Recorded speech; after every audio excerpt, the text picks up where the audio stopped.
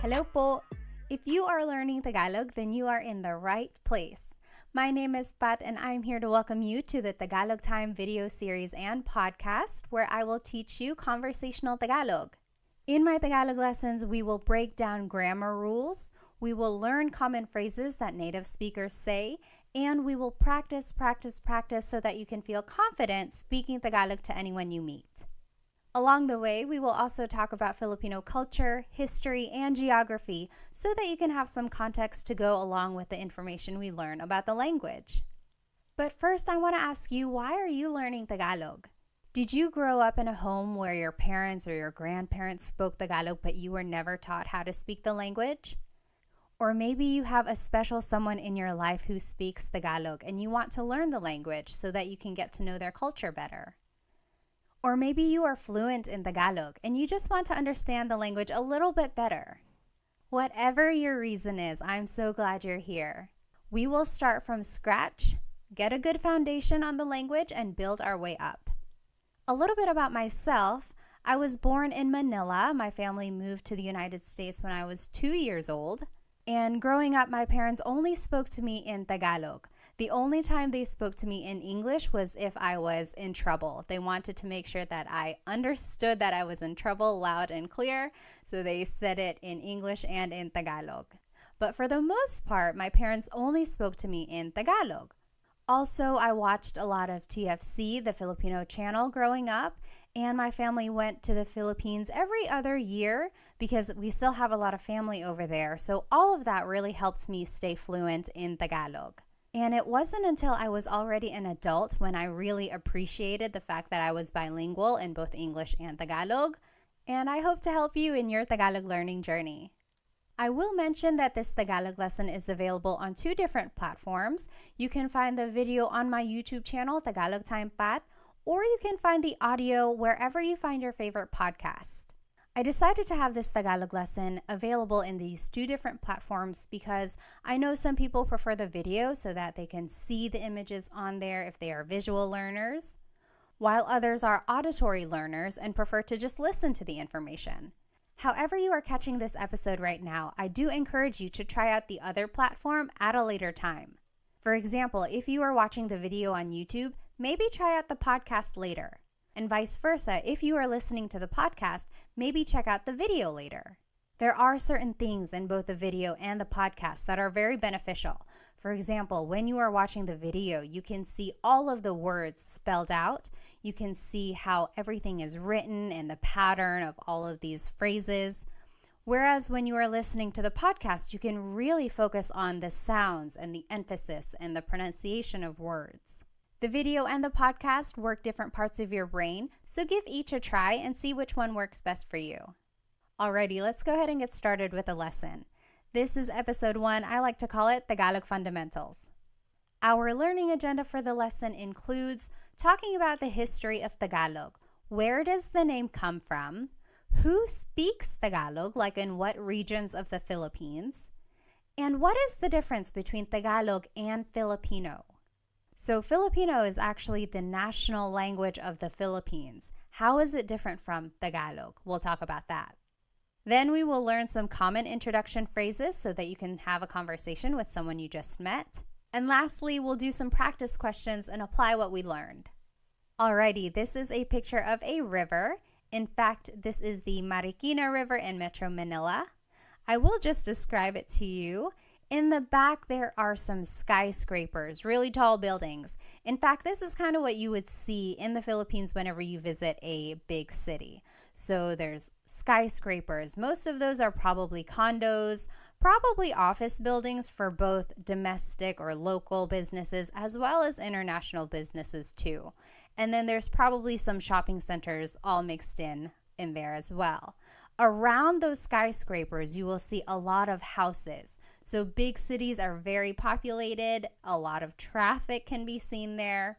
However, throughout the city, you will find pockets of nature, like this river, or even parts of wooded areas, or even nature parks where families will often relax together. So what does a river have to do with Tagalog? Well, in Tagalog, the word river is ilog. And back in the day, those who lived near the river were called taga-ilog. Taga means from, ilog means river, so these people were from the river, or also known as river dwellers.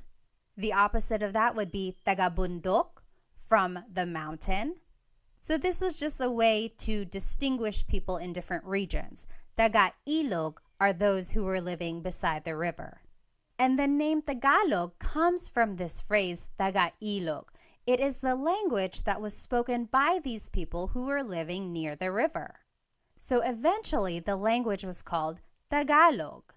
Now, what is the difference between Tagalog and Filipino? Well, before the 1930s, there actually wasn't even a national language in the Philippines.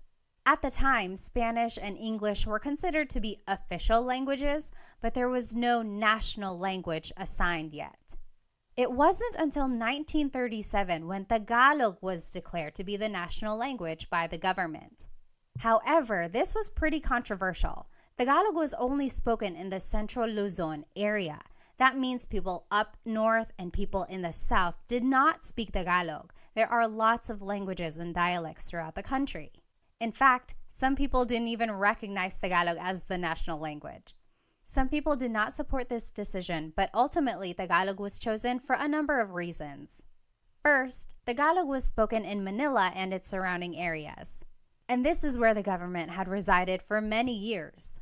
So since this is the area where government decisions were being made about politics, economics, and social issues, many people decided that Tagalog would be more suitable to be the national language. Also, Tagalog was chosen because it didn't have as many smaller dialects like other languages did in the country at the time. Another reason why Tagalog was chosen to be the national language was because there was an extensive amount of historical documents and books written in Tagalog. So this showed that Tagalog had already been a well-established language.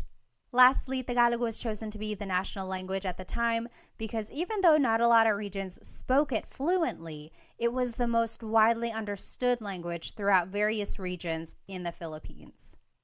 Eventually, in 1987, it was declared that Filipino would actually be the national language instead of Tagalog. So what is the difference between Tagalog and Filipino? Well, Filipino comes from Tagalog. However, it includes loan words that are also commonly used, but come from Spanish, English, and other languages. For example, let's take the word dictionary. In Filipino, people would just say diccionario, dictionary. However, a true Tagalog purist would say talatinigan. You'll notice that the word diccionario has a lot of Spanish influence. And that is what the Filipino language is all about. It incorporates all of these loan words that have been mixed into Tagalog. So that's the main difference between Tagalog and Filipino. Tagalog is the uninfluenced language, whereas Filipino incorporates all of these loan words and influences from other countries. So speaking of, what are some of the Tagalog influences? Well, Spain colonized the Philippines from 1521 to 1898. So for over 300 years, Spain occupied the country, so it had a big effect on the Filipino culture, language, and traditions. Here are some loan words from Spanish. Caballo, horse, radyo, radio, cuchara, spoon, tinidor, fork. Another country that influenced Tagalog is China. There were a lot of immigrants from the Hokkien community who were from the southern tip of China, and they immigrated to the Philippines between the 16th and 19th centuries. There are a lot of Chinese influences in the Filipino culture. For example, the cuisine, pancit and lumpia, come from the Chinese culture. Also, beliefs in feng shui and other things like that come from Chinese culture as well. Here are some Tagalog words that were influenced by China. Hikaw, earring, susi, key, ate and kuya, so older sister and older brother. Those are some words from the Chinese culture. Next, America influenced Tagalog. America occupied the Philippines between 1898 and 1946. And here are some English words that have influenced Tagalog. Wais, wise, ballpen, pen, nurse, nurse, driver, driver. Also, Japan influenced Tagalog. They occupy the Philippines between 1942 and 1945, and here are some Tagalog words that were influenced by Japanese. Karaoke, katol, which is the incense or some smoke that's used to deter mosquitoes, and then tsunami. And again, this is what the Filipino language incorporates. It adds all of these words that have been borrowed from other countries into Tagalog, whereas Tagalog purists would use other words that were more used in pre-colonial times. All right, so now let's take a look at where Tagalog is spoken throughout the Philippines. There are three main island groups in the Philippines: Luzon, Visayas, and Mindanao. Luzon is up in the north, then Visayas is in the central area, and then Mindanao is way down in the south. Tagalog is spoken here in this central Luzon area, so it's more up there in the north. There are so many languages in the Philippines, and here are just some of them. Ilocano is spoken up there in the north, northern Luzon area. Tagalog again is the central Luzon area. Bicolano is in the southern Luzon area. Waray is spoken in the Visayas region, also Cebuano and Bisaya. All of that is spoken in the southern areas of the Philippines. And then Hiligaynon is on the western side of the Visayas region. Now the big question is, what is the difference between language and dialect? I will say that not everyone agrees. Some people think Tagalog is a language. Some people would say Tagalog is just a dialect. Same with Bisaya. Some people would say, oh, Bisaya is a language. Others would say that Bisaya is a dialect. Based on my research, language is considered to be more broad, whereas dialect is more regional. So yes, someone could argue, oh, Bicolano is regional, Hiligaynon is regional. I like to consider all of these as different languages, and I know I'm going to get people who disagree, and I apologize, but I also just like to give these regions their own recognition as having this developed language and form of communication. I've been corrected before. I've called it a dialect and someone said, no, actually it's a language, and vice versa. I've called it a language and people say, no, it's a dialect. I would encourage you to maybe do your research. You figure out what you want to call these different forms of communication and call it what you would like. I will call them languages. All right. Now let's take a look at where Tagalog is spoken all throughout the world. Well, just think about where Filipinos go. Wherever there are Filipinos, there's likely to be someone who speaks Tagalog. And Filipinos travel all around the world, either for their families, they want to be closer to people who have moved away, or maybe just for work. There are a lot of overseas Filipino workers, so Filipinos have moved everywhere, all around the world. So Tagalog is spoken in almost every continent. Did you know that there has been a Filipino on Antarctica who did some research there? Other than that, they can be found in South America, Africa, North America, Australia, Europe, Asia, everywhere really. So it is a very widespread language. In the United States, especially on the West Coast like California, Nevada, Washington State, Tagalog is one of the most spoken languages in households, according to the U.S. Census.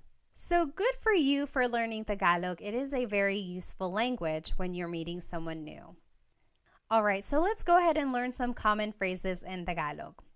If you want to say hello, how are you in Tagalog, it's kamusta ka? Kumusta ka? So it's spelled K-U-M, kumusta ka. But sometimes you might hear some people say kamusta ka, like it's a K-A sound. Kamusta ka?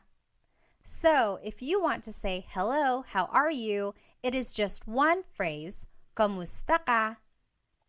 All right, now here are some responses. If you're doing well, you can say mabuti naman.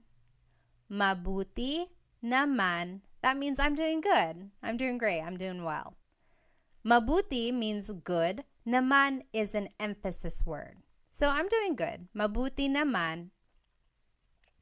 If you're just doing okay, you can say ayos lang. Ayos lang. Ayos means okay. Lang means only. So I'm only doing okay. Ayos lang. And if you're not doing good, you can say hindi mabuti. Hindi means not. Mabuti means good. So not good. I'm not doing well. Hindi mabuti. Okay, say these phrases with me one more time. Kamusta ka? Hello, how are you? Kamusta ka? Kamusta ka? Mabuti naman. I'm doing well. Mabuti naman. Mabuti naman. Ayos lang. I'm doing okay. Ayos lang. Ayos lang. Hindi mabuti. I'm not doing well. Hindi mabuti. Hindi mabuti. Next, if you want to ask someone's name, you could say, ano ang pangalan mo? Ano means what? Ang means is. Pangalan is name. Mo is referring to you. Ano ang pangalan mo? To reply, you could just say, ako si blank. I am blank. For example, I would say, ako si Pat. Ako si Pat. I will say, the long and formal answer could be, ang pangalan ko ay Pat. That literally means, my name is Pat. Pat is my name. However, this isn't conversational Tagalog. A lot of people would just say, ako si blank. Ako si Pat. All right, let's try saying these phrases one more time. Repeat after me. Ano ang pangalan mo? What is your name? Ano ang pangalan mo? Ano ang pangalan mo? Ako si blank. I am blank. Ako si Pat. Ako si blank. All right, if you want to ask someone where they're from, you would say, taga saan ka? Taga means from. Saan means where. Ka is referring to you. Taga saan ka? Where are you from? Taga saan ka? To reply, you would say, taga blank ako. I am from blank. Taga means from. Ako means I am. Taga Manila ako. I am from Manila. Taga blank ako. All right, say these phrases with me one more time. Taga saan ka? Taga saan ka? Taga saan ka? Taga Manila ako. Taga blank ako. Taga blank ako. Next, if you want to ask about someone's age, you would say, ilang taon ka na? Ilang taon ka na? Ilan means how many. Taon means year. Ka is referring to you. Na means already. Ilang taon ka na? Ilang taon ka na? To reply, you would just say, blank ako. I am blank. 30 ako. I am 30. Blank ako. Usually, when someone is saying their age, they use Spanish numbers. So an 18-year-old might say, 18 ako. I am 18. But you could also say it in Tagalog or in English. 30 ako. Let's say these phrases one more time. Ilang taon ka na? Ilang taon ka na? Ilang taon ka na? Blank ako. 30 ako. Blank ako. The long form of your answer could be, ako ay 30 taong gulang. That literally means, I am 30 years old. Again, this is not so much conversational Tagalog. It's more common for someone to just say, 30 ako. Next, you can ask someone, ano ang trabaho mo? What is your job? Ano means what. Ang means is, trabaho means job, mo is referring to you. Ano ang trabaho mo? Ano ang trabaho mo? Your response would be, blank ako. So very similar to the last response. I am blank. I am a blank. For example, I could say, nurse ako, teacher ako. And here's just some vocabulary on some professions. Guro, teacher. Nurse, nurse. Doktor, doctor. Abogado, lawyer.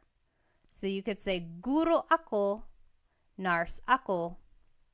All right, say these phrases with me one more time. Ano ang trabaho mo? Ano ang trabaho mo? Ano ang trabaho mo? Blank ako. Nurse ako. Guro ako. The long form answer would be ako ay isang nurse. Literally, I am a nurse. Ako ay isang nurse. Again, this is not conversational Tagalog. More people would just say, blank ako, nurse ako. Next, someone might ask you, may asawa ka na ba? Are you married? May asawa ka na ba? May means to have. Asawa is a spouse. Ka is referring to you. Na means already. Ba is a question word. May asawa ka na ba? May asawa ka na ba? Your response would be, oo, yes, wala, or hindi, no, wala pa, not yet. So repeat after me, may asawa ka na ba? May asawa ka na ba? And you say your answer, oo, yes, wala, no, wala pa, not yet. Next is a very similar question. May anak ka na ba? May means to have. Anak means child. Ka is referring to you. Na means already. And ba is a question word. May anak ka na ba? Do you have any kids? May anak ka na ba? May anak ka na ba? Your response would be the same as the last question. Oo, yes. Wala or hindi, no. Wala pa, not yet. So the difference between wala and hindi. Wala technically means none or nothing. Hindi means no. And since the question has the word may, which means do you have, it's almost like a quantity, then you could answer with wala, none. I have none yet. I don't have any kids yet. So wala, none. Sometimes you might also hear someone say hindi, no. Most commonly you would hear someone say wala, none. If you do want to answer and say that you do have kids, you can add the number of kids in your response. Oo, may dalawang anak na ako. Let's review some Tagalog numbers. Isa, 1, dalawa, 2, tatlo, 3, apat, 4, 5, 5. Now, if you listen again to the response, it's oo, may dalawang anak na ako. When the number ends with a vowel, like dalawa, ends with the letter A, you have to add an NG at the end when you respond. So, oo, may dalawang anak na ako. So, instead of saying may dalawa anak na ako, you have to add an NG to the end of the word dalawa so that it connects to the word anak.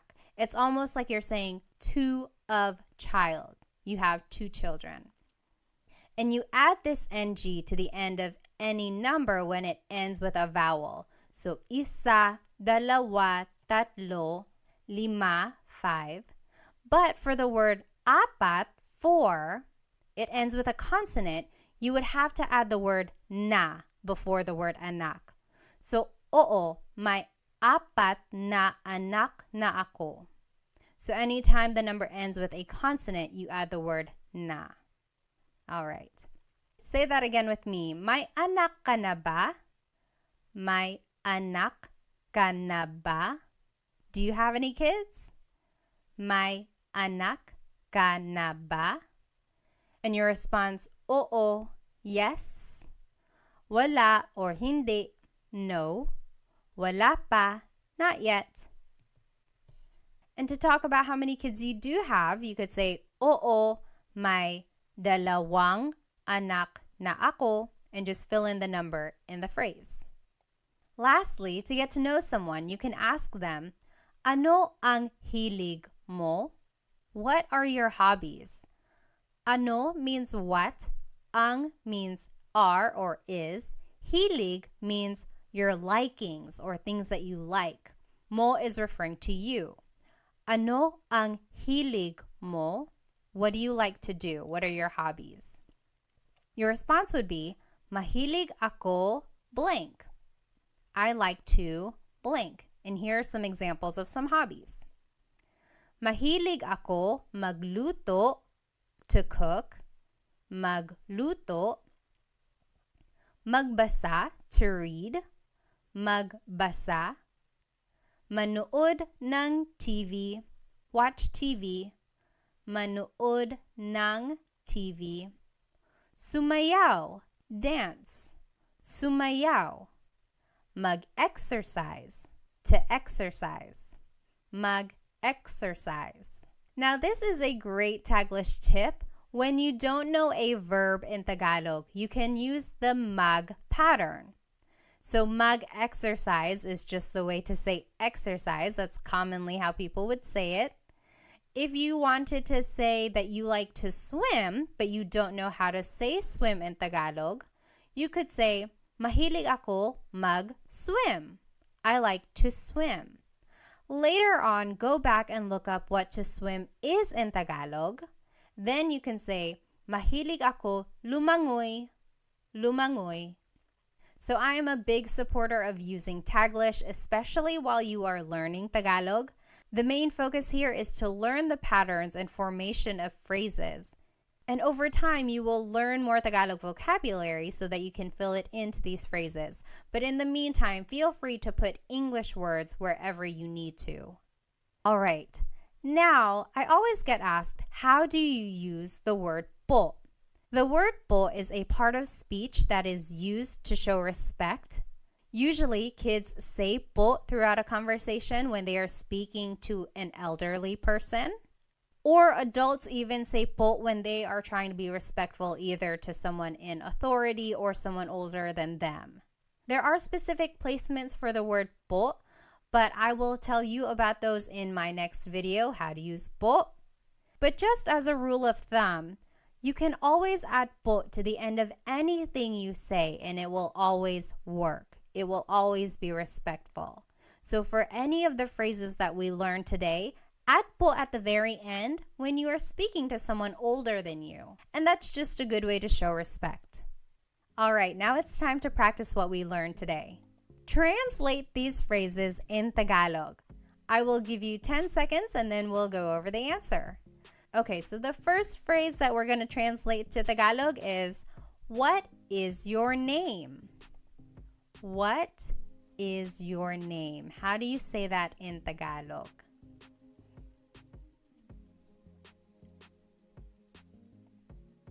Ano ang pangalan mo? Ano ang pangalan mo? What is your name? Ano ang pangalan mo? Now, how would you reply in Tagalog? If someone asked you, ano ang pangalan mo? How would you reply in Tagalog?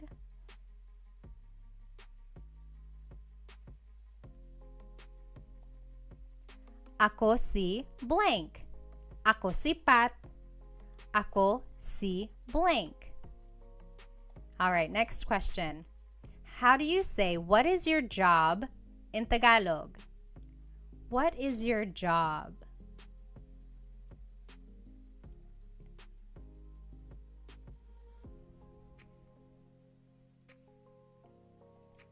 Ano ang trabaho mo? Ano ang trabaho mo? What is your job? Ano ang trabaho mo? Now, how would you reply in Tagalog?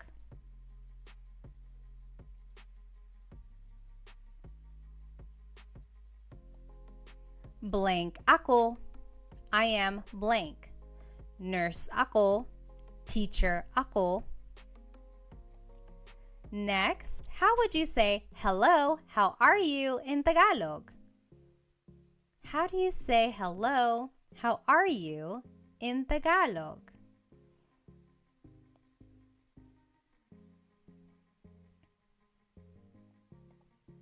Kamusta ka? Kamusta ka? Kamusta ka? Now, how would you reply in Tagalog? Remember, there are 3 different responses that you could say. How would you reply to kamusta ka?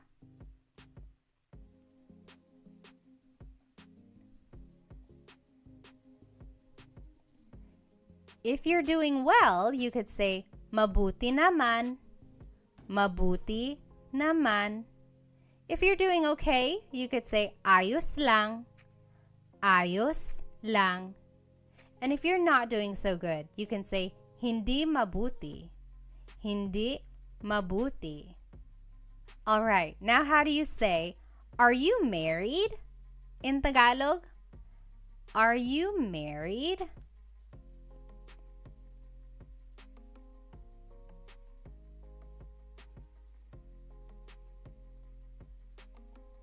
May asawa ka na ba? May asawa ka na ba? Are you married? May asawa ka na ba? Now, how would you reply in Tagalog? Remember, there are 3 different types of responses you can give to this question. May asawa ka na ba?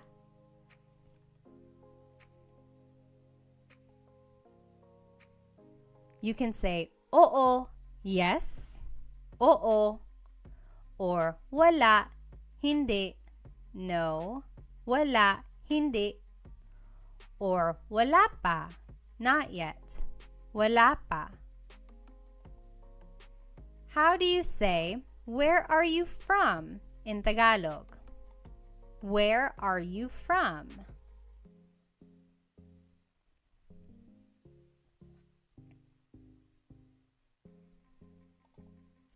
Taga saan ka? Taga saan ka? Where are you from? Taga saan ka?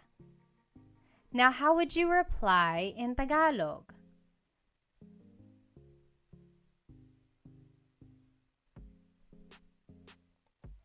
Taga blank ako. Taga Manila ako. I'm from Manila. Taga blank ako. All right, how would you ask, how old are you in Tagalog? How old are you?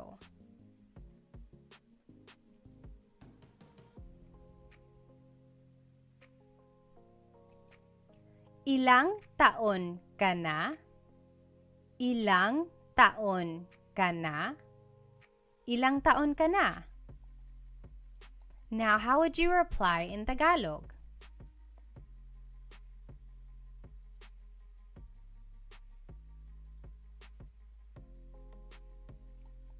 You can say blank ako. For example, I would say 30 ako. So blank ako. All right, next question. How would you ask, do you have any kids? Do you have any kids in Tagalog?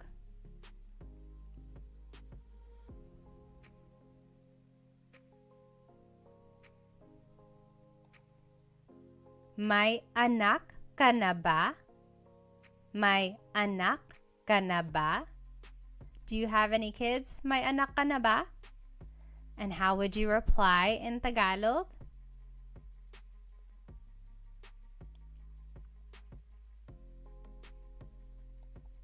You can say, oo, yes. Wala or hindi, no. Wala pa, not yet. And if you wanted to be specific and say how many kids you do have, it would be may blank anak na ako. May dalawang anak na ako. I have 2 kids.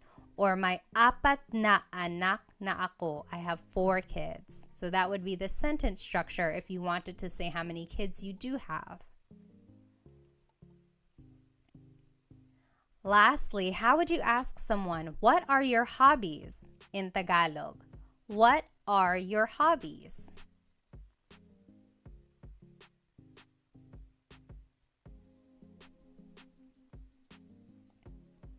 Ano ang hilig mo?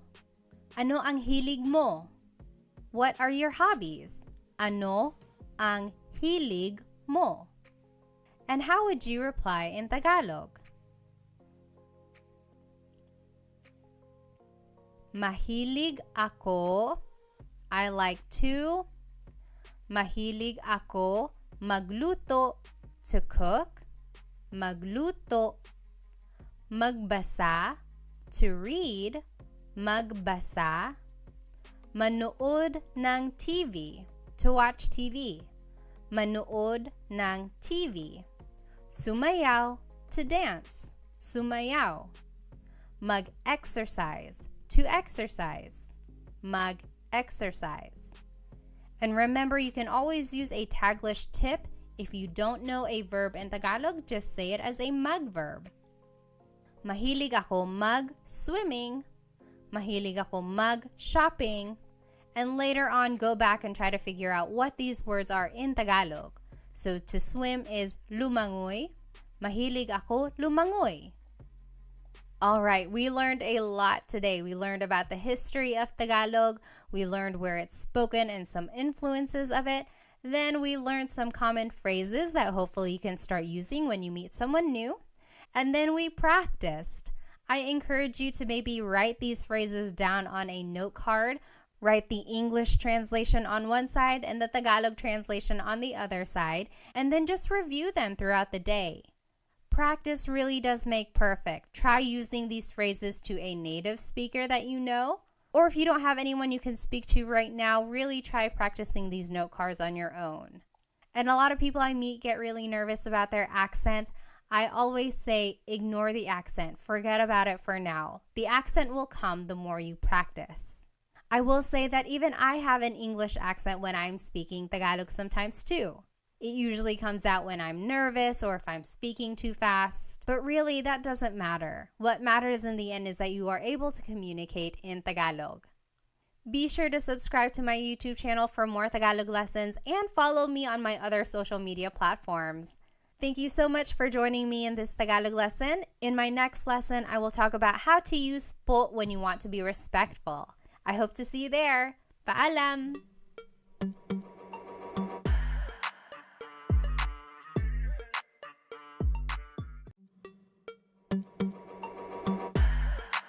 Hello po! Welcome to another episode of Tagalog Time. In today's Tagalog lesson, we will learn how to use the word po. If you have ever listened to a Tagalog conversation, specifically between two people who have a significant age gap, maybe a younger person and an older person, then you have likely heard them use the word po. So what is this word? Why is it used when people are speaking Tagalog? And how do you use it? We will go over all of that in today's episode. So today's lesson agenda will be all about the word po. We will go over the who, what, where, when, why, and how of using it. We will talk about the history of it, where it probably came from. We will learn all of the different placements for it, and then we will practice where to put po in certain phrases at the end of the lesson. So first things first, what is po? Po is a part of speech that is used in Tagalog to show respect. I always tell the kids' classes that whenever you are speaking to an adult, you always have to use po. However, adults can also use po whenever they are speaking to someone who's older than them or if they're speaking to authority, and we'll go over that in just a minute. It's important to note that there really is no direct English translation for the word po. The closest things I can think of in English that are similar to the word po are the words ma'am and sir. I live here in North Carolina in the United States, and down here in the South, using ma'am and sir is a very respectful thing to do whenever you're speaking to someone maybe older than you or to anyone you want to show respect to. For example, someone might say, "Thank you, ma'am, thank you, sir," or "Yes, sir, yes, ma'am," whenever they want to show respect. And that's kind of the same idea with the word po. However, ma'am and sir aren't always used throughout the sentence, so it's not quite the same as po, but the idea is the same. So where did the word po come from? Some say that the word originated in pre-colonial times from this word, apo. Now don't get confused, it's not the word apo, which means grandchild, but it's the Tagalog word apo, and it means Lord. But in pre-colonial times, and even in indigenous communities today, those who are well respected in the community were referred to as apo. That was kind of their title. That's what they were called. Just to tie it in with some current events, you might know the name Apo Wang Od. She was recently on the cover of Vogue, and she was the oldest woman to be on the cover of the magazine. She is a Filipino woman who comes from an indigenous community called Kalinga, and she is known for her tribal tattoos. She's one of the few people who still do these tattoos in the area, so it really is such a special thing. But again, she is called Apo in the community because she is well respected. And so with the word po, people think that it comes from this word apo. For example, back in the day, someone might have said, "Oo, apo, yes, Lord." And then eventually it was so commonly used that it was just shortened to the word po, and it was added throughout the sentence to show respect when someone was speaking. So that's kind of an accepted idea of where the word po came from. So why is po used? Well, the Philippines has a very respectful culture, and that can be seen through many practices. For example, children are taught at a very young age to do the mano po, also known as bless. And that is where the young person takes the hand of an older person and touches the back of the hand to their forehead. It's said that this was a way for them to grant a blessing from the elderly person. And that just emphasizes the idea of how people are taught to really respect their elders. Another way people show respect towards others is through the way they refer to each other. For example, the titles ate and kuya are used for people who are older than you. Ate is what you call an older sister or even an older cousin or friend who's a girl. These are usually someone who's just a little bit older than you, not too much older, otherwise they would be tita and tito. But if they are just like one generation older than you, then they would be considered your ate. Same with the name kuya. These are your older brothers or older cousins and friends who are boys. For example, if I am older than you, you could call me Ate Pat. Your older cousin might be Kuya Sam, and so on. So again, these titles just show how respect is embedded in the family and community unit. As I mentioned, kids are taught to say po whenever they are speaking to their elders. So their parents, their aunts and uncles, their grandparents.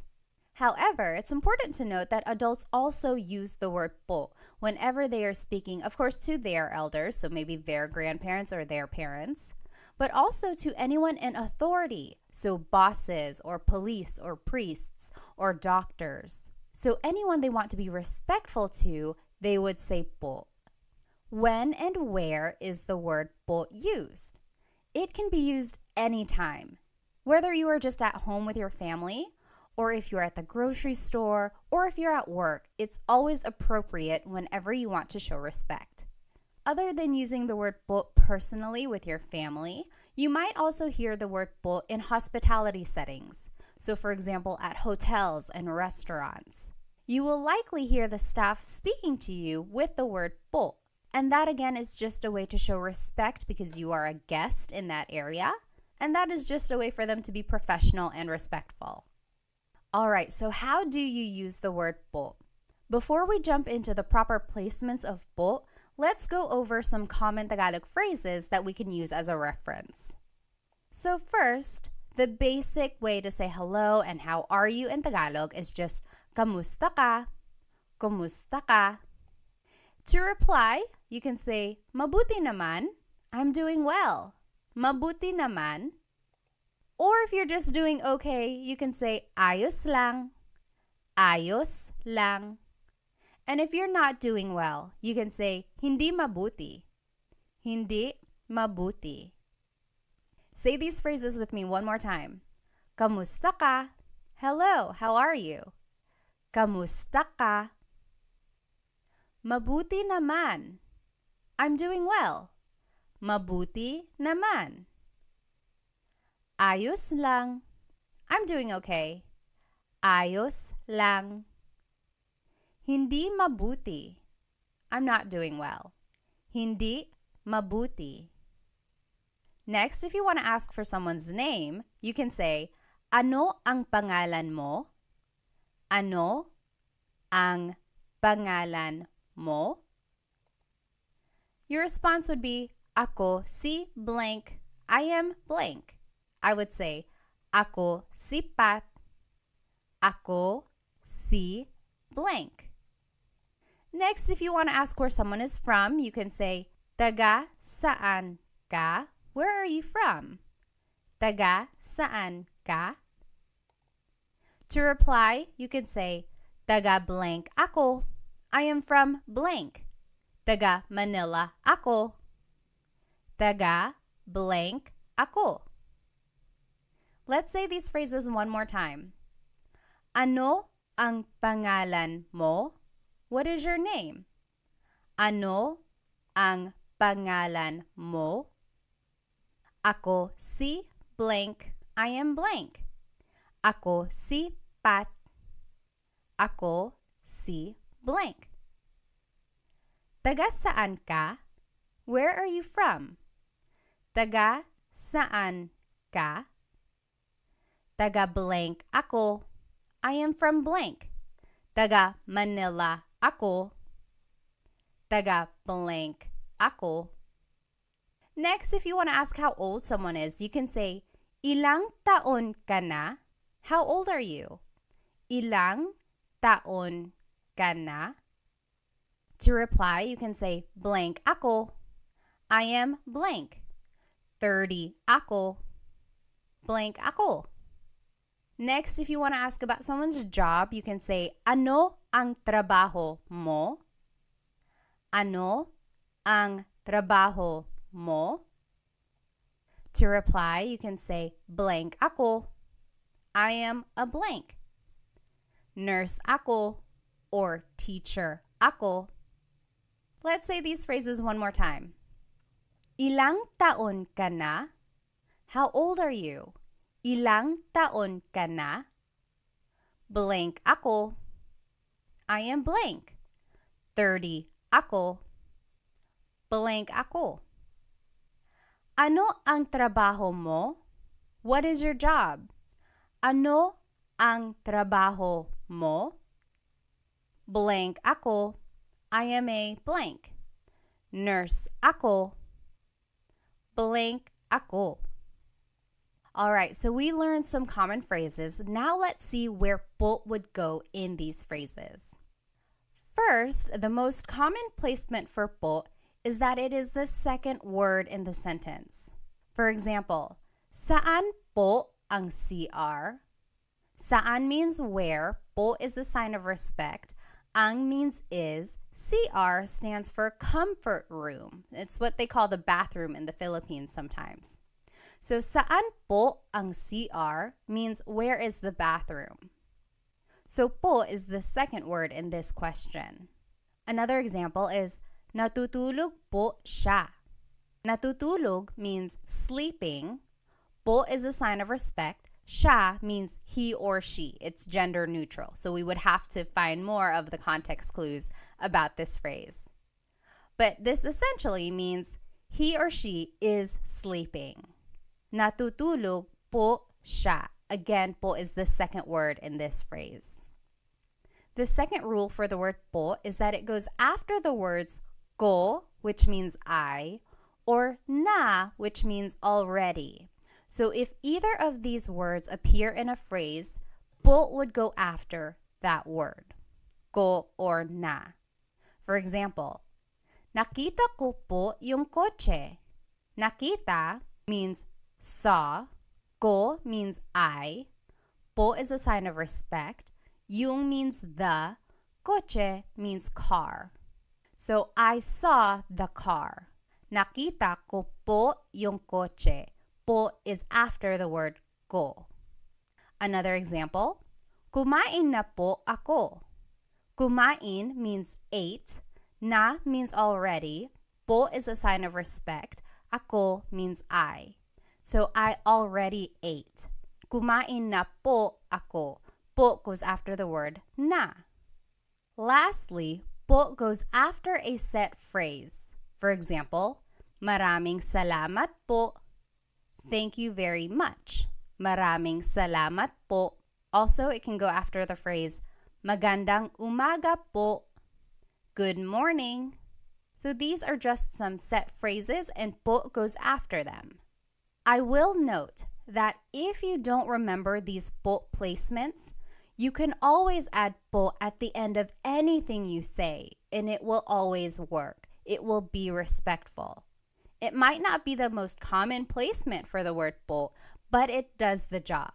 So if you don't remember that po goes after the word ko or after the word na, just add it to the end of the phrase and you will be respectful. And that's the ultimate goal. All right. Now let's talk about po pronouns. This is very important. Whenever we are using the word po, you have to change the singular you pronoun to the plural you pronoun. For example, the word mo turns into the word nyo. The word ko turns into the word kayo. Depending on the sentence, mo means you or your, and ko means I or my. And these are singular pronouns.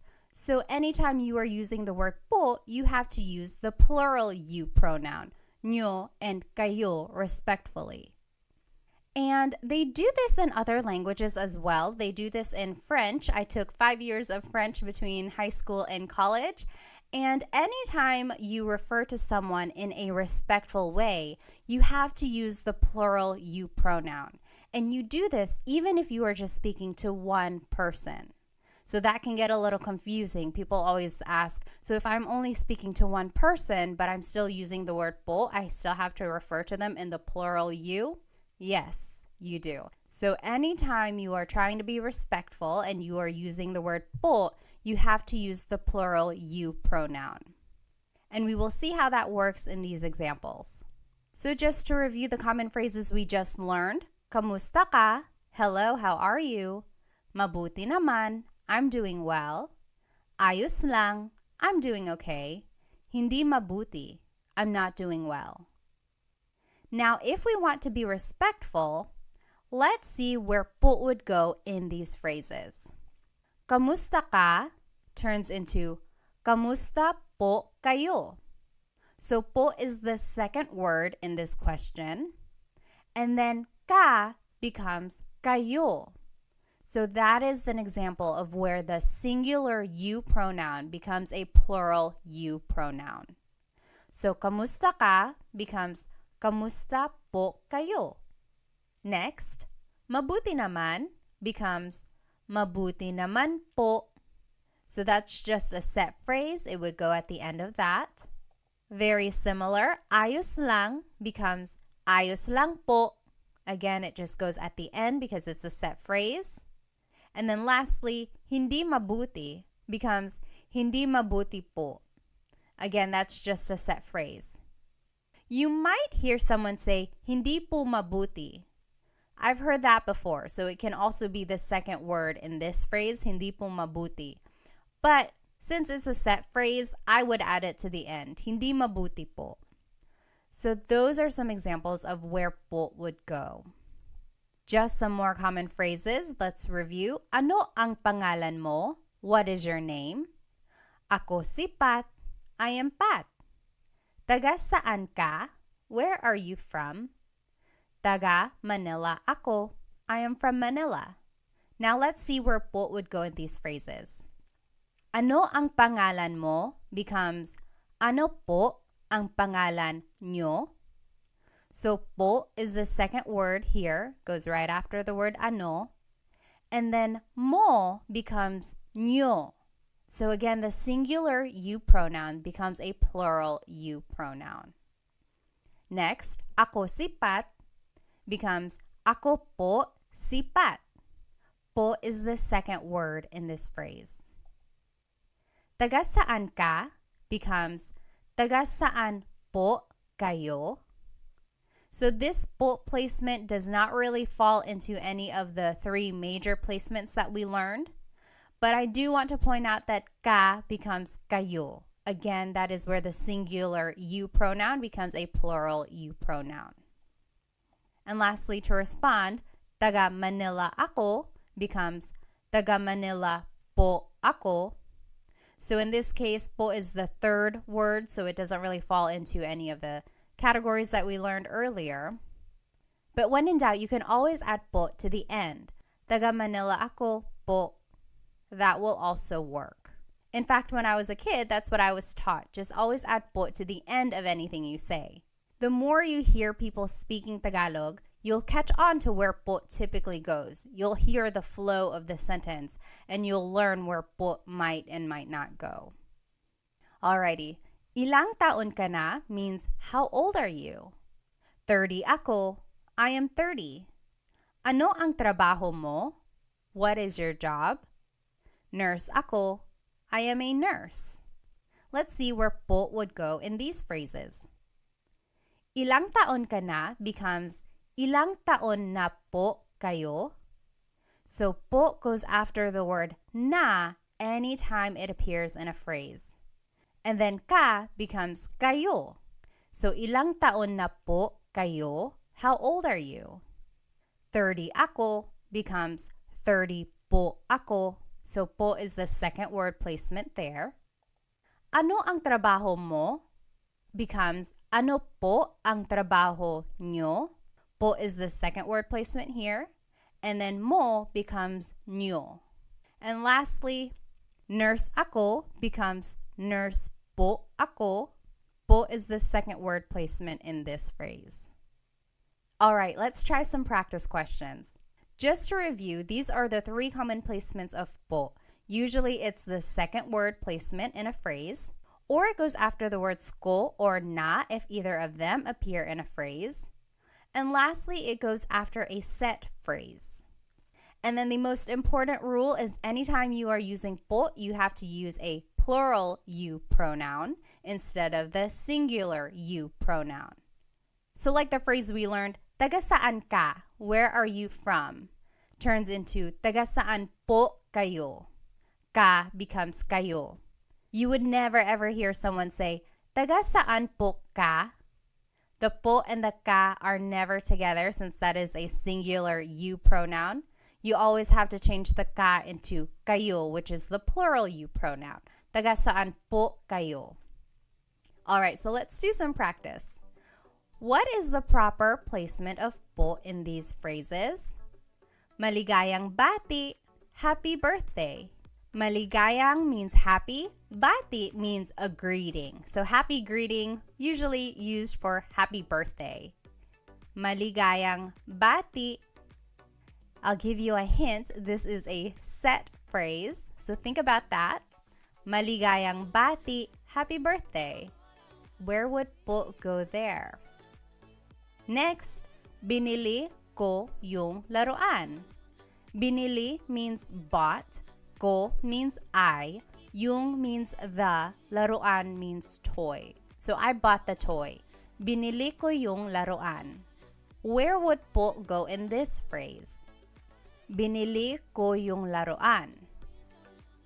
And lastly, kinain ko na yung pagkain. Kinain means ate. Ko means I. Na means already. Yung means the. Pagkain means food. I already ate the food. Kinain ko na yung pagkain. Where would po go in this phrase? Take a minute and try to think of where you would put po in these phrases.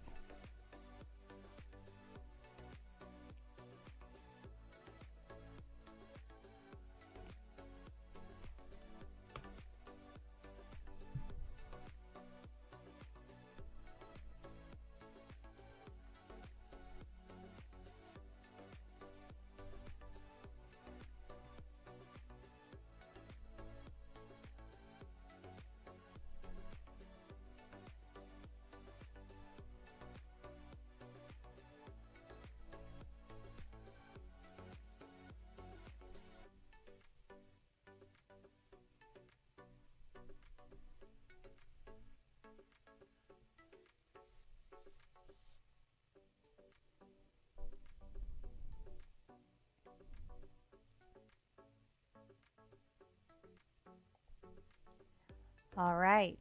Maligayang bati becomes maligayang bati po. So that is a set phrase, so po would just go at the end of that. Maligayang bati po. Next, binili ko yung laruan. I bought the toy. Becomes, binili ko po yung laruan. Po would go after the word ko in this phrase. Lastly, kinain ko na po yung pagkain. So remember, one of the rules was it goes after the word ko or na if either of them appear in the phrase. What if they both appear in the phrase? It would just go after both of them. So kinain ko na po yung pagkain. Po goes after the word na, which is after the word ko. So did you get it right? I hope you did. It does take some practice, but remember you can always add po to the end of your sentence. All right, so just a quick note. What is the difference between po and ho? For example, someone might say ano po, which means what? Someone else might say ano ho, which also means what? What is the difference between po and ho? Well, both are a sign of respect. They have the same placement rules that we just learned. However, ho is considered to be a little bit more informal and po is formal. Some people might use the word ho when they are speaking to an elderly person who is not really close to them or a stranger who they don't really know well. For instance, some people use the word ho when they are speaking to an older person who they don't really know very well. So maybe an older stranger or just an older acquaintance, they might use the word ho. Whereas po is really saved for older people in their family, people they really know and want to formally respect. I personally don't use the word ho very often. I just use po for everyone when I want to be respectful. However, I have heard people use the word ho whenever they're speaking to someone kind of informally but also still respectful. You might hear it in movies or Filipino shows or things like that. Just know that it is equivalent to the word po but just a little bit less formal. Alrighty, so we learned a lot today. We learned the placements of po. We learned a little bit about the history, where it comes from, how to use it, when and where. And then we were able to practice a little bit. So I encourage you, maybe when you are speaking to your parents or to your grandparents, just practice saying po, even if it's in English. Try adding po to anything you say at the end, even if it's an English phrase. That way you can get in the habit of using po and being respectful towards others in this way. If you would like to stay connected and get notified whenever I have a new Tagalog lesson, I encourage you to subscribe to my YouTube channel. And please follow me on my other social media platforms. I have a lot of other good content there as well. I'll see you in our next Tagalog lesson. Paalam!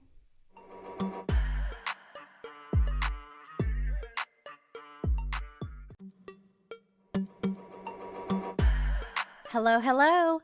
Welcome to another episode of Tagalog Time with Pat. This is episode 3, and we will be learning how to conjugate Tagalog verbs in the present tense. I encourage you to go back and watch episode 1 and 2 if you have not watched them yet.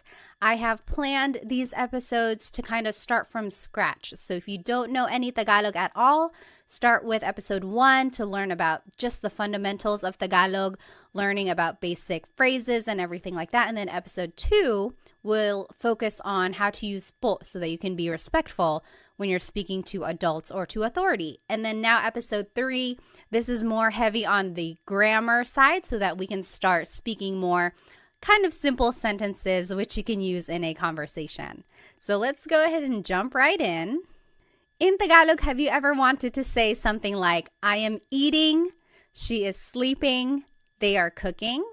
So basically anything in the present tense. If you've ever wanted to talk about what you are doing in this moment in time, or talk about what someone else is doing right now, this is a good episode to watch so that you can learn how to make these sentences to describe what you are doing currently. And this is our agenda for today. We will start by talking about verb conjugation in general. Then we will learn the Tagalog verb types. Then we will go into Tagalog pronouns so that we can start making simple sentences. And then we will learn the verb conjugation patterns and then practice them in some example questions. And then I will finish it off with a Taglish tip, which I think you will find very useful. So what is verb conjugation? First of all, a verb is an action word. So to run, to play, to jump, any kind of movement or action, that is a verb. And to conjugate means to change into a different form. So when we speak, we are constantly conjugating verbs depending on what we're trying to say. If we are talking about something that happened yesterday, we conjugate the verb in the past tense. If we are talking about what we will be doing tomorrow, we conjugate the verb in the future tense. So to conjugate just means to change into a different form. And I like to take the time to kind of explain what conjugate means because one time in a class, I had a student ask, what does conjugate mean? And here I was just throwing the word around thinking everyone knew what it meant. So I like to just kind of start at the basics and just explain what a verb is and what it means to conjugate it. Now, there are many different types of verb tenses. In English specifically, there's a whole bunch. The most common ones are the present tense, like what you're doing right now, past tense, what you did yesterday or last week, future tense, what you will be doing tomorrow or next month. Then in English, there are also lots of other tenses like the present perfect tense, like I have been to his house before. So that means like something happened in the past, but it's still kind of related to the present. Then there's the pluperfect tense. I had eaten lunch. So that's something that happened in the past. It's done. It happened at a specific moment in time. And then there are just so many more verb tenses out there, especially in English. But in today's class, we will focus on how to conjugate verbs in the present tense. Alrighty, so in Tagalog, there are 5 main types of verbs in Tagalog. Mag, ma, in, and e verbs. Now, what makes them different is that some verbs are actor-focused and some are object-focused and some are both. So what does that mean? An actor-focused verb means that the subject is doing the action. For example, the boy is playing. Here, the subject is the boy and he is doing the action. He is playing. Whereas in an object-focused verb, the action is being done to the subject. For example, wash the dishes. Here, the subject are the dishes, and they are being washed. So the action is being done to the subject. So that's the difference between an actor and an object-focused verb, and the difference between them will be important when we are determining the type of sentence that we're going to make. So we'll see that more in the examples later on. Alrighty, so speaking of subjects, let's learn some subject pronouns. Ako means I. Ka means you singular, so it's just you by yourself, one person. Siya means he or she. And I want to point out that siya is gender neutral. That means you have to listen for the context of the sentence to determine who that person is talking about. And also, take a look at the spelling. It looks like it should be pronounced siya, but it's actually pronounced siya, siya. There are some regions in the Philippines that might pronounce it siya, but for the most part, in the Central Luzon, Tagalog-speaking areas, it's pronounced siya, siya. Next, sila is they. Tayo is we inclusive. Kami is we exclusive. So in Tagalog, it's interesting. There are 2 types of we. In English, we just say we, and then you have to kind of distinguish who you're talking about, like we who. So in Tagalog, if everyone is included, that's tayo. So you and me and everyone in the room, we are all eating. Kumakain tayo. That's inclusive because everyone is doing the action. Whereas if it were me and my husband Chris, we are eating, that would be kumakain kami. That's exclusive because you're not included. I'm just kind of telling you about it. Kumakain kami, we are eating. And then lastly, kayo is you plural. So you all, that's you plural, kayo. Okay, now the simplest sentence structure is verb plus pronoun. If we take a look at the verb to cook, in Tagalog it's magluto. So if you want to say I am cooking, it's nagluluto ako. Or you could say nagluluto ka, you are cooking. Nagluluto siya, he or she is cooking. Nagluluto sila, they are cooking. Nagluluto tayo, we are cooking, inclusive. Again, that's you and me and everyone in the room. We are all cooking together. Everyone is included. Nagluluto tayo. Versus nagluluto kami. Me and my husband Chris, we are cooking. That's exclusive. And then nagluluto kayo, you all are cooking. Maybe you all as a class, nagluluto kayo. All right, so all of these examples just show the simple sentence structure, verb plus pronoun. So the verb goes first, and then the pronoun goes afterwards. It's the opposite of English where the pronoun goes first. Like, I am cooking, I is the pronoun, and then it's the verb cook. So in Tagalog, it's the opposite, verb plus pronoun. All right, so one important thing about Tagalog verbs is that they all have a root word, and then something is added to them to conjugate it to a different tense. So an affix or an infix is added to the word to change it into a different tense. For example, let's take a look at the word magluto, to cook again. You could say nagluluto ako, I am cooking. That's the present tense. Past tense, nagluto ako, I cooked. Future tense, magluluto ako, I will cook. So I underlined here all of the root words. So luto is the root word. And then there's the affix that goes before the root, and that will determine the tense. And what I want you to get from this slide is that if you can pick out the root word in a conversation, then that will really help with the translation of Tagalog for you. So if I heard someone say, oh, nagluto ako kahapon, then I would say to myself, okay, I know luto means to cook.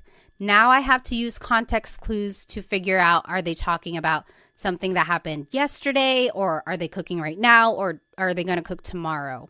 So if you can pick out root words when you're listening to Tagalog, that will really help with the translation and understanding of the language. Alrighty, so let's go ahead and jump right into these conjugation patterns. We will start with the mag verbs. They are usually actor-focused, and they are the most common type of verb in Tagalog. Here are some examples. Maglakad, to walk. Magluto, to cook. Magbasa, to read. Now, in the present tense, if you want to conjugate a mag verb in the present tense, here is the pattern. It's the affix nag, then it's the repeated first syllable, and then it's the root. For example, maglakad becomes naglalakad. Here's the affix nag, then there's a repeated first syllable, and then the root. Naglalakad ako, I am walking. Naglalakad sila, they are walking. Alrighty, let's take a look at magluto, to cook. In the present tense, it becomes nagluluto. Here's the affix nag, then there's the repeated first syllable, and then the root. Nagluluto sila, they are cooking. Nagluluto. Lastly, magbasa, to read. It becomes nagbabasa. Here's the affix nag, then there's a repeated first syllable, and then the root. Nagbabasa ako, I am reading. So that is how you would conjugate a mag verb in the present tense. Let's take a look at ma verbs. They are very similar in their pattern. These are usually actor-focused, and here are some examples. Maligo, to shower. Matulog, to sleep. Manood, to watch. In the present tense, if you want to conjugate a ma verb, here's the pattern. Now the affix is na, then it's the repeated first syllable and then the root. So maligo, to shower, will be na-li-ligo. Naliligo ako, I am taking a shower. Naliligo siya, he is taking a shower. You jot it down on your paper. What do you think matulog and manood will be in the present tense? And feel free to pause the video if you need. All right, matulog in the present tense, to sleep, is going to be natutulog. The affix is na, then there's a repeated first syllable, and then the root. Natutulog ako, I am sleeping. Natutulog. Manood, to watch, will be nanonood. Nanonood sila. They are watching. Affix is na, then there's a repeated first syllable, and then the root, nanonood. So mag and ma verbs have a very similar pattern. The only difference is that affix in the beginning. Now let's take a look at verbs. These can be actor or object focused, depending on the context. And here are some examples. Kain is to eat. Takbo is to run. Tawa is to laugh. Now you might be wondering, why are these verbs? Doesn't appear in the word at all. It's because is the infix that goes into the word when you are conjugating it. So in the present tense, to conjugate an verb, the infix goes between the first and second letter, and then it's the root at the end. So for example, kain, to eat, becomes kumakain. Goes between the first and second letter, and then you add the root at the end. Kumakain ako. I am eating. Kumakain ako. Next, takbo means to run. In the present tense, it would be tumatakbo. Tumatakbo siya. He is running. Goes between the first and second letter, and then it's the root at the end.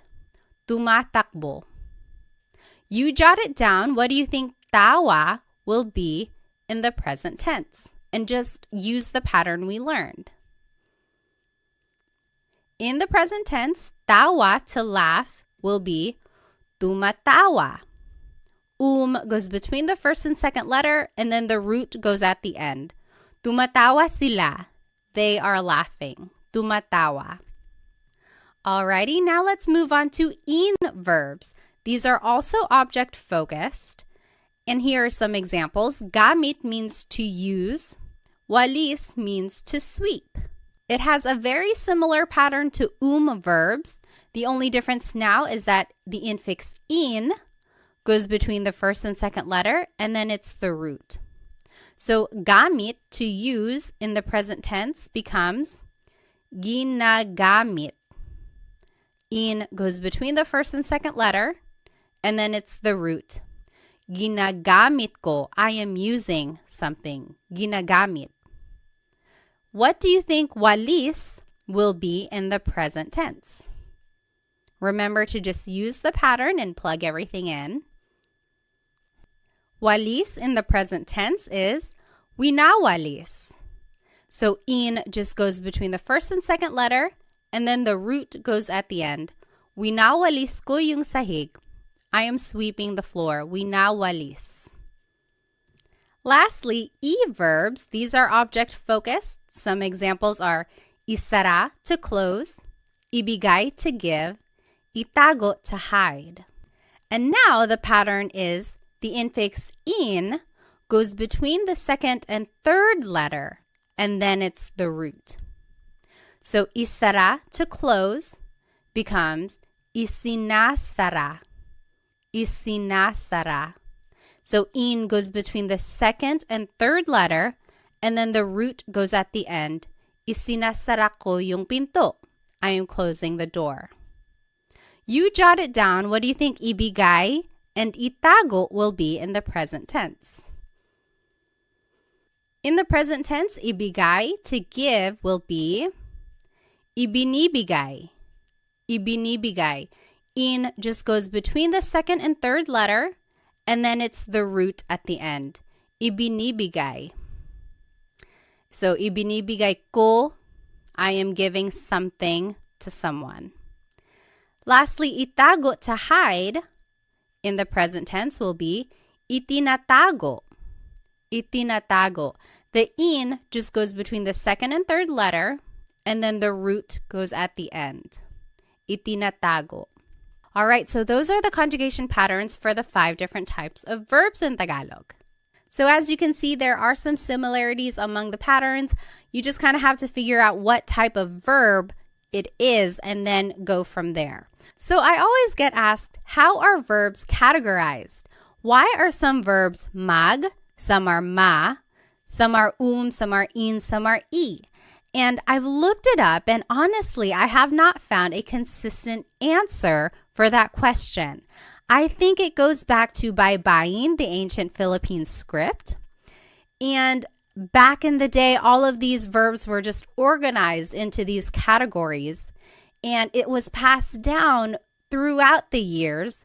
And as Tagalog has evolved over time, all of these verbs have just been accepted into these categories. Unfortunately, there is no rhyme or reason that I know of to explain why magluto is a mag verb, whereas matulog is a ma verb. I'm not quite sure why they were organized like that. But my biggest tip is to really listen when a native Tagalog speaker is conjugating these verbs, and then make a note of that so that you can conjugate it that way in the future. So it's just a matter of acquiring more vocabulary and then using the verbs in those ways in the future. Now, if anyone does know the answer to that, like why are verbs organized in these groups, please let me know, because I would love to share it. I have not been able to find a consistent answer to explain why they are the way they are. All right, so now let's go ahead and practice. I'm going to go ahead and turn my video off so that I can use the whole screen. All right, so in this top left corner are the verb patterns that we just learned. Under that are the subject pronouns we learned. Ako is I, ka is you, siya is he or she, sila is they, tayo is we, inclusive, kami is we, exclusive, kayo is you, plural. Then here is the simple sentence structure, verb plus pronoun. And then here are some vocabulary terms to indicate present tense. So ngayon means right now. Ngayong araw means today. And here are some examples. So number 1, I am cleaning right now. Maglinis means to clean. Number 2, she is eating. Kain means to eat. Number 3, you all are cooking. Magluto means to cook. Number 4, we are walking. Maglakad, inclusive. Number 5, they are sleeping. Matulog. And number 6, we are watching TV. Manood, exclusive.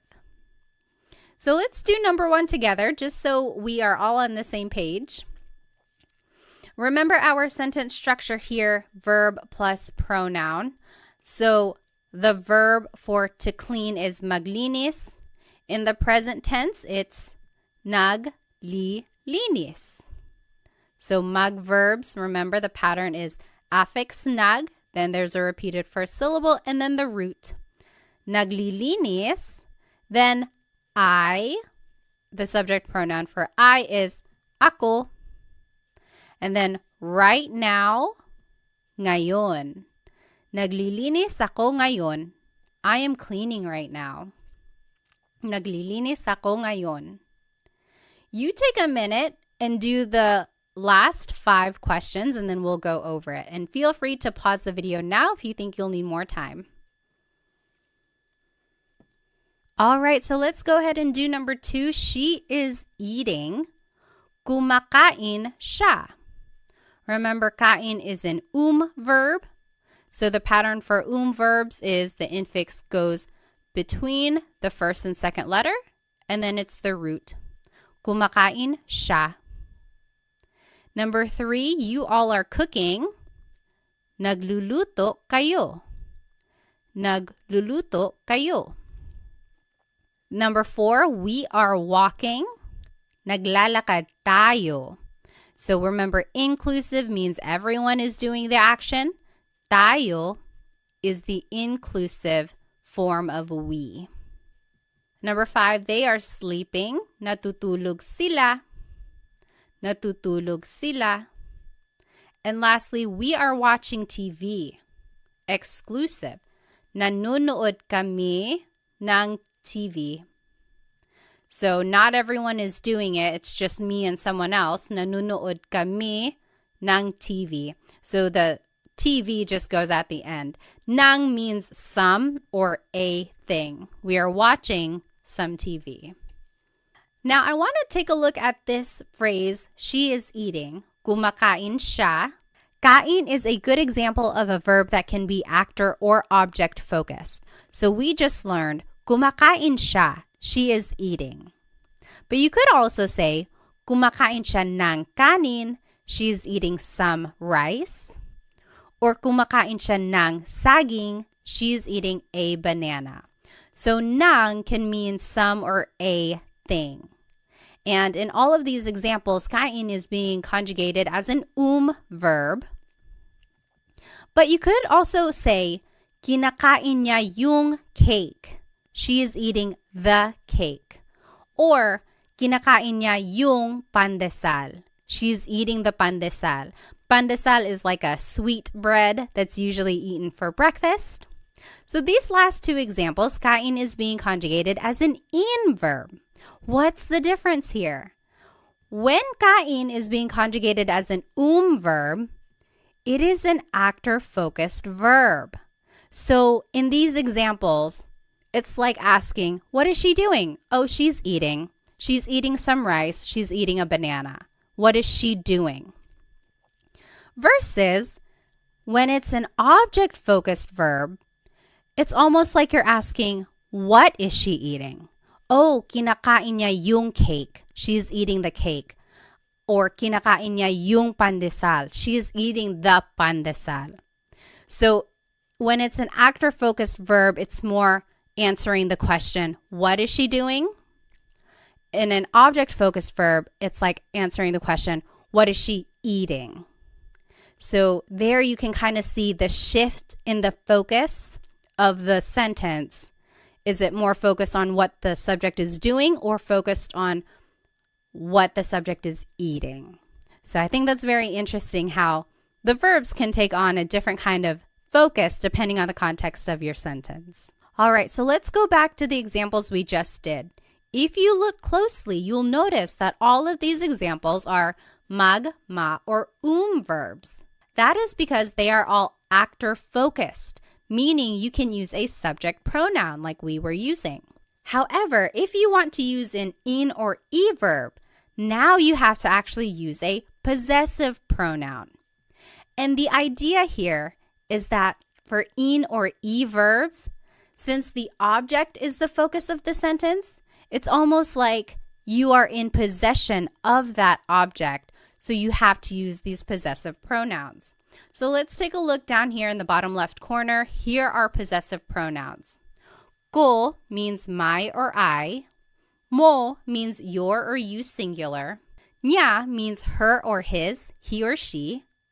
Nila means their or they. Natin means our or we inclusive. Namin means our or we exclusive. Ninyo means your or you plural. So you might be wondering, how can it mean my or I, your or you? Because you can use these pronouns in different ways. So you could say like, bahay ko, my house, or bahay mo, your house. So when you're attaching it to an object, it takes on the possessive quality of like my or your or his or her.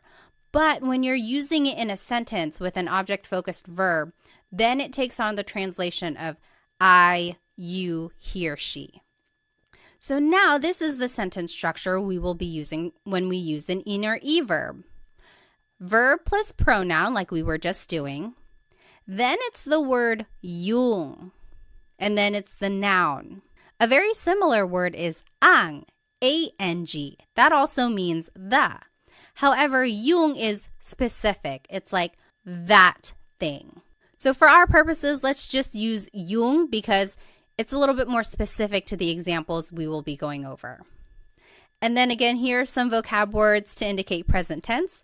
Ngayon means right now. Ngayong araw means today. And here are some examples. I am using the car, and I gave you some vocabulary words. Gamit means to use. Coche is car. Number 2, he is closing the door. Isara means to close. Pinto means door. Number 3, you all are sweeping the floor. Walis means to sweep. Sahig means floor. Number 4, they are hiding the toys. Itago means to hide. Mga laruan means toys. So this is interesting. If you want to make a noun plural, you have to add the word mga in front of it. It's not like in English where you just add an S at the end. To make a noun plural, you have to add this word mga. So let's do the first one together. Just so we're on the same page, keep an eye on your new sentence structure here, verb plus pronoun, then yung, then the noun. So, I am using the car. Gamit is to use. In the present tense, it's ginagamit. Remember, the in just goes between the first and second letter, and then it's the root. Ginagamit, and then the pronoun I in the possessive pronoun is ko. And then yung car is coche. Ginagamit ko yung coche. I am using the car. Ginagamit ko yung coche. So as you can see, we just kind of plugged everything into this sentence structure. And then we also used the pattern that we learned for these different types of verbs. So go ahead and take a minute. You do the last 3 examples and then we'll go over it. Feel free to pause the video if you need. All right, let's do number 2. He is closing the door. Isinasara niya yung pinto. Isinasara niya yung pinto. So the pattern for E verbs, the in just goes between the second and third letter, and then it's the root. He, as a possessive pronoun, is niya. Yung pinto, the door. Number 3, you all are sweeping the floor. Winawalis nyo yung sahig. Winawalis nyo yung sahig.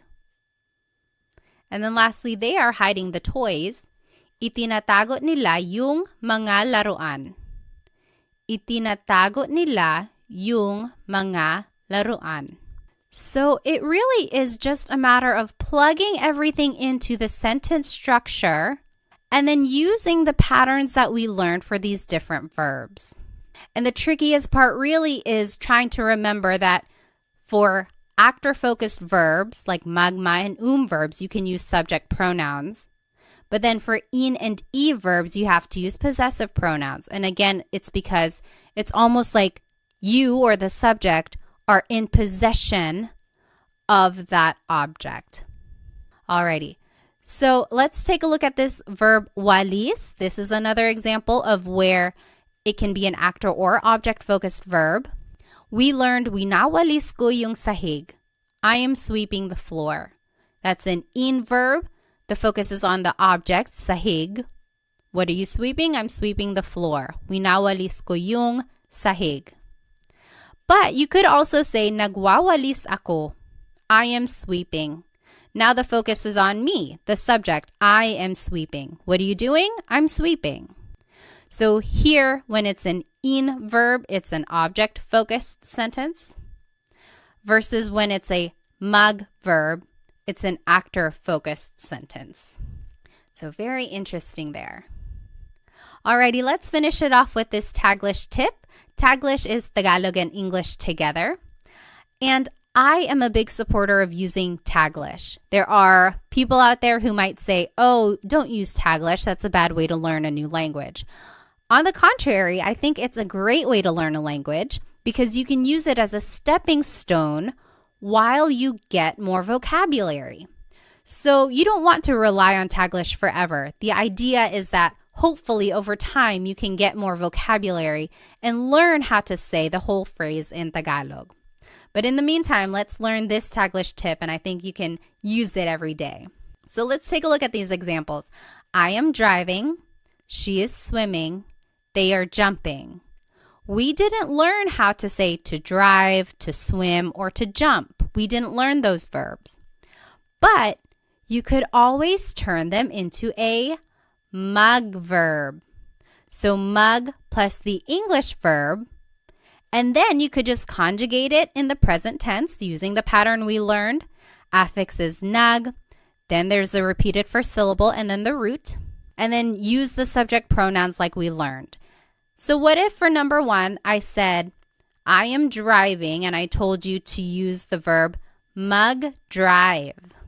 Now you could conjugate it as nagdadrive ako.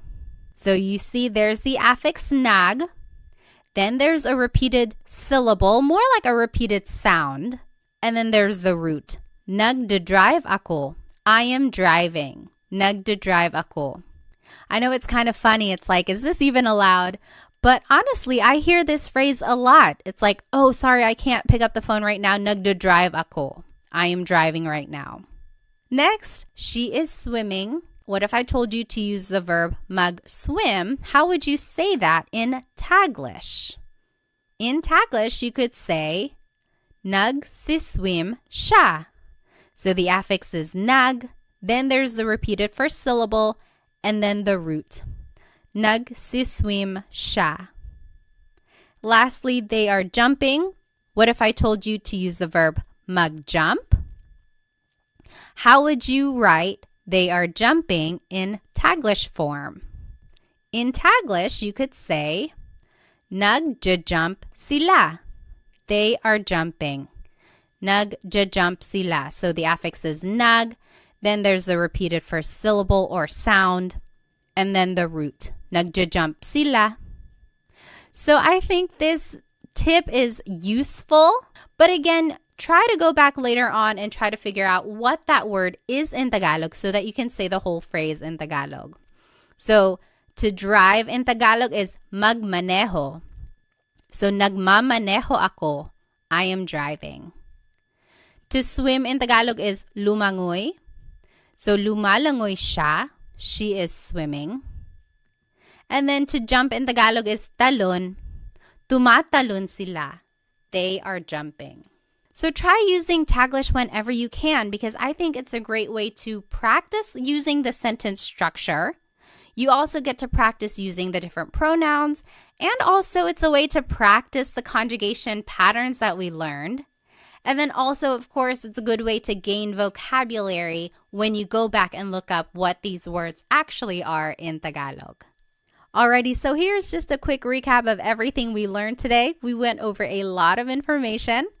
First, we talked about what it means to conjugate a verb. Then we talked about the 5 different types of Tagalog verbs, mag, ma, in, and e verbs. Then we talked about different Tagalog pronouns, so subject pronouns for actor-focused verbs, and then possessive pronouns for object-focused verbs. Then we learned the different conjugation patterns for all of these verbs and even did some practice questions. And then we finished it off with a Taglish tip, which I hope you can start using in a conversation. I encourage you to go back and rewatch this video if you would like, because I know it'll take some time to kind of learn and understand the different patterns and how they are used throughout a conversation. Maybe go back and try doing the practice questions again. And then, of course, try using the Taglish tip that I taught you so that you can start using a little bit of Tagalog every day. And if you would like some more Tagalog resources, please find me on Instagram, TikTok, and Facebook. I post shorter videos throughout the week that will help you learn Tagalog on the go. Also, check out my Stan store because sometimes I have group classes going or other resources on there that might be helpful to you. Lastly, feel free to check out my Amazon storefront because I have a whole list of Tagalog learning books that I think are very useful. There are some in there that are very comprehensive with some practice quizzes and assessments, and then there are some that are quick and easy reads that will help you learn Tagalog very quickly. So feel free to check out those other resources that I put together for you. Thank you so much for spending some time with me today. Keep an eye out for the next Tagalog lesson where I will be teaching how to conjugate verbs in the past tense and the future tense. And I think it will go a little bit quicker if you were able to follow along with this lesson, because now it's just a matter of learning a new pattern and learning new infixes and affixes. Wherever you are in your Tagalog learning journey, I am here to support you. So thank you so much. I'll see you in the next episode. Paalam!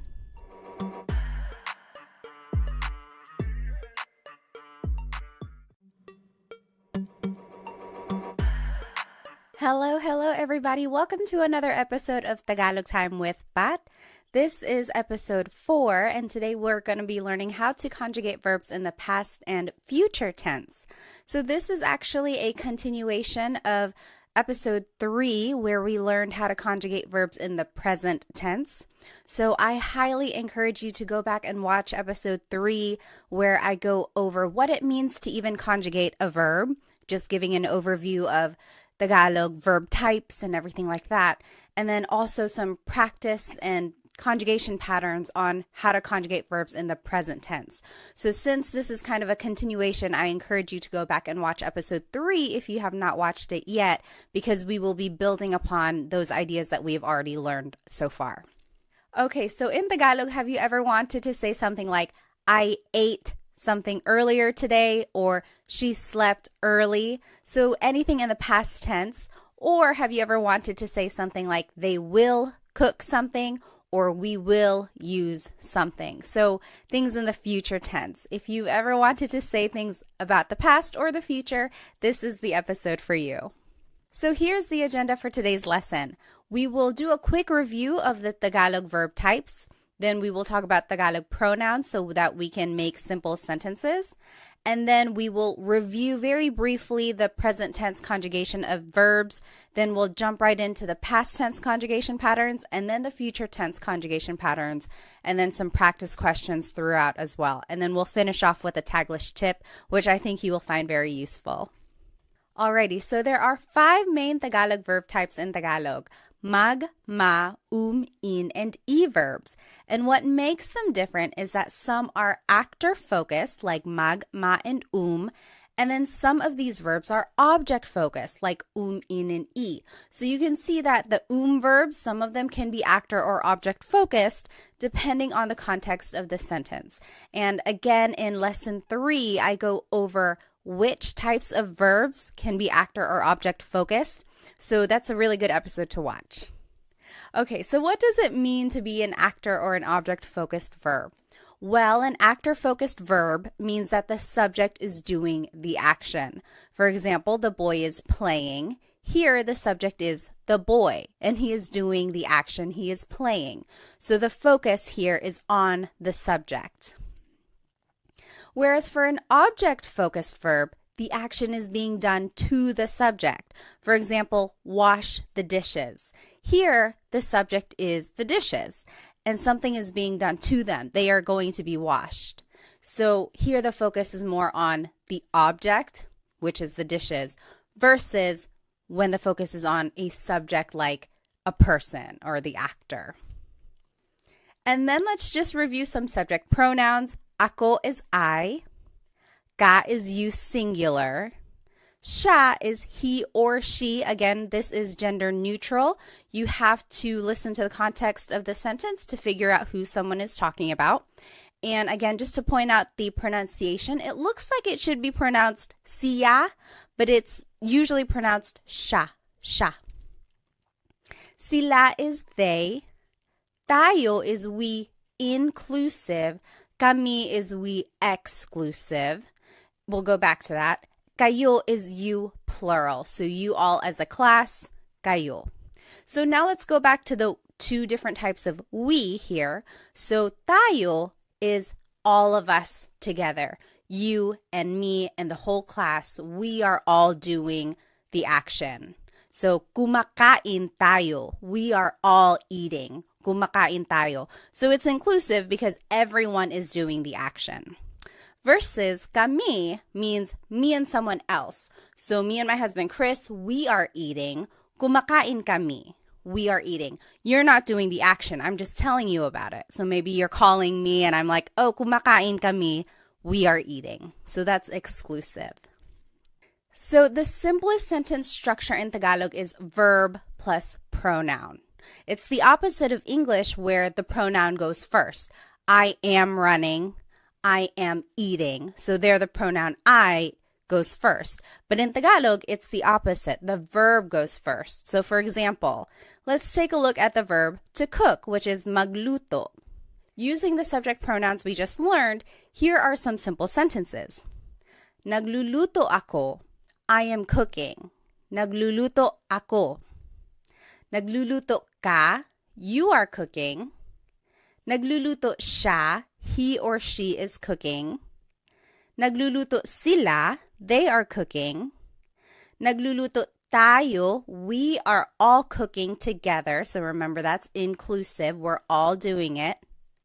Nagluluto kami. We are cooking. So me and my husband Chris, nagluluto kami. That's exclusive. And then nagluluto kayo. You all are cooking. Maybe you all as a class, you all are cooking. So this is a good slide to know just because it shows how you can put the verb and the pronoun together, and then it shows how the different subject pronouns are used. Okay, so now just a review that all Tagalog verbs have a root, and then something is added to them, whether it's an affix at the beginning, maybe an infix in the middle, or even a suffix at the end, which we will see today. So something is added to the root to conjugate it to a different tense. So for example, the word magluto, to cook. In the present tense, it's nagluluto ako. I am cooking. Nagluluto ako. In the past tense, nagluto ako. I cooked. Nagluto. In the future tense, magluluto ako. I will cook. Magluluto. And I've underlined and bolded the root here. So luto, that's the root word of to cook.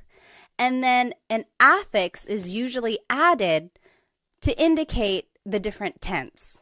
So you can see the different affixes there.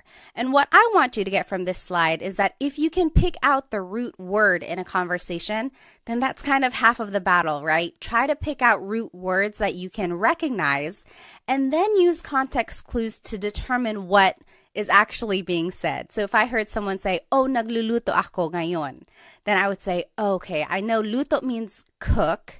Are they saying that they're cooking right now, or did they cook something yesterday, or will they be cooking tomorrow? So just kind of try to pick out the root words that you know and then kind of go from there for the translation of Tagalog. Okay, so all of that was a review from Lesson 3. Let's jump into the new material now of Lesson 4, the past tense conjugation patterns. So let's start with the mag verbs. These are usually actor-focused, and they are the most common type of verb in Tagalog. Some examples are maglakad, to walk, magluto, to cook, magbasa, to read. Now, in the past tense, you have to add the affix nag in the beginning. So now the pattern is nag plus the root. For example, maglakad in the past tense is naglakad. Naglakad ako, I walked. Naglakad siya, she walked. So naglakad is the past tense of to walk in Tagalog. Magluto becomes nagluto. Nagluto ako, I cooked. Nagluto ako ng kanin, I cooked some rice. So nagluto is the past tense of to cook. Magbasa becomes nagbasa. Nagbasa ako, I read. So nagbasa is the past tense of to read. So you can see how the pattern is nag plus the root, right? It's a little different from the present tense. Speaking of, let's go ahead and just compare the present tense to the past tense conjugation of mag verbs. So in the present tense, we learned naglalakad is walking. Naglalakad. If you recall, the present tense conjugation of mag verbs is nag plus the repeated first syllable plus the root. Naglalakad ako, I am walking. Naglalakad. The present tense conjugation of to cook is nagluto. Nagluto ako, I cooked. Then in the present tense, magbasa is nagbabasa. That means reading. Nagbabasa ako. I am reading. Now let's compare these to the past tense conjugation. This is what we learned today. So naglakad is walked. Nagluto is cooked. Nagbasa is read. So there is a slight difference here from the present tense to the past tense. There's no repeated sound, right? So naglalakad ako means I'm walking. Naglakad ako means I walked. So the difference between the tenses can be a little subtle. It's one of those things that you have to train your ear for, right? So for the present tense, you can hopefully recognize that there's a repeated sound. Naglalakad ako. Versus the past tense, naglakad. It's like done. There's no repeated sound. So that's kind of one way to distinguish between the present and the past tense conjugation of mag verbs. All right, now let's take a look at ma verbs. They have a very similar pattern. These are also actor-focused, and some examples are maligo to shower, matulog to sleep, manood to watch. In the past tense, this is the pattern for ma verbs. Now the affix is na, and then it's the root. For example, maligo becomes naligo. Naligo ako. I took a shower. Naligo siya. He took a shower. So it's just naligo. You jot it down. What do you think matulog and manood will be in the past tense? Just use this pattern that we learned, affix na and then the root. What do you think matulog and manood will be in the past tense? Okay, matulog, to sleep, in the past tense is natulog. Natulog ako. I went to sleep. Natulog ako. And then manood will be nanood. So, nanood ako ng sine. I watched a movie. So again, we are just using this pattern, affix na plus the root, and that is how you change ma verbs into the past tense. Let's compare. So in the present tense, I think it'll help if I put them both up together. So in the present tense, shower is naliligo. I am taking a shower. Naliligo ako. Naliligo. In the past tense, it's naligo. Naligo ako. Naligo. That's showered. I took a shower. For the verb matulog, in the present tense, it's natutulog siya. So natutulog is sleeping. In the past tense, it's natulog. That means slept. Then for the verb manood, in the present tense, it's nanonood. Nanonood ako. I am watching something. In the past tense, it's nanood. Nanood ako. I watched something. So it is a very similar pattern to the mag verbs. The only difference is that it doesn't have the G in the affix. But you can see here in the present tense, there is that repeated syllable, whereas in the past tense, there is no repeated syllable. It's just the affix, then the root. All right, so now let's take a look at verbs. These can be actor or object focused depending on the context, and here are some examples. Kain means to eat. Takbo means to run. Tawa means to laugh. And again, you might be wondering, why are these verbs? There is no in there. Is the infix that is put into the word to conjugate it in the present tense. But in the past tense, this is the pattern. So goes after the first letter when you're using it in the past. For example, kain, to eat, becomes kumain. Kumain ako. I ate. Kumain. Takbo becomes tumakbo. Tumakbo siya. He ran. Tumakbo. So again, the infix just goes after the first letter. Tumakbo. You give it a try. What do you think tawa, to laugh, will be in the past tense? Just use that pattern that we learned. Tawa in the past tense becomes tumawa. Tumawa sila. They laughed. Tumawa. So again, we are just adding the infix after the first letter. So now let's compare. In the present tense, kain is kumakain. Kumakain ako, I am eating. Kumakain ako. In the past tense, it's kumain. Kumain ako, I ate. Kumain. For the word takbo, in the present tense, it's tumatakbo. That means running. Tumatakbo siya, he is running. In the past tense, it's tumakbo. He ran. Tumakbo. Then for the word tawa, which means to laugh, in the present tense, it's tumatawa. Tumatawa sila. They are laughing. Tumatawa. In the past tense, it's tumawa. Tumawa sila. They laughed. Tumawa. Again, if you need to review the present tense conjugation patterns for verbs, be sure to watch lesson 3 because I go over all of that and there are practice questions as well. All right, so let's take a look at in verbs. These are usually object focused and here are some examples. Gamit means to use. Walis means to sweep. In the past tense, the infix in goes after the first letter. So gamit, to use, in the past tense is ginamit. Ginamit ko, I used something. Ginamit. So you can see in just goes after the first letter. You jot it down. What do you think walis, to sweep, will be in the past tense? Walis in the past tense will be winalis. Winalis ko yung sahig. I swept the floor. Winalis. So let's compare. In the present tense, using is ginagamit. Ginagamit ko. I am using something. Past tense, ginamit. That means I used something. Ginamit ko. In the present tense, to sweep is winawalis. That means sweeping, winawalis.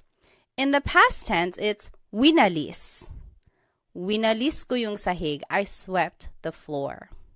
So it looks like for the most part when a verb is conjugated in the past tense, the conjugation is usually shorter. There's not a repeated syllable, there's no repeated sound or anything like that.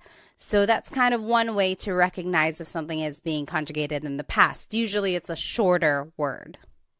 All right, so now lastly, let's take a look at e-verbs. These are usually object-focused, and here are some examples. Isara means to close. Ibigay means to give. Itago means to hide. In the past tense, the infix in goes after the second letter for e-verbs. So let's take a look at the word isara, which means to close. In the past tense, it becomes isinara. Isinara ko yung pinto. The in goes after the second letter. Isinara. Next, the word ibigay, which means to give, becomes ibinigay. Ibinigay ko yung regalo. I gave the gift. Ibinigay. Alrighty, you give it a try. What do you think itago, to hide, will be in the past tense? Remember to just use this pattern that we learned. Itago in the past tense becomes itinago. The in just goes after the second letter. Itinago ko, I hid something. Itinago. Now let's compare. In the present tense, isara is isinasara, closing. Isinasara. In the past tense, it's isinara, closed. Isinara. In the present tense, ibigay becomes ibinibigay. Ibinibigay, that means giving. In the past tense, it's ibinigay, gave. Ibinigay. Lastly, itago, which means to hide, in the present tense is itinatago. That means hiding. Itinatago. In the past tense, it's itinago, hid. Itinago. So those are all of the past tense conjugation patterns for the different types of verbs in Tagalog. I will go ahead and turn off my screen so that we can do some practice questions. All right, so up here in the top left corner are the conjugation patterns that we just learned for all of the different types of verbs. Then here are some subject pronouns that we learned. And then the sentence structure is verb plus pronoun, and then the time goes at the end. And then here are some vocabulary terms to indicate past tense. So kahapon is yesterday, kahapon. Kanina is earlier, kanina. Nung isang araw means the other day, nung isang araw. Nung isang linggo is the other week or last week. Nung isang buwan means the other month or last month. Nung isang taon means the other year or last year. Okay, now let's take a look at these examples here. So he watched a movie yesterday, and I gave you a hint. To watch is manood. So if we were going to do this together, let's review here that the sentence structure is verb plus pronoun plus time. So the verb here is manood. In the past tense, ma verbs, the pattern is affix na and then the root. So it becomes nanood.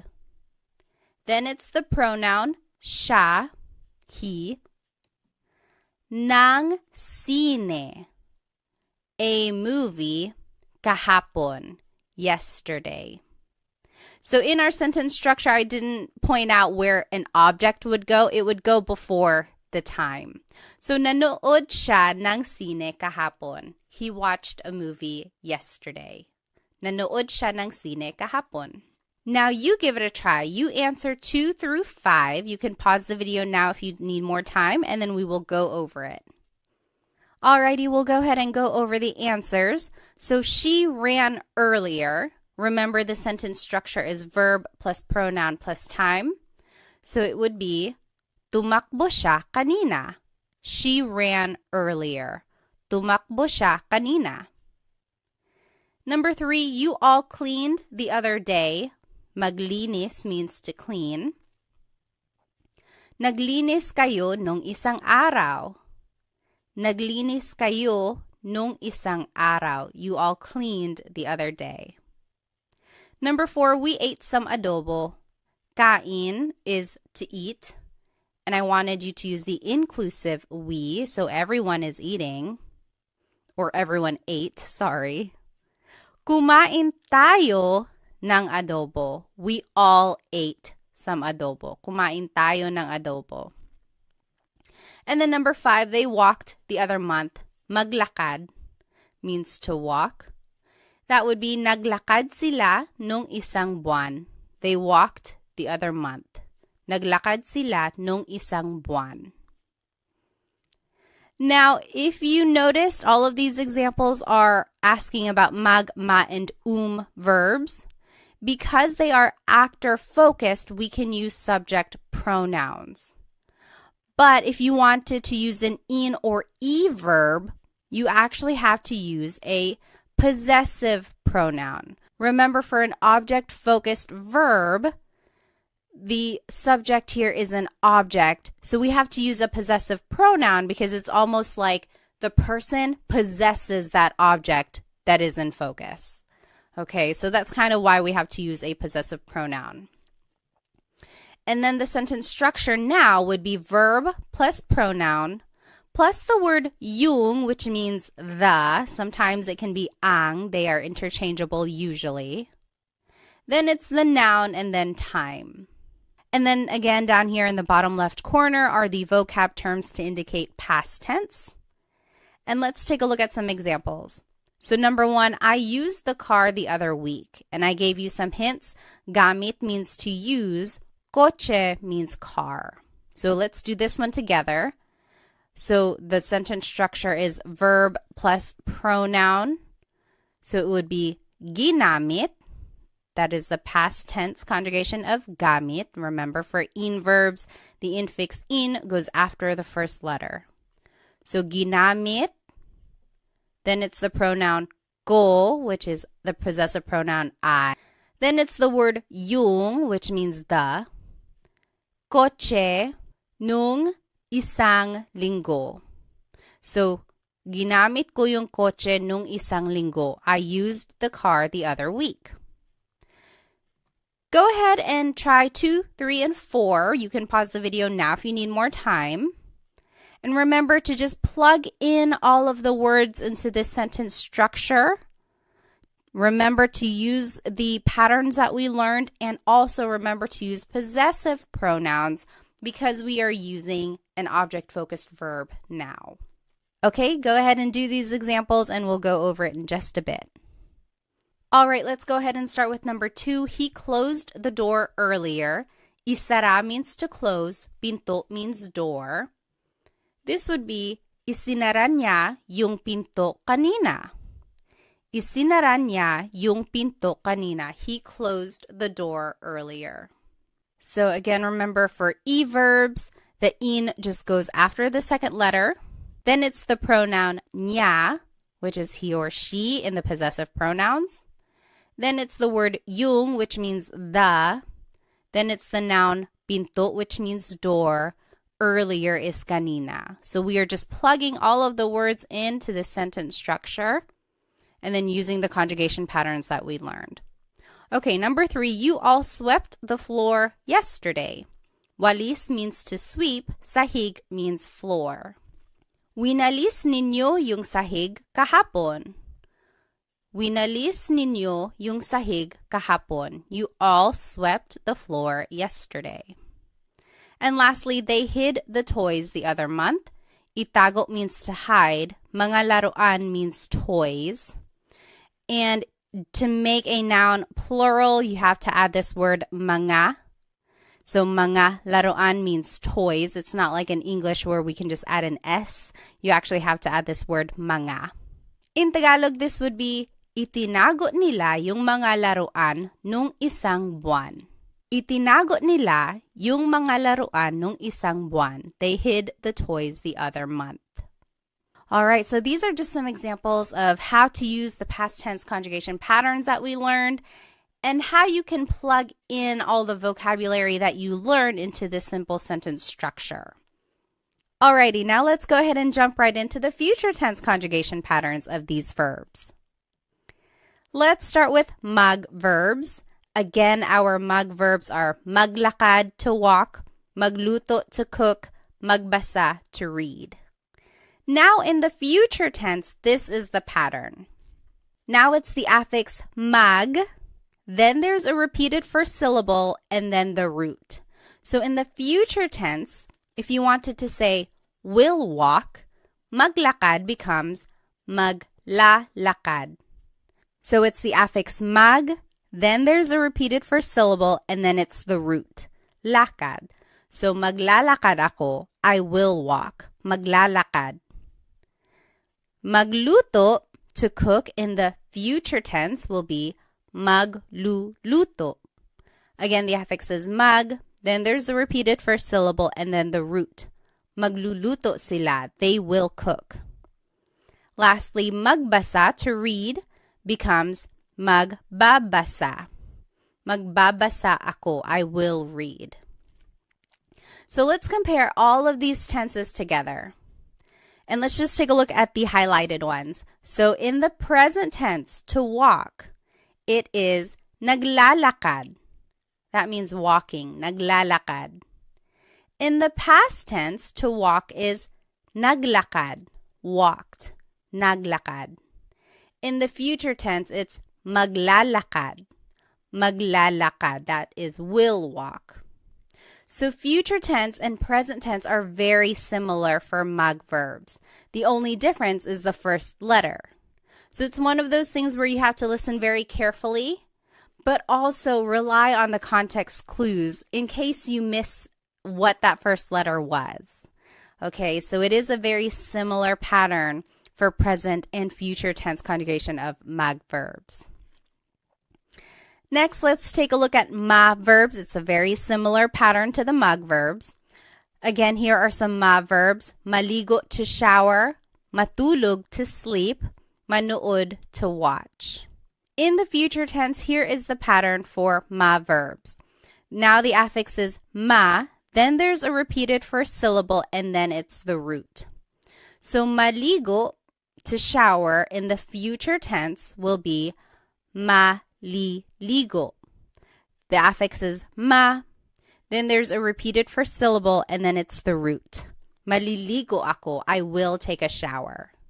You jot it down. What do you think matulog, to sleep, and manood, to watch, will be in the future tense? And remember to just use this new pattern. Okay, in the future tense, matulog, to sleep, will be matutulog. Matutulog ako, I will go to sleep. Matutulog. So the affix is ma, then there's a repeated first syllable, and then the root. Matutulog. And then manood, to watch, will be manunood. Affix is ma, then there's a repeated first syllable, and then the root. Manunood ako, I will watch. Now let's compare all of the tenses together for ma verbs. Let's just take a look at the highlighted ones. Maligo means to shower. In the present tense, it's naliligo ako. Showering, taking a shower. Naliligo ako. In the past tense, it's naligo, showered. Naligo. In the future tense, it's maliligo. Maliligo ako, I will take a shower. Again, for ma verbs, it's a very similar pattern for present and future tense conjugation. The only difference is that first letter. But they both have that repeated first syllable. So again, try to listen carefully or try to rely on the context clues so that you can figure out what they're talking about. Okay, next, verbs. Our verbs are kain, to eat, takbo, to run, tawa, to laugh. Now the pattern for verbs is you repeat the first syllable. So take a look at this. Kain, to eat, becomes kakain. Kakain ako, I will eat. Kakain ako ng pansit. I will eat some pansit. So it's very interesting because now there's no infix at all for future tense conjugation of verbs. You just simply repeat the first syllable. So let's take a look at takbo, which means to run. Takbo in the future tense becomes tatakbo. Tatakbo sila, they will run. Tatakbo. Again, you're just repeating the first syllable. You give it a try. What do you think tawa, to laugh, will be in the future tense? All right, tawa will be tatawa. Tatawa sila, they will laugh. So you're just repeating the first syllable for the future tense conjugation of verbs. Very interesting. They just dropped the altogether. So let's go ahead and compare all of the conjugation patterns for verbs. We'll just take a look at the verb kain here, highlighted in yellow. In the present tense, to eat, it's kumakain. Kumakain ako, I am eating. Kumakain. In the past tense, it's kumain. Kumain ako, I ate. And then in the future tense, it's kakain. Kakain ako, I will eat. So very interesting. All of the conjugation patterns are different for verbs here. Then in verbs, some examples are gamit, to use, walis, to sweep. Now the pattern for future tense conjugation of verbs is that you have to repeat the first syllable, then it's the root, then goes at the end. So take a look at the word gamit, which means to use. In the future tense, it would be gagamitin. Gagamitin ko yung kotse. I will use the car. Gagamitin. So you repeat the first syllable, then it's the root, then it's at the end. So this is very interesting. We haven't seen a suffix yet, so the goes at the end of the word. This is the first time we've seen this. You jot it down. What do you think walis, to sweep, will be in the future tense? And just use this pattern. All right, walis in the future tense will be wawalisin. Wawalisin ko yung sahig. I will sweep the floor. Wawalisin. So again, you just repeat the first syllable, then it's the root, and then in goes at the end.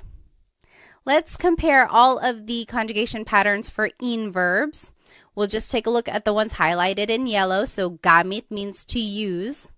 In the present tense, it's ginagamit, using, ginagamit. In the past tense, it's ginamit, used, ginamit. And in the future tense, gagamitin, will use, gagamitin. So very interesting there. Lastly, e-verbs. Some examples are isara, to close, ibigay, to give, itago, to hide. Now, for the future tense conjugation of e-verbs, you would just repeat the second syllable. Isara, to close, becomes isasara. Isasara ko yung pinto. I will close the door. Isasara. You just repeat the second syllable. You give it a try. What do you think ibigay, to give, and itago, to hide, will be in the future tense? And just follow this pattern. Okay? Ibigay will be ibibigay. Ibibigay ko yung regalo. I will give the gift. Ibibigay. And then itago, to hide, will be itatago. Itatago ko yung pera. I will hide the money. Itatago. So again, you are just repeating the second syllable. Let's go ahead and compare all of these conjugation patterns for e-verbs. In the present tense, isara, to close, is isinasara. Isinasara. That means closing. Isinasara. Past tense, it's isinara, closed. Isinara. And then in the future tense, it's isasara, will close. Isasara. All right, so those are all of the future tense conjugation patterns for the verb types in Tagalog. Now let's do some practice questions. I'm going to go ahead and turn off my screen again. Now in the top left corner are the future tense conjugation patterns that we learned for all of the verbs. Then are the subject pronouns. And then it's the sentence structure down in the bottom left corner. And now in the green are some vocabulary terms to indicate future tense. So bukas is tomorrow, bukas. Mamaya means later, mamaya. Sa susunod na linggo, next week. Sa susunod na buwan, next month. And sa susunod na taon, next year. Now here are some examples. Let's do the first one together. I will watch a movie tomorrow. Manood means to watch. So again, let's take a look at our sentence structure. It should be verb plus pronoun plus time. Manonood is the future tense conjugation of manood. Manonood, ako means I. Nang sine, bukas means tomorrow. Manunood ako ng sine. Bukas, I will watch a movie tomorrow. Again, if you're going to add an object, it would just go right before time. So you give it a try. You can pause the video now if you need. You do numbers 2 through 5, and we'll go over them in just a bit. All right, let's start with number 2. They will run later. Takbo means to run. Tatakbo sila mamaya. Tatakbo sila mamaya. Number 3, we exclusive will clean next week. Maglinis means to clean. Maglilinis kami sa susunod na linggo. Maglilinis kami sa susunod na linggo. We will clean next week. Number 4, you singular will eat pansit later. Kain means to eat. Kakain ka ng pansit mamaya. Kakain ka ng pansit mamaya. And then lastly, she will walk next month. Maglakad. Maglalakad siya sa susunod na buwan. Maglalakad siya sa susunod na buwan. All right. Again, these examples focus on the mag, ma, and verbs. Since they are actor-focused, we can use subject pronouns. But if we want to use in or e verbs, we actually have to use possessive pronouns. Remember, when we are using object-focused verbs, we have to use a possessive pronoun because it's almost like the subject or the person is in possession of that object. And the sentence structure is verb plus pronoun plus the word yung, which means the. Then it's the noun, then it's time. And again, the box in green has the vocabulary terms to indicate future tense. And now let's do these examples. Let's start with number 1. We, exclusive, will use the car later. Gamit means to use. Coche means car. So let's take a look at the sentence structure. The verb should come first. So the future tense conjugation of gamit, let's take a look at in verbs. Repeat the first syllable, then it's the root, then you add in at the end. So it would be gagamitin. Gagamitin, then it's we exclusive, namin, yung kotse mamaya. Gagamitin namin yung kotse mamaya. You give it a try. You can pause the video now. You try 2, 3, and 4. Just plug in the vocabulary into the sentence structure and then use the conjugation patterns for in and e verbs. Go ahead and do that and we'll check it in just a bit. Alrighty, let's go ahead and do number 2. He will close the store next week. Isara means to close. Tindahan means store. Isasara niya yung tindahan sa susunod na taon. Isasara niya yung tindahan sa susunod na taon. He will close the store next week. Number 3, you all will sweep the floor tomorrow. Walis means to sweep. Sahig means floor. Wawalisin ninyo yung sahig bukas. Wawalisin ninyo yung sahig bukas. You all will sweep the floor tomorrow. And lastly, number 4, they will hide the toys next month. Itago means to hide. Mga laruan means toys. Itatago nila yung mga laruan sa susunod na buwan. Itatago nila yung mga laruan sa susunod na buwan.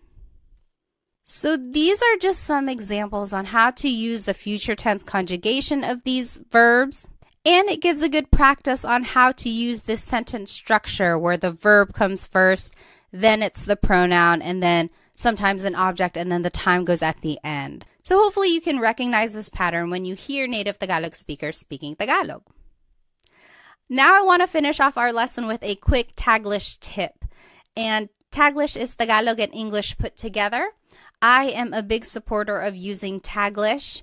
I think it's a great stepping stone for learning new vocabulary, especially while you are learning a new language.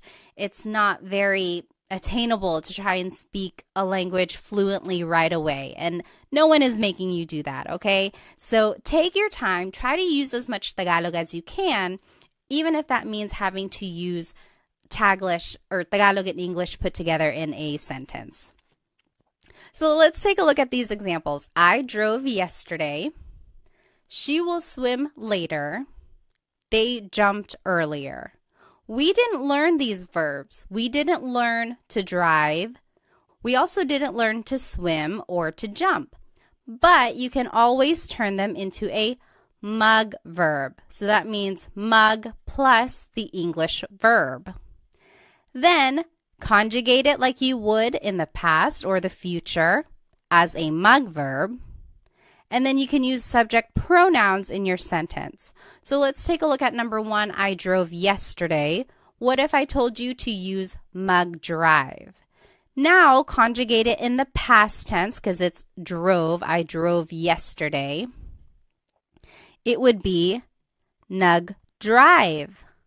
Nag-drive ako kahapon. I drove yesterday. Nag-drive ako kahapon. So see, we are just using the pattern that we've already learned and using this mug plus an English verb. So go ahead and try number 2 and 3. You can use mag-swim and mag-jump. And then we'll go over it in just a second. Alrighty, for number 2, she will swim later. If I told you to use mag-swim, it would be magsiswim siya mamaya. Magsiswim siya mamaya. So again, for the future tense conjugation of a mag verb, it's mag plus the repeated first syllable plus the root. Magsiswim siya mamaya. She will swim later.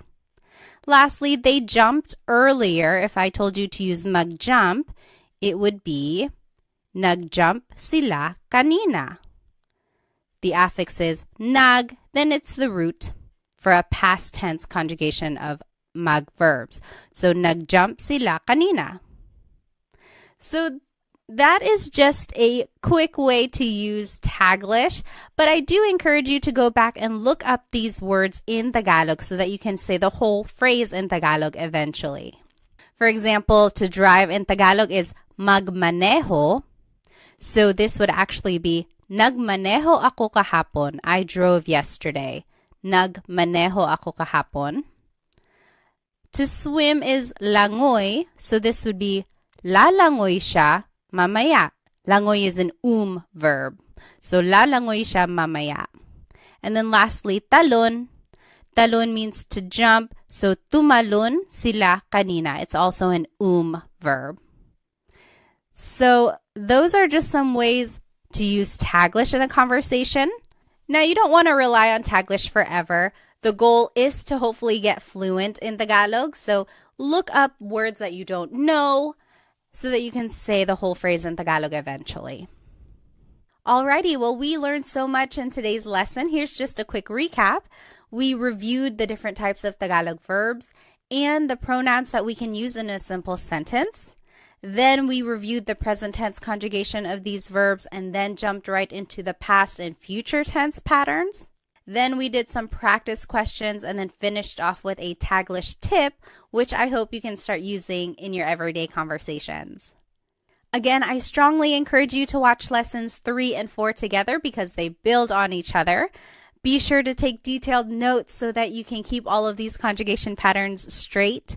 Hopefully, this will help you recognize some of these patterns and recognize the tenses and definitely root words now that you know some vocabulary when you're listening to Tagalog speakers. If you would like some more Tagalog resources, please follow me on Instagram, TikTok, and Facebook, where I post shorter videos throughout the week that will help you learn Tagalog on the go. I also have an Instagram subscription if you would like extended videos and also a monthly newsletter where I recap all of my Tagalog lessons that I post on Instagram. I also have a Stan store where I have some products and then sometimes some group classes if they are available. You might want to check that out. And lastly, feel free to check out my Amazon storefront where I have links to some fun products about the Filipino culture, which I think you might enjoy. Well, thank you again for spending some time with me. I hope to see you in the next Tagalog Time episode. Paalam!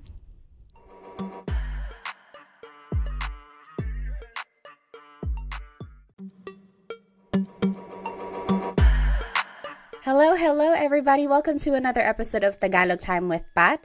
This is episode 5 and we will be learning how to use possessive pronouns with nouns. In Tagalog, have you ever wanted to say something like, my friend is funny, her dog is brown, or that's Sam and Mary's house, or that's mine? Basically, anything that shows possession or a way to express ownership, that is what we are going to be learning today. So here's today's lesson agenda. We will be learning the different types of possessive pronouns. Then we will learn the various sentence structures for how to use them. And then we will learn possessive sentence markers and demonstrative pronouns so that we can make a variation of sentences. And then we will learn a Taglish tip, and then we will be doing practice questions all throughout the lesson. So go ahead and grab your piece of paper and something to write with so that we can practice. All right, so what is a possessive pronoun? Well, it's a part of speech that is used to describe ownership or possession of a noun. If you recall, if you've been following these series in a chronological order, we have already been learning possessive pronouns, but we've been using them with a verb. So specifically with an object-focused verb, we've been using a possessive pronoun because the idea is that the person in that sentence is in possession of the object that is in focus. So these three examples are a review of the past couple lessons, lessons 3 and 4. They are straight from those slides. So I am going to use the car tomorrow. Gamit means to use. Kotse means car. In Tagalog, it would be gagamitin ko yung kotse bukas. It's a future tense sentence, so it's gagamitin. And then ko is the possessive pronoun here, meaning I. So gagamitin ko yung kotse bukas. Number 2, she swept the floor earlier. Walis means to sweep. Sahig means floor. In Tagalog, this would be winalis niya yung sahig kanina. Winalis is the past tense form of to sweep. Niya is the possessive pronoun here, meaning she. And then number 3, they are closing the door. Isinasara nila yung pinto. Isinasara is the present tense conjugation of isara, which means to close. Nila means they. So here are the possessive pronouns we already know. We've been using them with a verb, but today we will learn how to use them with a noun. All right, so a possessive pronoun sometimes can be called a possessive adjective or a personal pronoun. And an adjective is something that describes a noun. So if you were to say my house, you are kind of describing it. You're describing whose it is. It's mine, right? It's my house. So it kind of makes sense that sometimes it's called a possessive adjective. And then same with personal pronoun. A pronoun means it's something that is replacing the noun. So if I were to say I am sweeping, ko is that pronoun since it's meaning I.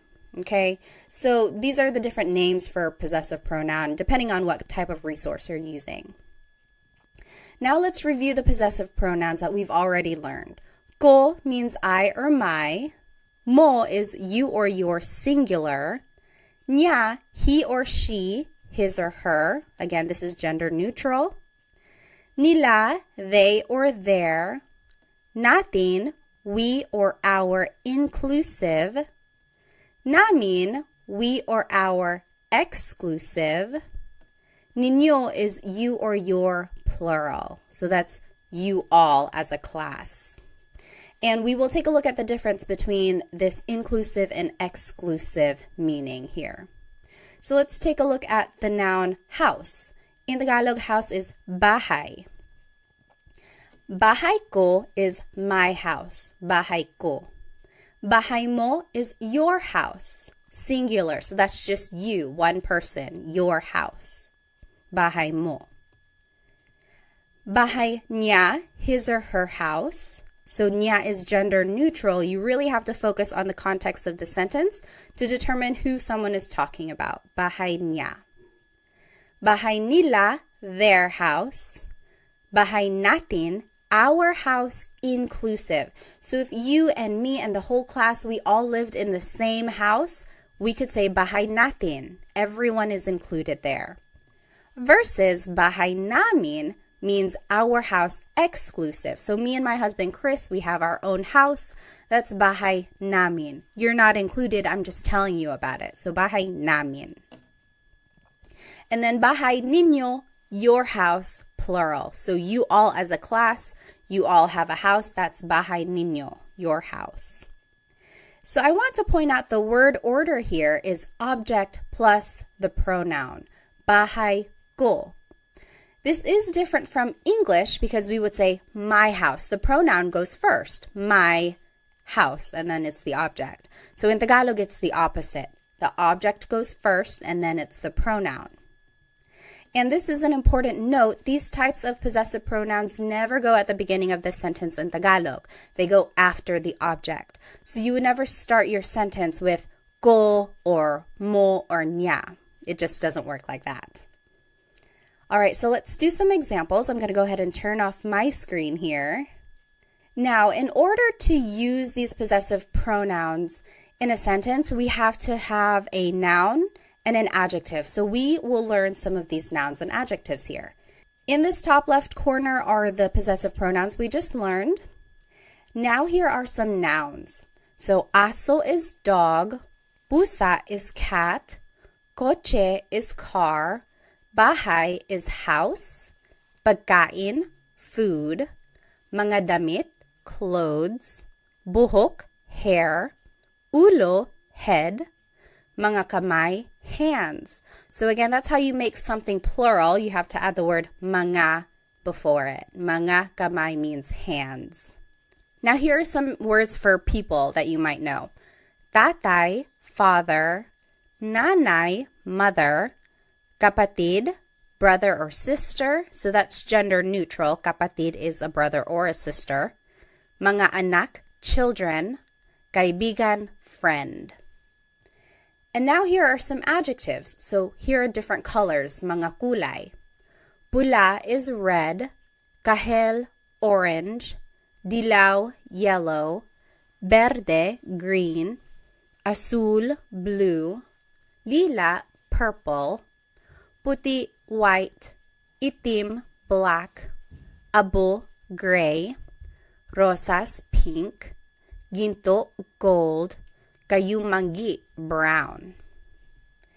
And some more adjectives, masakit, hurts, sira, broken, nawawala, missing, masaya, happy, bago, new, malayo, far away, masarap, delicious, malamig, cold.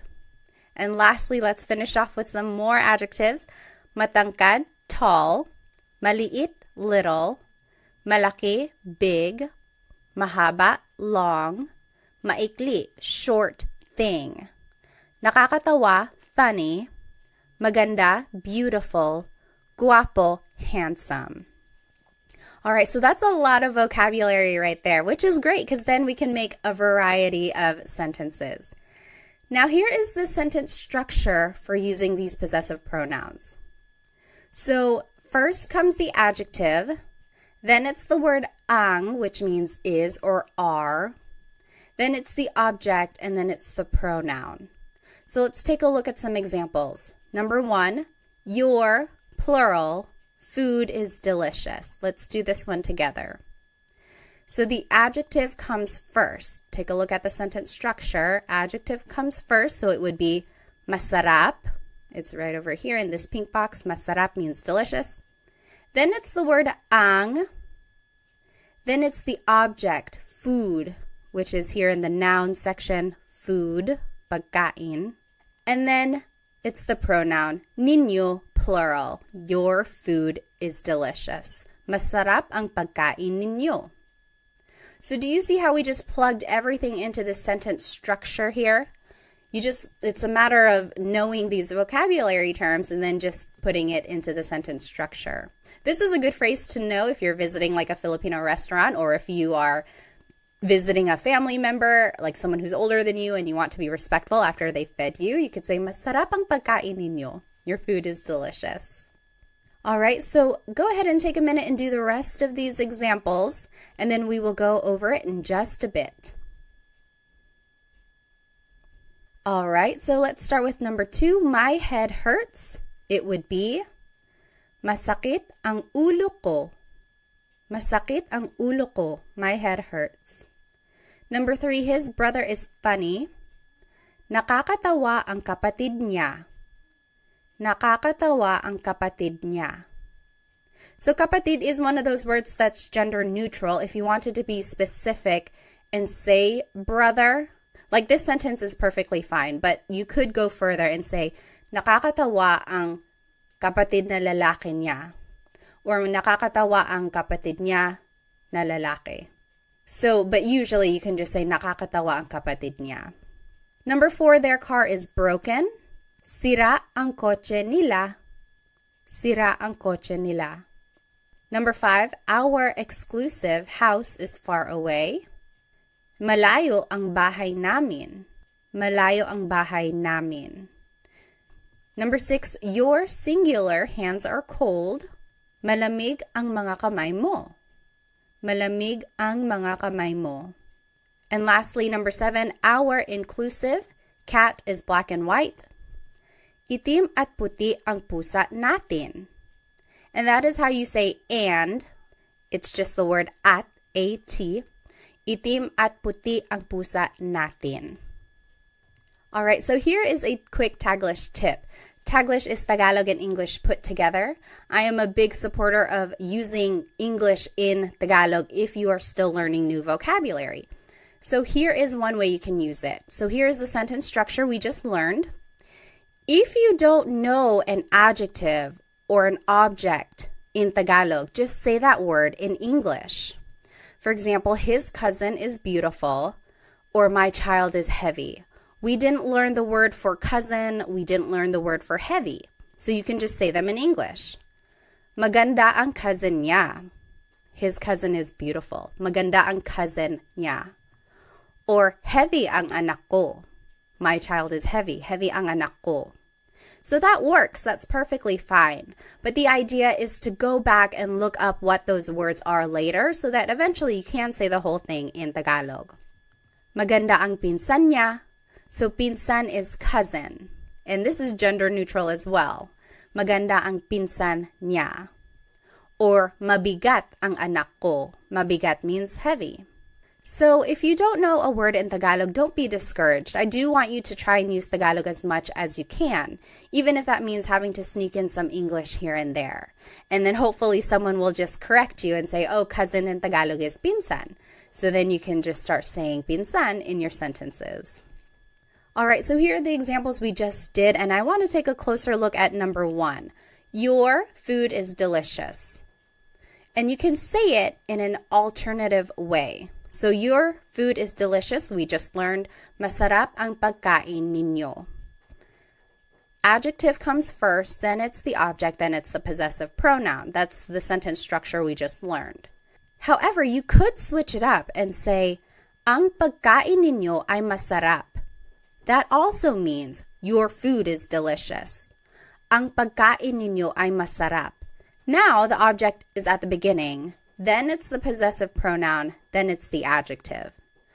So there is kind of a change in the grammar structure here.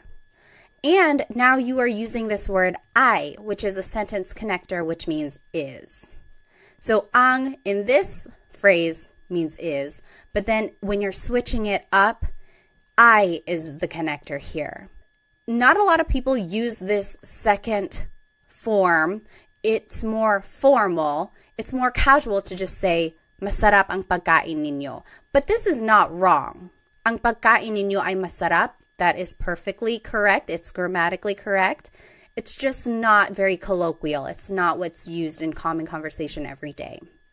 Okay, so that's just a note on how you can say or hear things if you happen to hear it this way.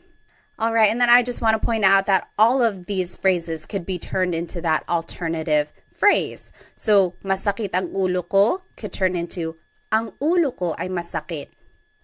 That also means my head hurts. It's kind of more poetic. It's like not a lot of people say it that way. Ang ulo ko ay masakit. It's just very literal. So, it's more common for someone to say, masakit ang ulo ko.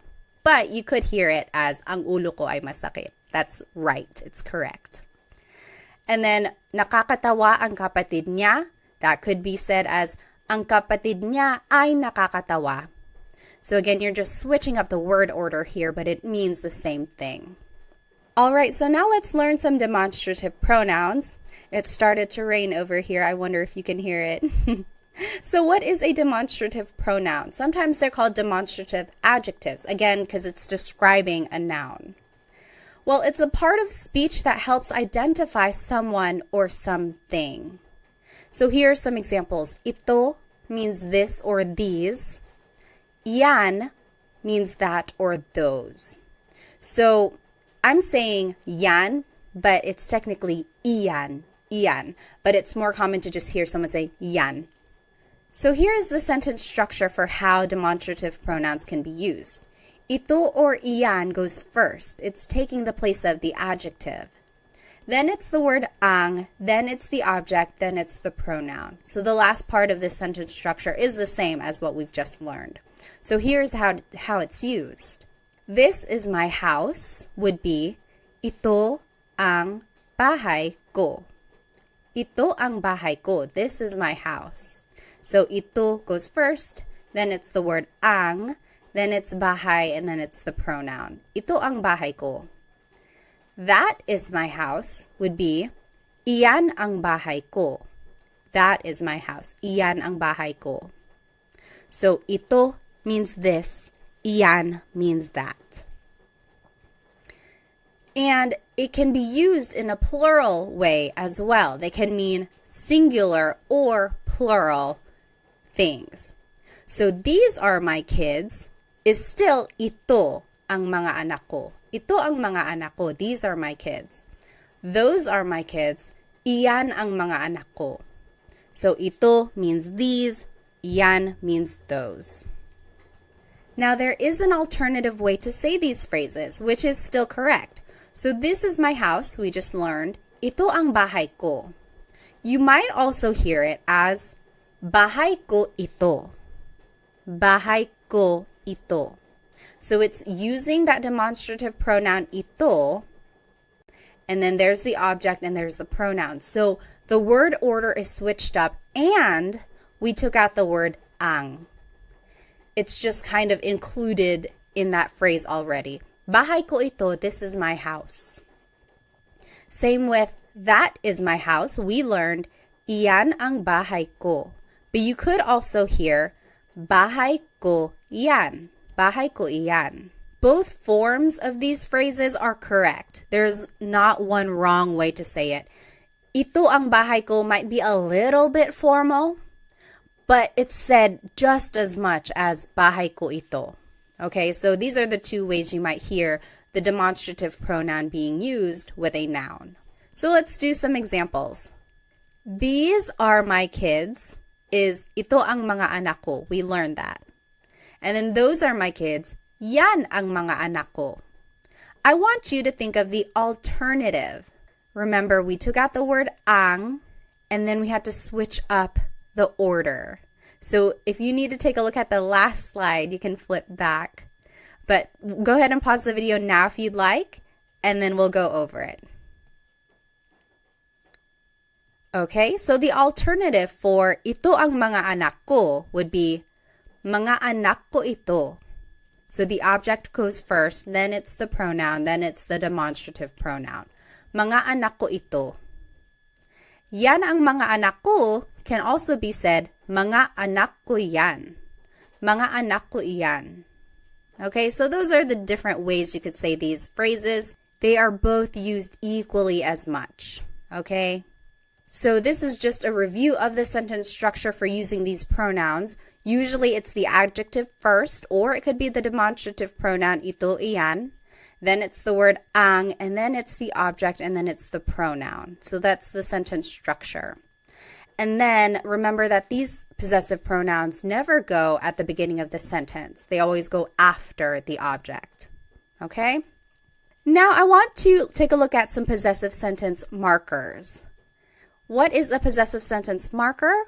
Well, it's a part of speech that indicates ownership specific to a person or multiple people. So now if we want to say someone's name, like we're saying it belongs to someone specific, this is how we're going to do it. So we would use the word ni for one person. We would use the word nina for multiple people. So take a look at this. Mary's children are smart. So it's just one person. It's Mary. It would be matalino ang mga anak ni Mary. So this is the same sentence structure. It's the adjective, then it's the word ang, then it's the object. And instead of a pronoun, now we're adding someone's name.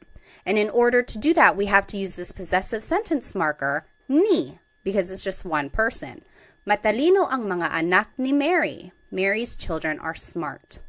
Now, if we're talking about multiple people, like this is Sam and Jane's car, then you would have to use the word nina. Ito ang kotse nina Sam and Jane. So it's still that same sentence structure. Ito is the demonstrative pronoun, then it's the word ang, then it's the object kotse, and now instead of a pronoun, we're using someone's name. But then we have to use this possessive sentence marker ni na because it's multiple people. So ito ang kotse ni na Sam at Jane. This is Sam and Jane's car. All right, so this is that sentence structure I was just talking about. It's the adjective, plus it's the word ang, then it's the object, then it's ni or ni na, and then the names go at the end. So here are some examples. Let's do number 1 together. Sarah's head hurts. Head is ulo, hurts is masakit. So let's just follow this sentence structure. So adjective comes first, masakit, ang, ulo, which is the object, ni, Sarah. So it's just one person, so we would choose ni. Masakit ang ulo ni Sarah. Sarah's head hurts. You take a minute, you do number 2 and 3, and then we will go over it. Okay, number 2, John and Amy's house is far. House is bahay, far is malayo. Malayo ang bahay nina John at Amy. Malayo ang bahay nina John at Amy. So we use nina because it's multiple people. And number 3, that is Mario's cat. Cat is pusa. Yan ang pusa ni Mario. Iyan ang pusa ni Mario. So it's just one person, so we would use the possessive sentence marker, ni. Now, there are some different ways to say these phrases. Let's take a look at the example. This is Sarah's house. We learned, ito ang bahay ni Sarah. But you could also hear, bahay ito ni Sarah. So in this case, the object goes first, then it's the demonstrative pronoun, then it's the possessive sentence marker, ni, and then it's the name. Bahay ito ni Sarah. Another example, that is Mark and Molly's house. It would be, iyan ang bahay ni Mark at Molly. So we've learned these sentence structures already. It's the demonstrative pronoun, then it's the word ang, then it's the object, and then it's usually the pronoun, or in this case, it's the people with the possessive sentence marker. Now, the alternative way to say this is bahay iyan ni Mark at Molly. So the object goes first, then it's the demonstrative pronoun, then it's the sentence marker, and then it's the people's name. Bahay iyan ni Mark at Molly. So these two ways to say these phrases are both correct. They are used equally as much. So you might hear them in those ways, or you could practice saying them either way.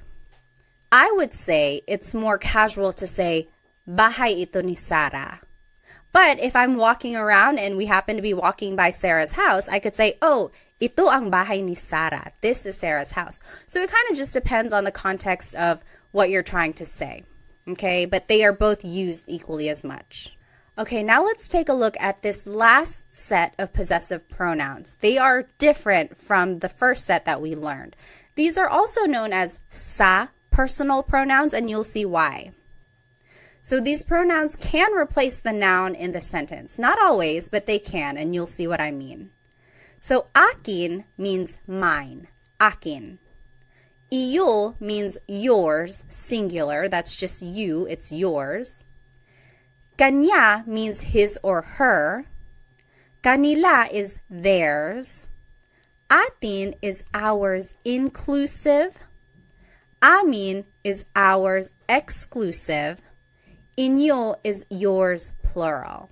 So these are all pronouns that still show possession or ownership, but they are different from the ones we just learned. So it's not ko or mo or nya, but now it's akin, iyo, kanya, and it means mine, yours, his or hers. Okay, so we'll take a look at how they are used. Let's take a look at car. Car in Tagalog is kotse. And remember how I said that these possessive pronouns are usually considered sa pronouns? And this is why. Usually you would use them with the word sa. Sa akin ang kotse. The car is mine. Sa akin ang kotse. Sa by itself is a preposition which means to, but it can be used in a number of different ways in Tagalog. And with these possessive pronouns, it's usually said before the possessive pronoun when you're using it in a sentence. So, sa akin ang kotse, the car is mine, sa akin. Sa iyo ang kotse, the car is yours, singular. Sa kanya ang kotse, the car is his or hers. And that's gender neutral, kanya. Sa kanila ang kotse, the car is theirs. Sa atin ang kotse, the car is ours, inclusive. Maybe we are all sharing a car. Sa atin ang kotse, the car is ours. Sa amin ang kotse, the car is ours, exclusive. So me and my husband Chris, the car is ours. Mine and his. It's ours. Sa inyo ang kotse, the car is yours. So maybe you all as a class, you are sharing a car. The car is yours, you plural. So this is the word order now. So it's the pronoun first, then it's ang, then it's the object. Sa akin ang kotse, the car is mine. And these pronouns go before the object. Remember, I had been saying that the pronouns ko, mo, nya never go at the start of the sentence. Well, for these pronouns, akin, iyo, kanya, they actually do go at the beginning and they go before the object. So that's kind of a difference there. Okay, let's take a look at some examples. I think I have to turn off my screen, so let me go ahead and do that. Now here is the word order that we just talked about. Pronoun first, then it's ang, then it's the object. And here are some examples. And here are the pronouns that we just learned.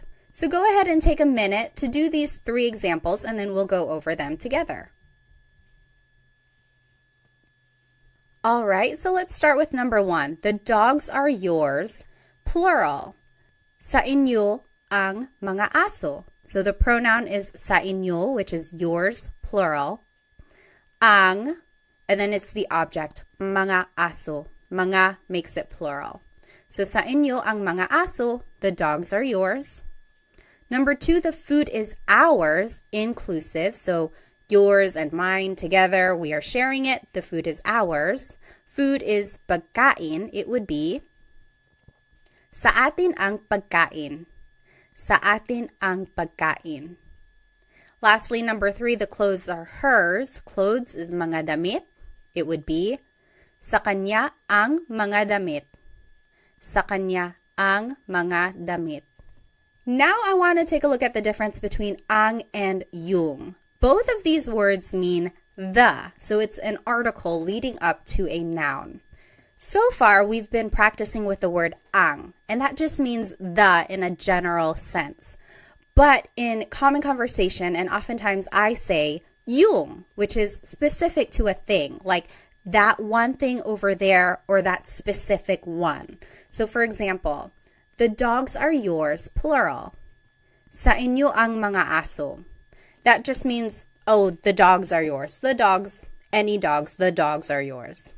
Whereas if I were to say, sa inyo yung mga aso, maybe we had already been talking about specific dogs, like, oh, the 2 right there. Sa inyo yung mga aso, the dogs are yours. So it's a very subtle difference there, ang and yung. And oftentimes people are just using them interchangeably. But when I use yung, it's like I'm already talking about something specific. We had already been talking about some specific dogs, and I'm like, oh yeah, the dogs are yours. Now the next example, the clothes are hers. We learned, sa kanya ang mga damit. The clothes are hers. We're just talking about it in a general sense. We don't know what clothes specifically. We're just saying, oh, the clothes are hers. But if we had already been talking about maybe a box of clothes that's on the floor and someone was like, whose clothes are these? We could say, sa kanya yung mga damit. Oh, the clothes are hers. These specific ones, the clothes are hers. So that is the slight difference there between ang and yung. You will certainly hear them interchangeably in common conversation. Just for our practice, I indicate which one I want you guys to use. So sometimes it's ang, sometimes it's yung, but just know that there is a slight difference, but they are mostly the same. All right, now let's switch gears a little bit. Na is a sentence marker that is used to connect an adjective. So for example, the house is theirs. We learned, sa kanila yung bahay. The house is theirs. Sa kanila yung bahay. It's a very simple sentence. If you want to add an adjective, the big house is theirs. This is how you would do it. Sa kanila yung bahay na malaki. So see, we added an adjective now. And you would do it by adding this sentence marker na, and then it's the adjective malaki. Sa kanila yung bahay na malaki. But you could also hear it this way. Sa kanila yung malaking bahay. So this is an alternative phrase, but it still means the big house is theirs. Sa kanila yung malaking bahay. Technically, this is malaki na bahay. The na is in there, but it's being incorporated into the adjective malaki. And you only make this contraction if the adjective ends with a vowel. So see, malaki ends with an I, and when you are putting the adjective first, instead of saying malaki na bahay, you could just say malaking bahay. So it's a contraction.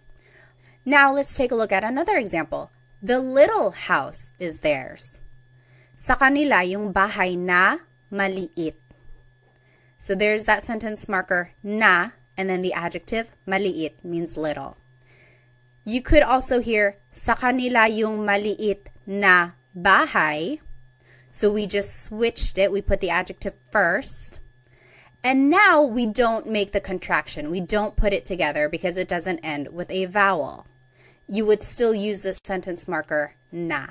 So that's just one important thing. If the adjective does end with a vowel, you can make a contraction. And just know that the sentence marker na is there. Malaking bahay technically is malaki na bahay. But we just made the contraction just to make it easier to pronounce and make the sentence flow a little bit better. But if the adjective ends with a consonant, you don't make the contraction because it doesn't really work like that.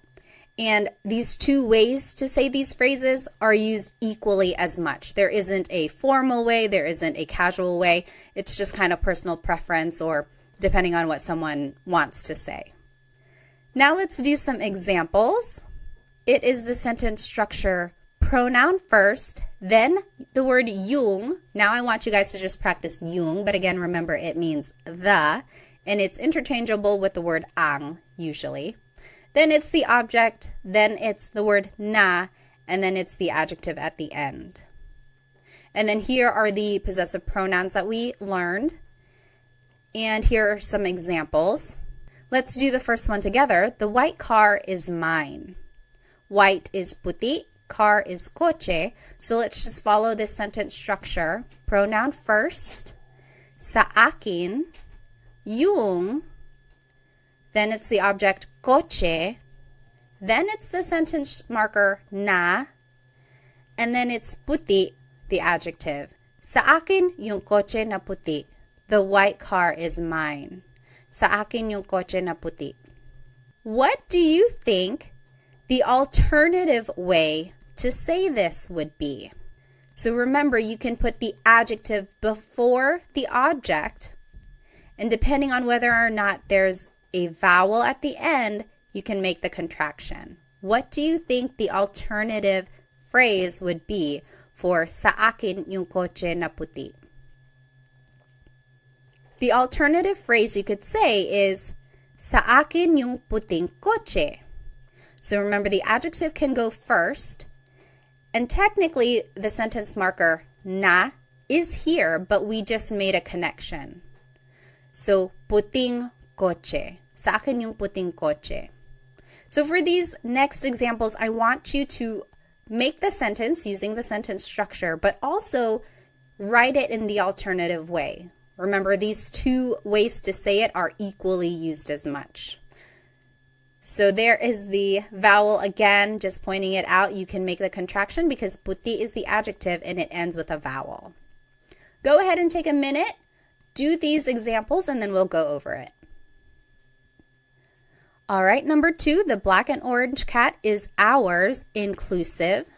Black is itim, orange is kahel, cat is pusa.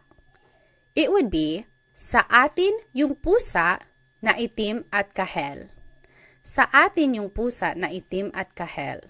Remember to say and if you have more than one adjective. It's just the word at. That means and. Now, the alternative way to say this would be, sa atin yung itim at kahel na pusa. So, na is still there because itim and kahel end with a consonant. There's nothing to make a contraction for. So, sa atin yung itim at kahel na pusa. All right, number 3, the new clothes are not yours. Singular. New means bago. Clothes is mga damit. So this is a way to kind of negate a thought. So it's not something we've seen so far, so this is how you do it. Hindi sa iyo yung mga damit na bago. So everything here is the same. We've already learned it. Pronoun, then it's yung, then it's object, then it's not, and then bago, the adjective. The only difference is that we've added the word hindi, which means no, but in this sentence, it can mean not. So the new clothes are not yours. Hindi sa iyo yung mga damit na bago. So that's how you would say not. And the alternative way to say it is, hindi sa iyo yung mga bagong damit. Hindi sa iyo yung mga bagong damit. Here you can make the contraction, bago na damit. Could just be bagong damit. All right, now let's practice with some demonstrative pronouns. Ito means this or these. Yan means that or those. If you wanted to say this is mine, it would be sa akin ito. Sa akin ito. Or you might hear sakin to. Sakin to. So a lot of people just put all the words together or shorten it. Sakin to, this is mine. That is yours is sa iyo yan. Sa iyo yan. So the pronoun goes first, and then it's the demonstrative pronoun. You might hear sa'yo yan. Sa'yo yan. And then lastly, that's not mine. Again, negating the thought. It would be hindi sa akin yan. Hindi sa akin yan. Or hindi sa akin yan. Hindi sa akin yan. All right. Now let's do some examples. First, it's the pronoun, and then it's the demonstrative pronoun. And these are the pronouns we learned. So now take a minute and do these examples. If you wanted to say those are his, it would be sa kanya yan. Sa kanya yan. Number 2, these are ours. Exclusive would just be sa amin ito. Sa amin ito. So we are just following that sentence structure, pronoun, then the demonstrative pronoun. Number 3, that's not yours. Plural is hindi sa inyo yan. Hindi sa inyo yan. So you just add the word hindi at the beginning to mean not. Okay, so let's just do a quick recap. We learned so much in today's episode. We learned the different types of possessive pronouns. Certain pronouns can go at the beginning of the sentence, and some do not ever go at the beginning, so remember to keep track of that. We also learned the different sentence structures and how to use the possessive sentence markers and demonstrative pronouns throughout these sentences. We also learned how to use English throughout these phrases if we don't know the word in Tagalog. And then we did lots of practice questions throughout the lesson, which I hope will help you understand some of these concepts. Now, let's go back to these phrases that we learned at the beginning. I want you, for your homework, to try and translate them, and I will put the answers in the video description. And then you can go over it. If you have any questions, feel free to write them in the comments. And if you need some more Tagalog resources, please feel free to follow me on Instagram, TikTok, or Facebook. I post shorter videos throughout the week to help you practice. And then feel free to check out my Amazon storefront. I have lots of good links in there for Tagalog resource books that I think are helpful. Also some Filipino-inspired products which I think you might enjoy. I also have a Stan store which has products in there, and then also I have some group classes. So if I'm holding any group classes, you might be able to sign up. Well, thank you so much for spending some time with me today. I will see you in our next Tagalog Time episode. Paalam!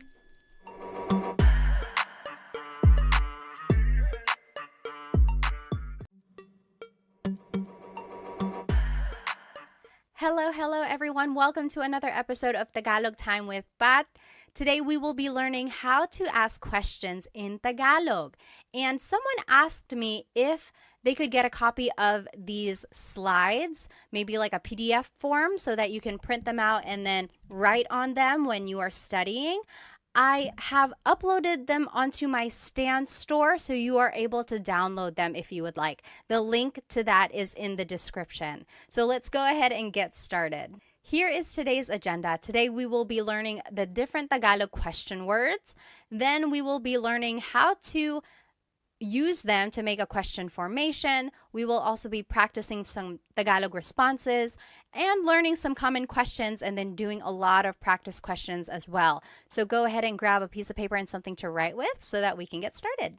So here are some Tagalog question words. There are a lot, and then we're going to be talking about them and then some variations as well.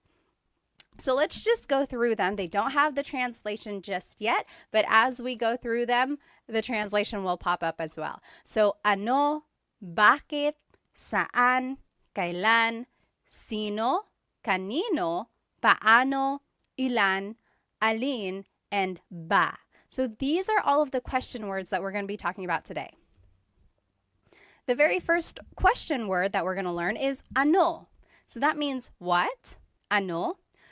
If you have ever heard a native Tagalog speaker, they might sometimes say ano as a filler in their conversation. Like if they can't think of the word, they say yung ano, yung ano. So it's like sometimes it can mean or the thing, but technically it means what. So here are the different ways to use ano in a question. So ano, then the word ang, then a noun. So for example, ano ang pangalan mo? What is your name? Ano ang pangalan mo? And I underlined pangalan because that's the noun. Your response could be, ang pangalan ko ay Pat. That literally means my name is Pat. But you might also hear someone say, Pat ang pangalan ko. Pat ang pangalan ko. That also means my name is Pat. Or you might just hear someone say, ako si Pat. Ako si Pat. I am Pat. So all of those are the different ways to respond. I will say the most common response in casual conversation is, ako si Pat. So ano ang pangalan mo? Ako si Pat. After that, the most common response would probably be, Pat ang pangalan ko. Pat ang pangalan ko.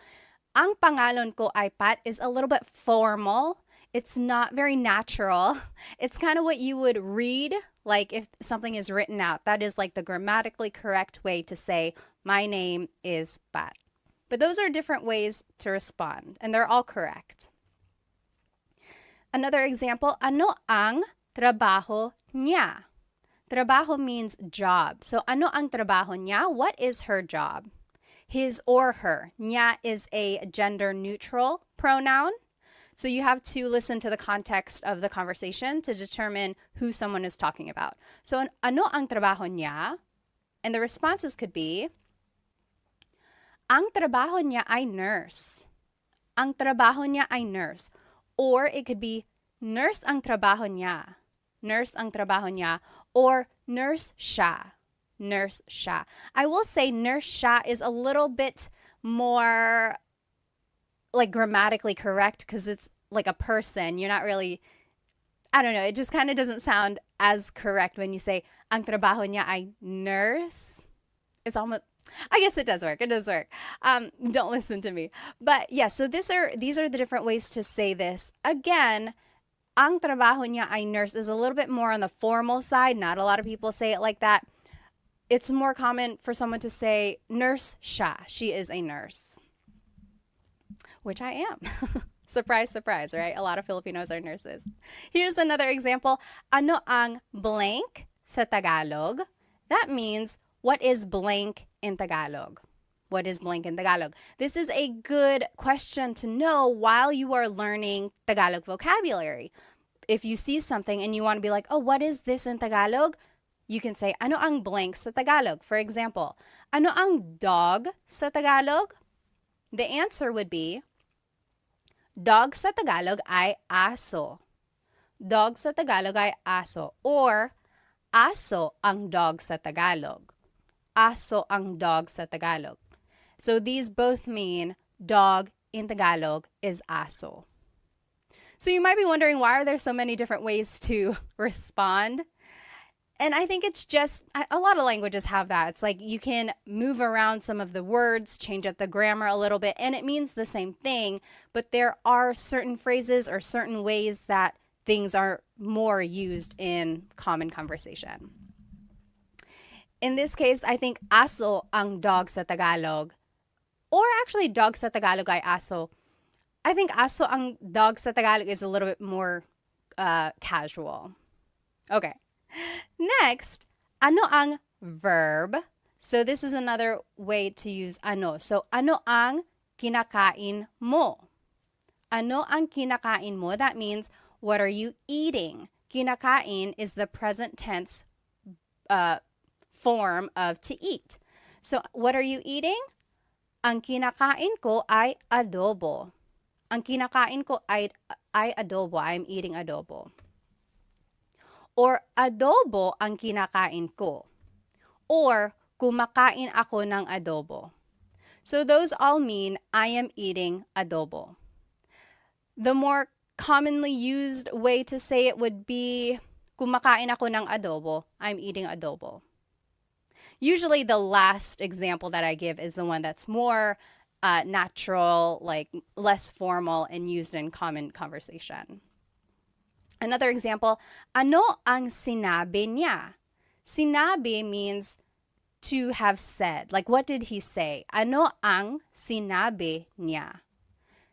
Responses could be, ang sinabi niya ay hindi. He said no. Ang sinabi niya ay hindi. Or, hindi ang sinabi niya. Or, sinabi niya hindi. Those are the different ways to say, he said no. Again, I would hear sinabi niya hindi, or hindi ang sinabi niya. Just a note about sinabi, you might hear someone say, sabi niya hindi. Sabi niya hindi. Technically, the past tense conjugation of sabi is sinabi, but people shortcut it and say sabi niya hindi. So if you hear that, that's what it means. Next, ano ang ginagawa mo? What are you doing? Ano ang ginagawa mo? And some responses, gumagawa ako ng cake. I am making a cake. And I'm going to explain this in a minute. Nanonood ako ng TV. I am watching TV. So why did I respond this way to this question? Gawa means to make or to do. So if someone asked you, ano ang ginagawa mo? They could be asking, what are you doing? And I responded, nanonood ako ng TV. I'm watching TV. Or if someone asks, ano ang ginagawa mo? That could also mean, what are you making? So I responded, gumagawa ako ng cake. I'm making a cake. So that's just the different ways gawa can be used. And then just another little note here, you'll see in the blue, verbs can be in any tense. So when you are using ano with a verb, it could be asking about what someone did in the past, what someone is doing currently, or what someone will be doing tomorrow or in the future. So verbs can be in any tense. And if you need a review of the different ways to conjugate verbs in Tagalog, go ahead and watch my previous videos. I have a video just for present tense conjugation, and then the video after that is for past and future tense. Once you get the patterns down, it's just a matter of learning new vocabulary and trying to remember the different ways they're conjugated. Okay, so here are the different uses for ano. So, ano na means what's up. Na is an emphasis word, or sometimes it means already.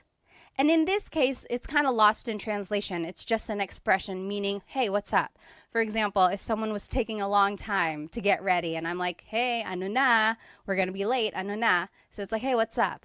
Or if you haven't seen someone in a very long time, you're like, oh, ano na, hey, what's up? So that's just a different way to use ano na. Next, ano ba means what the heck. And ba is a question word, and we'll learn how to use that later at the very end of the lesson. But in this case, again, it's lost in translation, but it means like, what the heck? So for example, if someone bumped into you and they didn't say sorry, you can say, ano ba? Ano ba? What the heck? Or if someone is just joking with you, you can say, ano ba? Okay, so it's an expression meaning what the heck. Next, ano daw? That means what did they say? So daw means like you're referring to someone else after they've said something. So ano daw? What did they say? Ano daw? Next, ano ito? What is this? And then ano iyan? What is that? So that's just the different ways to use the demonstrative pronoun this and that. Ano ito? Ano yan? What is this? What is that? And then there's another demonstrative pronoun. Ano yun? Ano iyon? So what is that over there? So what is this? What is that? What is that over there? So it's like a little bit farther. That's the difference there. And then anong problema? What's the problem? Anong problema? So the NG at the end there is like ano ang problema, and you can put it together and it would be anong. So anong pangalan mo? That also works. Instead of ano ang pangalan mo, you can put it together, anong pangalan mo? And you will see this happen to a lot of the question words that we'll be learning. Anytime the previous word ends in a vowel, you can usually make this contraction or like putting the words together. You'll see that. Now let's just practice using ano. So on the left side, let me turn off my screen, so sorry. So on the left side here, you will see the rules that we just learned. So ano ang plus a noun. The example was, ano ang pangalan mo? Ang pangalan ko ay Pat. Or Pat ang pangalan ko, or ako si Pat. Again, remember, ako si Pat is the more casual way to respond. And then the next example we learned was ano ang plus a verb. So ano ang kinakain mo? What are you eating? And then those are the responses. Kumakain ako ng adobo. Now what I want you to do is to translate these examples. So they're in Tagalog. I want you to translate them to English. So number 1, what are you cooking? And then I gave you a vocab hint. Niluluto means cooking. Number 2, what is his girlfriend's name? Nobya means girlfriend. Number 3, what is cat in Tagalog? 4, what did Mark and John eat yesterday? Kinain means ate.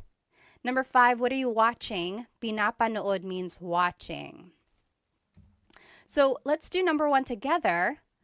What are you cooking? Ano ang, and then the verb, right? So we're just following this sentence structure number 2. Ano ang niluluto mo? Ano ang niluluto mo? What are you cooking?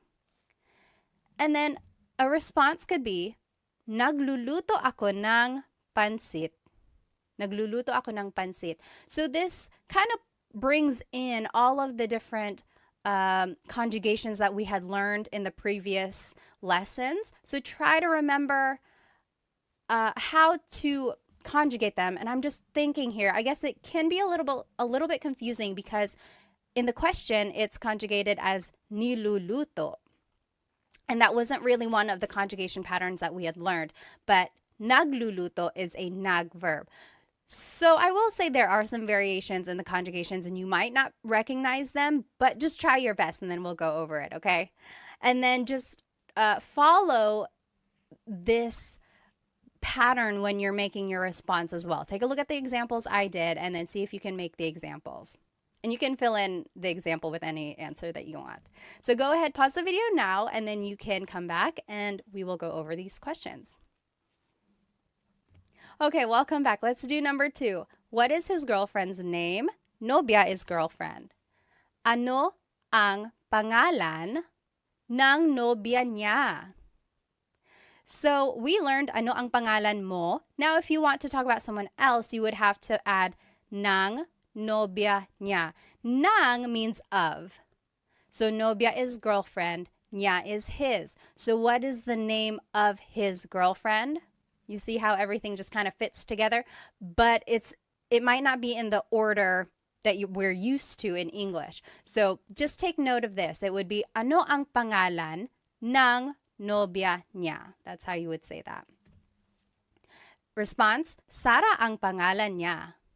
Sara ang pangalan niya, or siya si Sara. Siya si Sara. Something like that, okay? Number 3, what is cat in Tagalog? Ano ang pusa? Oh gosh, I just told you. Ano ang cat sa Tagalog? Pusa ang cat sa Tagalog. Pusa ang cat sa Tagalog. Next, what did Mark and John eat yesterday? Ano ang kinain nila Mark at John kahapon? Ano ang kinain nila Mark at John kahapon? I want to show you this word nila. This is like a sentence marker that is used to indicate people. So it's like their ownership. When it's multiple people, Mark and John, it's nila. When it's just one person, it's ni. So for example, if it was just Mark, ano ang kinain ni Mark kahapon? Ano ang kinain ni Mark kahapon? It's just one person. But when it's multiple people, you have to use nila. Ano ang kinain nila Mark at John kahapon? Response, kumain sila ng lechon kahapon. Kumain sila ng lechon kahapon. So, sila is the pronoun here. And that's a subject pronoun. So, kumain sila ng lechon kahapon. Using subject pronouns can be tricky, and I don't expect you to know these pronouns or these conjugations right off the bat, but hopefully you can recognize them, and then from these examples, use them this way in the future, okay? So don't get too worried if you're not getting the questions right. Just use this as a way to learn them, okay? Number 5, what are you watching? Ano ang pinapanood mo? Ano ang pinapanood mo? The response, pinapanood ko yung bagong pelikula. I'm watching a new movie. Pinapanood ko yung bagong pelikula. Or pinapanood ko yung TV, something like that. You might also hear someone say, nanonood ako ng TV. So we learned in the previous lessons, nanonood or manood means to watch. But this one is pinapanood, and it's focusing more on the object. So the movie or the show, pinapanood. Okay. Next question word is bakit. Why? Bakit. And here is one way to use it. Bakit plus an adjective plus the word ang and then a noun. So for example, bakit madumi ang kotse? Bakit madumi ang kotse? Why is the car dirty? And then the response, madumi ang kotse kasi maputik sa labas. Madumi ang kotse kasi maputik sa labas. So the car is dirty because it's muddy outside. Maputik means muddy, labas means outside. Okay, and then another example is, bakit mainit ang cellphone ko? Why is my cell phone hot?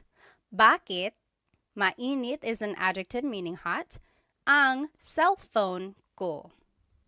And then a response, mainit ang cellphone ko dahil masyado kong ginagamit. My cell phone is hot because I'm using it too much. So hopefully you can see here the pattern that we are following. Bakit goes first, and then it's the adjective, and then it's the word ang, and then it's the noun. Or you could also do bakit plus a pronoun and then a verb. So bakit ka umiiyak? Why are you crying? Bakit ka umiiyak? Some responses, umiiyak ako kasi nawawala yung aso ko. I'm crying because my dog is lost. Umiiyak ako kasi nawawala yung aso ko. Nawawala means lost or missing. Another example, bakit mo ginawa iyon? Why did you do that? Bakit mo ginawa iyon? Ginawa ko yun dahil mahal kita. I did that because I love you. Ginawa ko yun dahil mahal kita. You might hear me saying yun, as if there's no I, and that's commonly how it's pronounced. You might hear people say, ginawa ko iyon dahil mahal kita, but usually the letter I sound is dropped. And then another way to use bakit plus a verb. Bakit umiiyak si Michelle? So bakit plus a verb, bakit umiiyak si Michelle? Why is Michelle crying? Umiiyak si Michelle kasi nakakalungkot yung palabas. Michelle is crying because the show is sad. Nakakalungkot means it's like feeling sad, makes someone feel sad. Yung palabas, the show. So those are the different ways bakit can be used. And again, verbs can be in any tense, like we saw in ano. I want to point out the different responses that you can say when you're using bakit questions.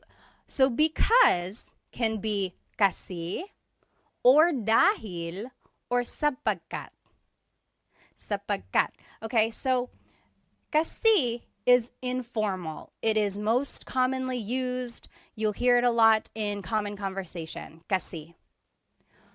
Dahil is also used a lot. We saw it in the examples. But it's a little bit more formal. But it can also be used casually. And then sapagkat is very formal. It's rarely used. It's almost like Shakespearean. You'll see it in like writing, or someone might use it maybe to prove a point or something, but it's not used a lot. It's almost like a deep Tagalog, really. So here are those examples again, and you'll see the kasi and dahil. So umiiyak ako kasi nawawala yung aso ko. I am crying because my dog is lost. So there's kasi.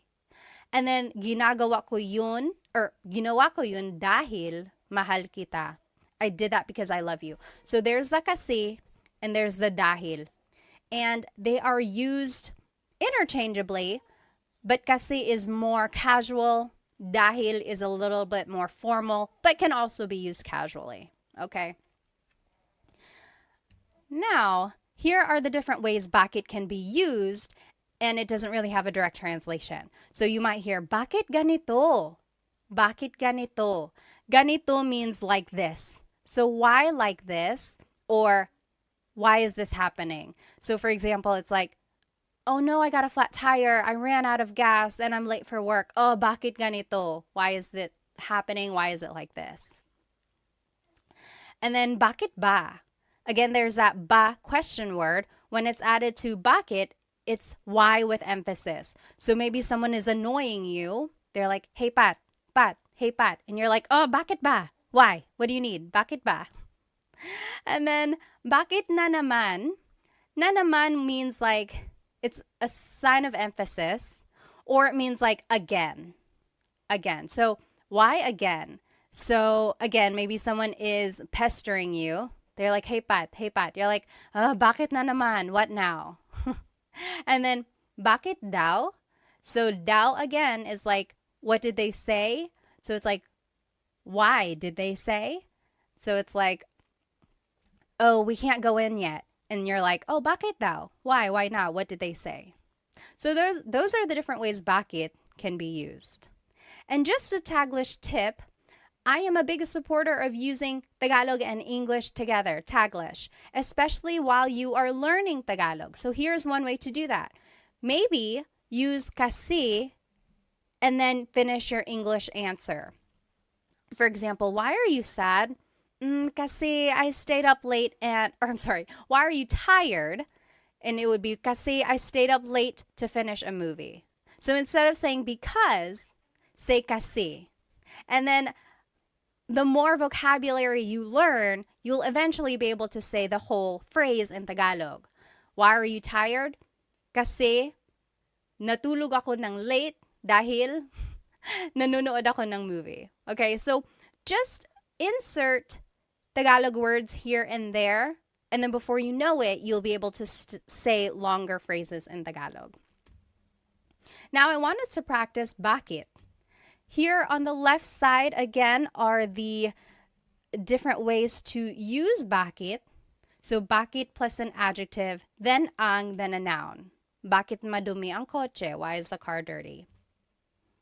Or bakit plus the pronoun plus a verb. Bakit ka umiiyak? Or bakit plus a verb. Bakit umiiyak si Michelle? Why is Michelle crying? Okay, so those are the different sentence structures when using bakit. And just a tip, when you're making a response, you can use kasi or dahil. Remember, that means because. Here are the questions that I want us to translate. So why are you sad? Malungkot, to be sad. Let's do this one together. Why are you sad? It would be bakit. Then it's the pronoun ka. And then it's the adjective malungkot. Bakit ka malungkot? So that kind of falls under the rule number 2. Bakit plus a pronoun. Instead of a verb, it can be an adjective. Okay, so bakit ka malungkot? Your response, malungkot ako kasi ... I am sad because, malungkot ako kasi namimiss ko ang tatay ko. I'm sad because I miss my dad. Okay, so you can fill in the rest of your response with whatever you want, but hopefully it starts with this same format. So, malungkot ako kasi ... So take a minute, pause the video now, and then we will go back and answer these questions together. Okay, welcome back. Let's start with number 2. Why is Bea laughing? Tumatawa is laughing. So, bakit tumatawa si Bea? Bakit tumatawa? So, there's the bakit, there's the verb. Si Bea. So, it's referring to Bea. Bakit tumatawa si Bea? Tumatawa si Bea dahil Bea is laughing because nanonood siya ng comedy, because she's watching a comedy. Next, why is Sam's car broken? Kotse is car, sira is broken. Bakit sira ang kotse ni Sam? So this one kind of falls under the rule number 1, bakit, and then adjective, and then ang, and then the noun, kotse. And then ni Sam just indicates the ownership of Sam. So, bakit sira ang kotse ni Sam? Response could be, sira ang kotse ni Sam kasi luma na siya, because it's old. Sira ang kotse ni Sam kasi luma na siya. Next, why are the kids fighting? Mga bata is kids, nag-aaway is fighting. Bakit nag-aaway ang mga bata? So there's bakit and then there's a verb. So there's rule number 3. Bakit plus a verb. Bakit nag-aaway ang mga bata?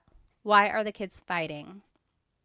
The response, nag-aaway sila dahil magkaiba ang gusto nilang laruin. They want to play with different things. So a couple things I want to point out. Nag-aaway sila. So instead of repeating mga bata, I just said sila, they. And you can do that. Or you could have said, nag-aaway ang mga bata dahil, like you can repeat it again. Or you can use a pronoun like I did. Nag-aaway sila dahil. And remember, you could have said kasi. So it's interchangeable. You'll see in my answer, sometimes I use kasi, sometimes I use dahil. Magkaiba means different. Ang means is. Gusto is to like. Nilang laruin. They are playing. They want to play with different things.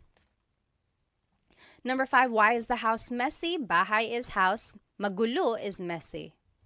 Bakit magulo ang bahay? So this one is just directly following rule number 1. Bakit, then an adjective, then ang, then a noun. Bakit magulo ang bahay? Response, magulo ang bahay kasi the house is messy because nagparty kami kagabi. We had a party yesterday. So if you can recognize the different patterns that were used here, that's kind of where it comes from, these questions. And you can add things afterwards to make it specific, like, is it belonging to someone? Are we talking about a place or something like that? So follow these rules on the left side, and then if you have to, add more information at the end. And then when you're making a response, that is where you choose kasi or dahil, and then bring in part of the question into your response as well. If you have any questions about anything we're learning, please feel free to write it in the comments and I will try to respond. The next question we are going to learn is saan. Saan means where. So saan plus a verb. That's an example of how to use this. Saan matutulog si Bobby? Saan matutulog si Bobby? Where is Bobby going to sleep? A response is matutulog si Bobby sa sala. Bobby is going to sleep in the living room. Matutulog si Bobby sa sala. Now, you might also hear saan plus a pronoun plus a verb. For example, saan ka pupunta? Where are you going? Saan ka pupunta? That should have saan. It just says sa there. Sorry about that. So then the response, pupunta ako sa tindahan. I am going to the store. Pupunta ako sa tindahan. So that's the difference there. If you are talking about someone specific, you would add si and then their name. Saan matutulog si Bobby? Or if you just want to use a pronoun, the pronoun would go right after the question word. Saan ka pupunta? Okay, so those are the different ways to use it. I do want to point out that your response has this word sa. Sa. When the question is saan, the response is sa. Sa is a preposition and it means at a place, but it can mean to or from or something like that. So sa has a lot of different translations depending on the context. In this case, it means at a place or to, okay? Next, there's this question word, nasaan. So it's similar to saan, but it's nasaan. And here are the different ways to use it. Nasaan plus ang plus a noun. For example, nasaan ang CR? CR is comfort room in Tagalog, or in the Philippines, that's what they refer to the bathroom as. Where is the bathroom? Nasaan ang CR? The response, nasa labas ang CR. The bathroom is outside. Nasa labas ang CR. Or you could ask about a person. Nasaan si a person? Nasaan si nanay? Where is mother? Nasaan si nanay? The response, nasa trabaho si nanay. Mother is at work. Nasa trabaho si nanay. Now I want to point out that the responses all start with nasa. Okay, so when the question is nasaan, now your response has to have nasa. So that was a difference that's here. So when it's saan, the response has sa. When it's nasaan, the response has nasa. So just to go over it, when do you use saan? When do you use nasaan? Saan napunta ang cellphone ko? Where did my cell phone go? Versus nasaan ang cellphone ko? Where is my cell phone? Saan always goes with a verb. When you're asking about a verb or something that has happened with like an action, then you use saan. Saan napunta? Saan napunta? The root word of punta means to go. So napunta means went. Where did my cell phone go? Saan napunta? There's the verb. And then the response is sa. Oh, sa kotse. And then nasaan ang cellphone ko? Nasaan plus the word ang plus a noun. So when you're asking about the location of something, then it's nasaan. So it's like nasaan noun, nasaan noun. Anytime there's like the ends, try to remember that. So your response has nasa. Nasaan ang cellphone ko? Nasa bag ko. It's in my bag. Okay? So this is just to look at it again. These are the examples we just saw. You might hear someone say asan or saan when they're referring to nasaan. So that's just like a short way to say it. So instead of saying nasaan ang CR, someone might ask asan ang CR? Where is the bathroom? Or they might even just say saan ang CR, even though technically it should be nasaan. So people shorten it, but technically, just so you know, it should be nasaan. Okay? Now let's take a look at this response. Nasa labas. Nasa labas ang CR. The bathroom is outside. These are the location vocabulary. So let's take the question, nasaan ang susi? Where is the key? Susi is key. Nasa labas, it's outside of the car. Nasa labas. Or nasa loob, it's inside the car. Nasa loob ng kotse. Nasa ibabaw, it's on top. Nasa ilalim, it's under. Nasa tabi, it's beside. So if you wanted to be specific, you would add the object afterwards. Nasa tabi ng kotse, it's beside of the car. Ng kotse. Nasa tabi ng kotse. So those are just the different location vocabulary words that you might hear. And just the sentence structure for the response, it would be nasa plus the location word that we just learned. Then it's nang, then it's a place, then it's ang, then the thing. So let's take a look at it. Nasa loob ng kotse ang susi. The key is inside the car. Nasa, loob is the location. There's nang. Kotse is a place or thing. Ang, and then susi is the thing. Okay? Nasa loob ng kotse ang susi. Or nasa ilalim ng kama ang susi. The key is under the bed. Nasa ilalim ng kama ang susi. So people ask me all the time, when do I use nang? When do I use ang? So these words, sometimes they are prepositions, sometimes they are articles that go before a noun.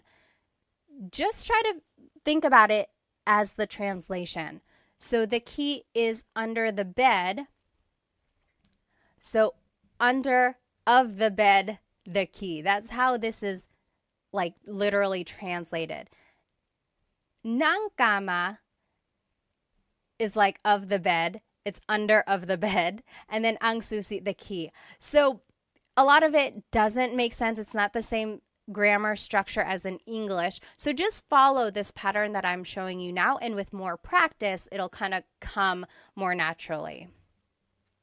Next, nasa, location plus si plus the person. So nasa bahay, si tatay. Nasa, and then the location is bahay. Si, and then the person, si tatay. Father is at the house.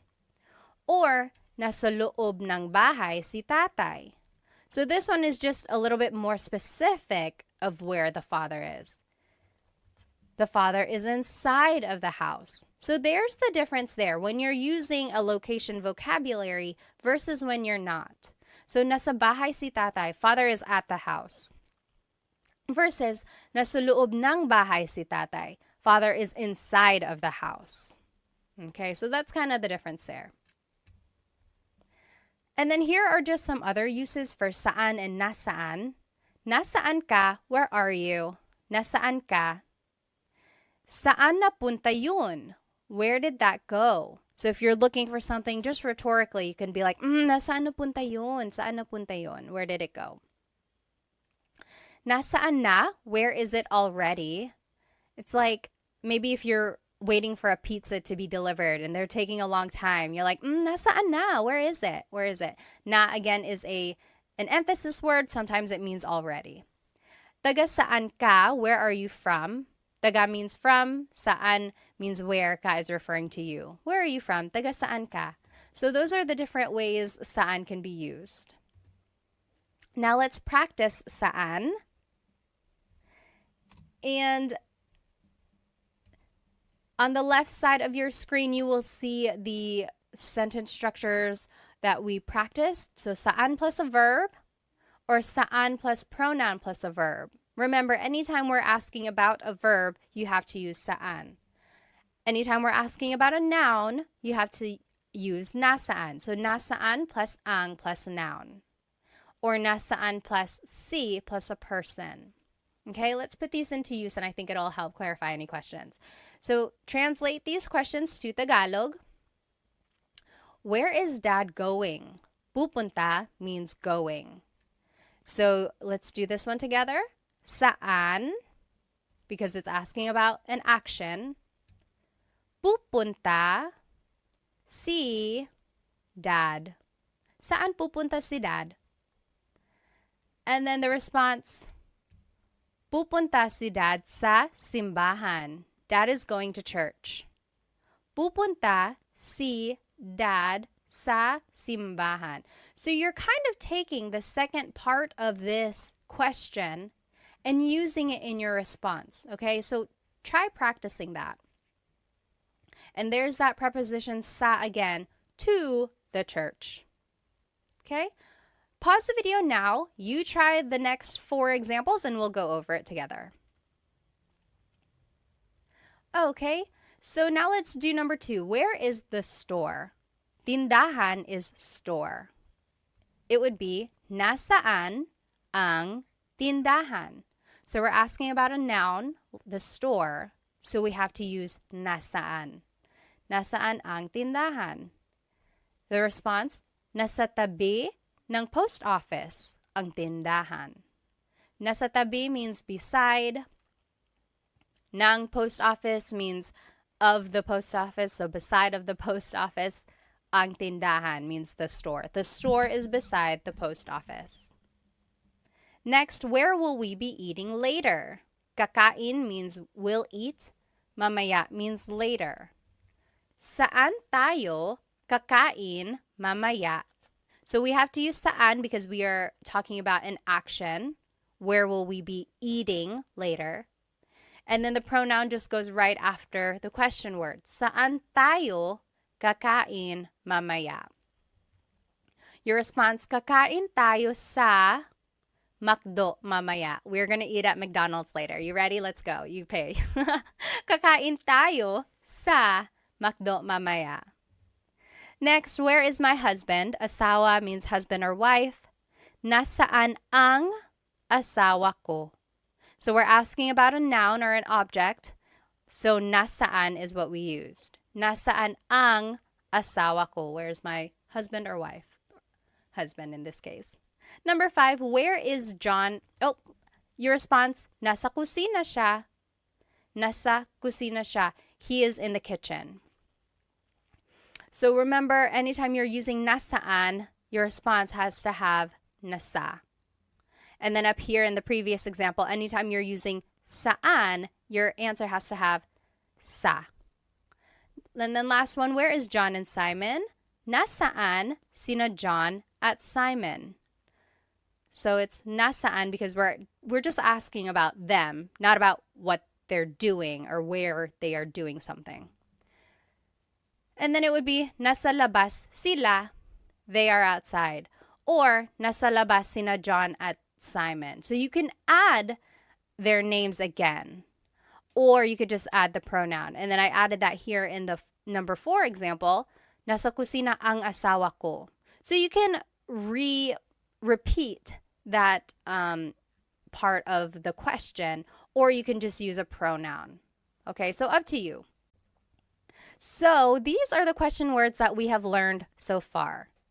Ano means what. Bakit means why. Saan means where. Okay? And this is where we're going. We're going to see what these other ones mean. Now, we're going to talk about kailan. Kailan means when. When. So if you want to use it in a question, it would be kailan ang, and then a noun. Kailan ang kaarawan mo? When is your birthday? Kailan ang kaarawan mo? Sa March ang kaarawan ko. My birthday is in March. Sa March ang kaarawan ko. Kailan ang handaan? When is the gathering? When is the party? Sa Sabado ang handaan. The party is on Saturday. And again, you don't have to add this part at the end. You could just say sa Sabado. Kailan ang handaan sa Sabado? But the longer response, kailan ang handaan sa Sabado ang handaan? Okay, so those are the different ways you can use kailan. There's this word sa again, and in this case, it's being translated as on or at a certain time. So that's where, or that is the leading word in your responses. Next, you can use kailan with a verb. So, kailan aalis si Nadine? When is Nadine leaving? Kailan aalis si Nadine? Aalis si Nadine bukas. Nadine is leaving tomorrow. Aalis si Nadine bukas. So, this is just a phrase, and you use the conjugation patterns that we learned, and then you just answer. So depending on what the question is, just make a statement using that correct tense of the verb. Kailan dumating sina nanay at tatay? When did mother and father arrive?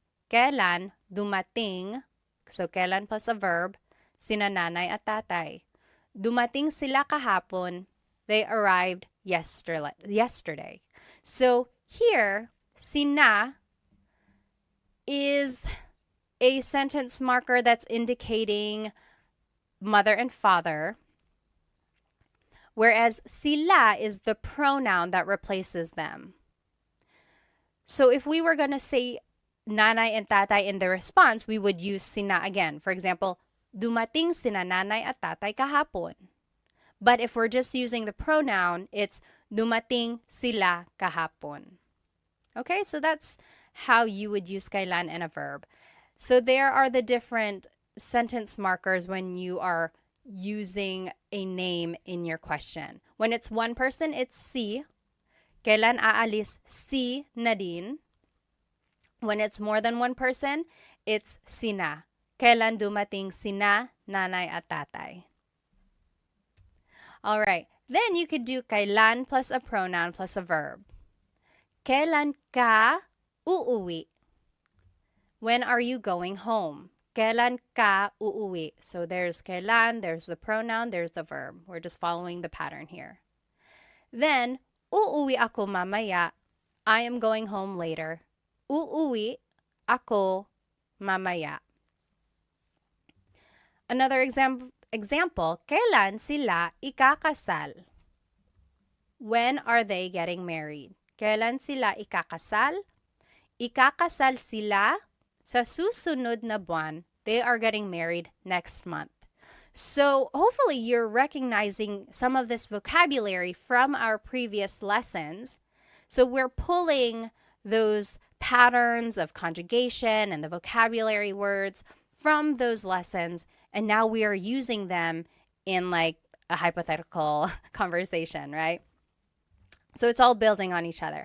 Now I want to show you the responses. The response might have the word nung or sa. We already talked about sa. Let's see what nung means. So nung means something happened in the past. Sa means something will happen in the future. So for example, kailan sila ikakasal?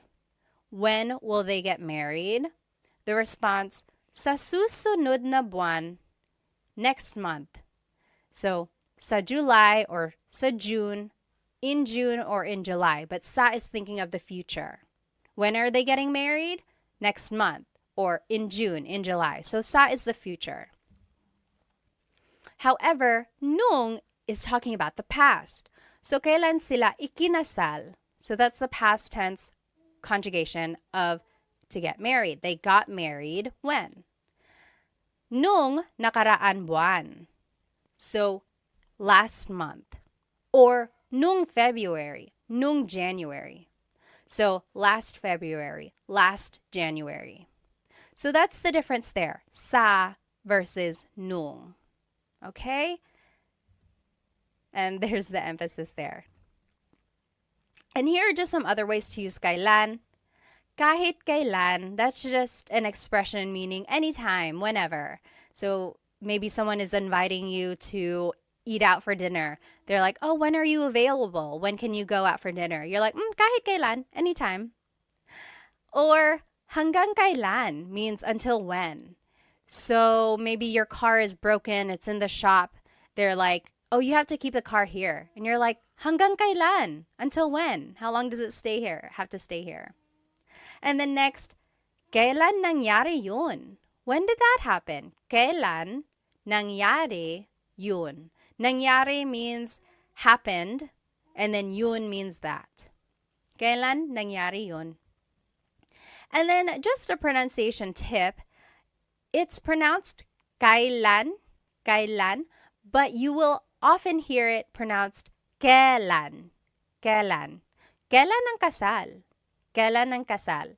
But it's not wrong to hear kailan ang kasal. It's a little bit more formal. Okay. So here are some examples. On the top left here, you will see the kailan rule. So kailan plus ang plus a noun. Kailan ang kaarawan mo? Kailan plus a verb? Kailan aalis si Nadine? Kailan plus a pronoun plus a verb. Kailan ka uuwi? When are you going home? And then here are the examples I want us to practice. Number 1, when is your vacation? Bakasyon is vacation. So let's just follow, I think it would be rule number 1. Kailan ang bakasyon mo? So kailan, then the word ang, then the noun, which is vacation, and then the pronoun. Kailan ang bakasyon mo? The response, sa susunod na linggo ang bakasyon ko. Next week. My vacation is next week. So a couple things I want to point out in the response. It should have the word sa because it's talking about the future, right? It will be next week. So there's sa. And then just try to remember how to phrase things. And if you weren't able to watch or if you don't remember the past lessons, just go from here and just copy my sentence structures. Okay, so moving forward when you answer these questions, see if you can follow these sentence structures. Okay, so go ahead and pause the video now, and then we will go over the examples in just a minute. Okay, so number 2, when are you leaving? Aalis means leaving. Kailan ka aalis? That's just rule number 3. Kailan plus the pronoun plus the verb. Kailan ka aalis? The response, aalis ako sa Lunes. Aalis ako sa Lunes. So there's sa because it's a future action. Number 3, when did Tony come back? Bumalik means came back. Kailan bumalik si Tony? So this is rule number 2. Kailan plus a verb. Kailan bumalik? And then you add si Tony. The response, bumalik si Tony kahapon. He came back yesterday. Bumalik si Tony kahapon. Number 4, when did you buy that? Binili means bought. Kailan mo binili yan? Kailan mo binili yan?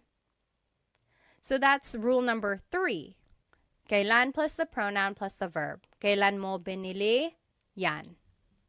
Binili ko yan nung isang linggo.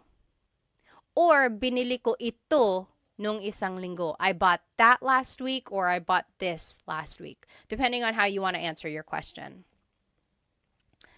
Number 5, when are you going to sleep? Matutulog means will go to sleep. So, kailan ka matutulog? This is just rule number 3. Kailan plus a pronoun plus a verb. Kailan ka matutulog? Matutulog ako mamaya. Matutulog ako mamaya.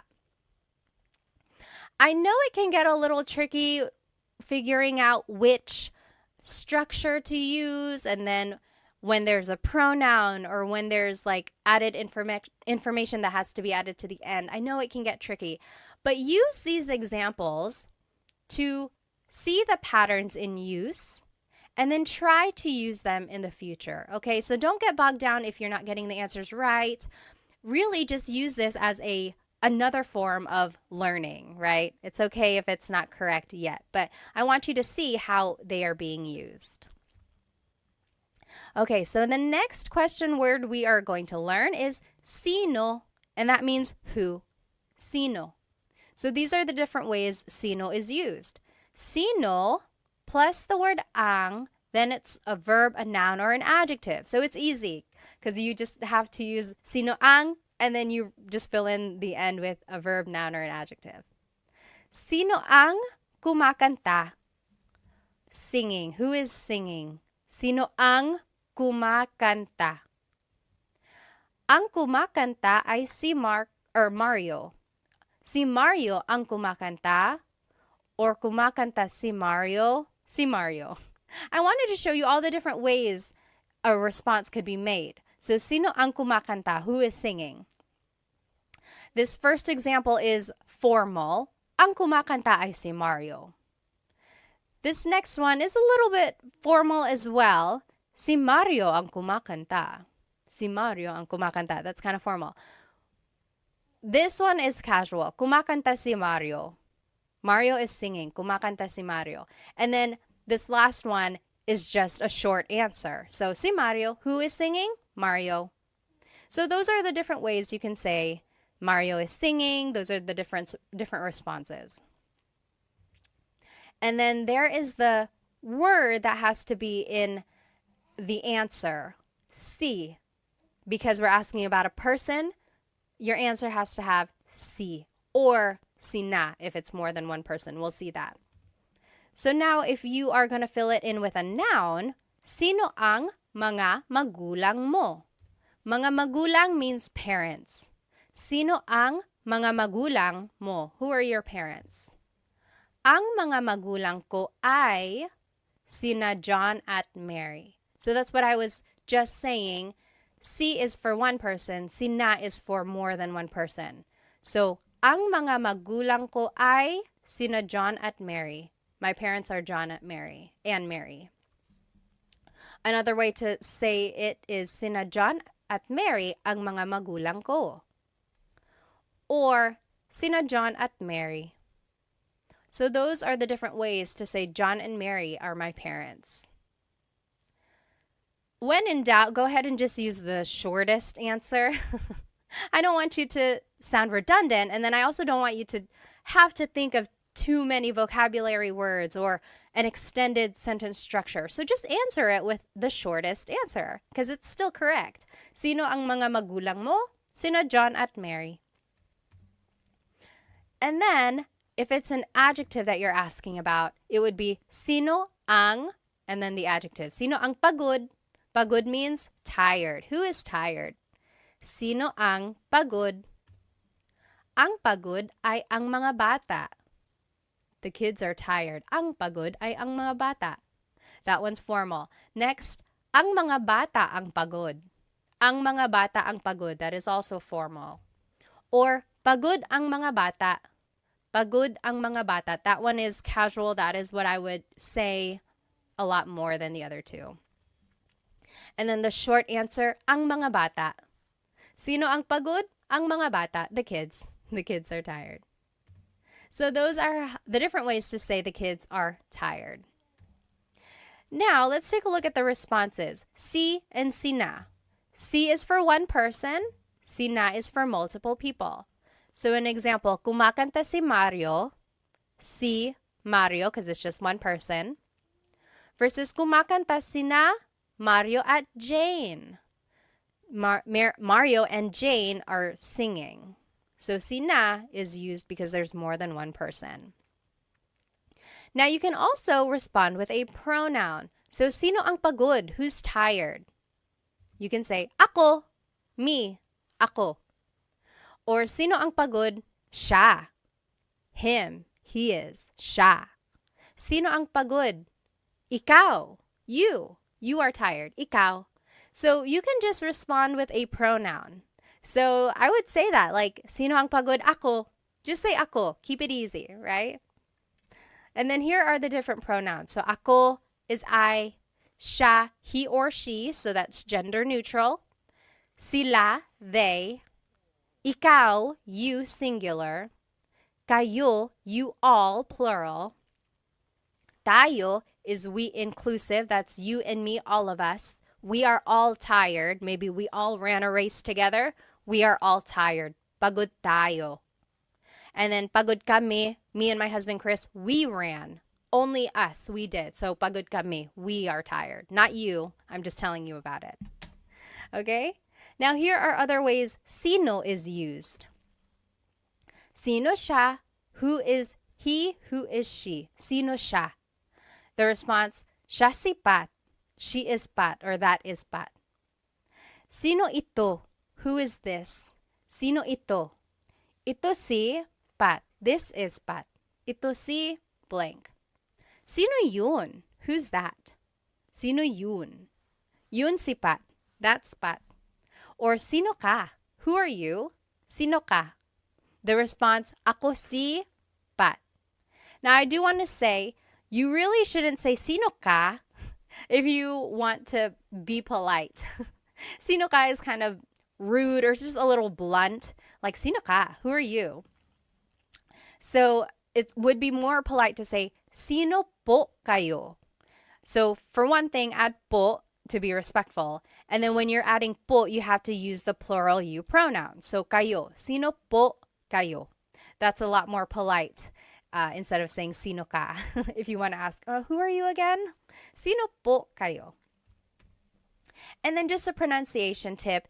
If you have sino ang in a question, you might hear sinong.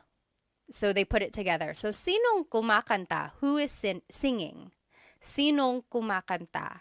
Instead of sino ang kumakanta, it's sinong kumakanta. Okay?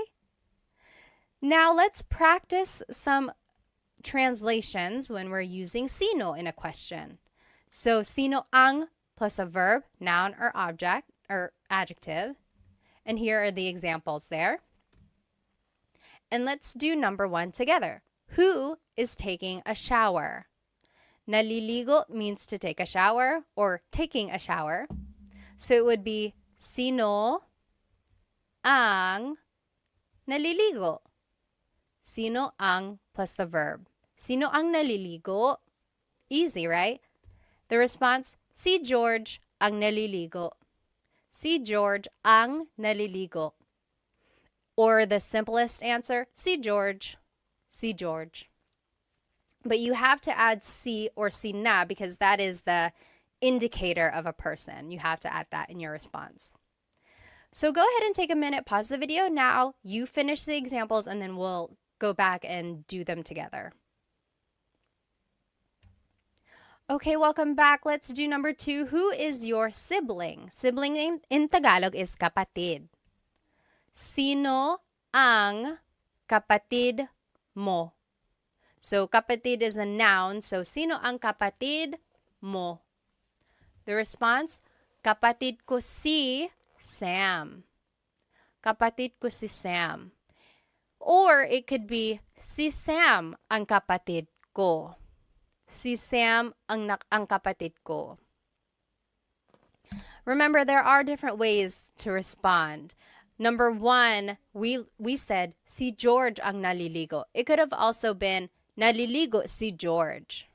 So again, you can look back at the different ways a response can be made. When in doubt, just say the shortest answer.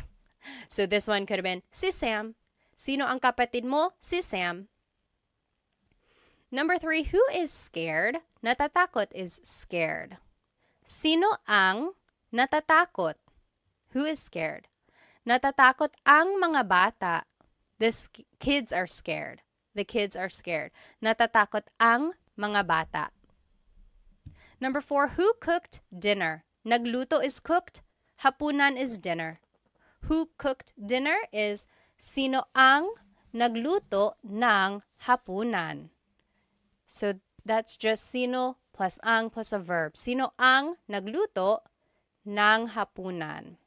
Nang is the sentence marker before the noun. Si Lola ang nagluto ng hapunan. Lola cooked the dinner. Si Lola ang nagluto ng hapunan.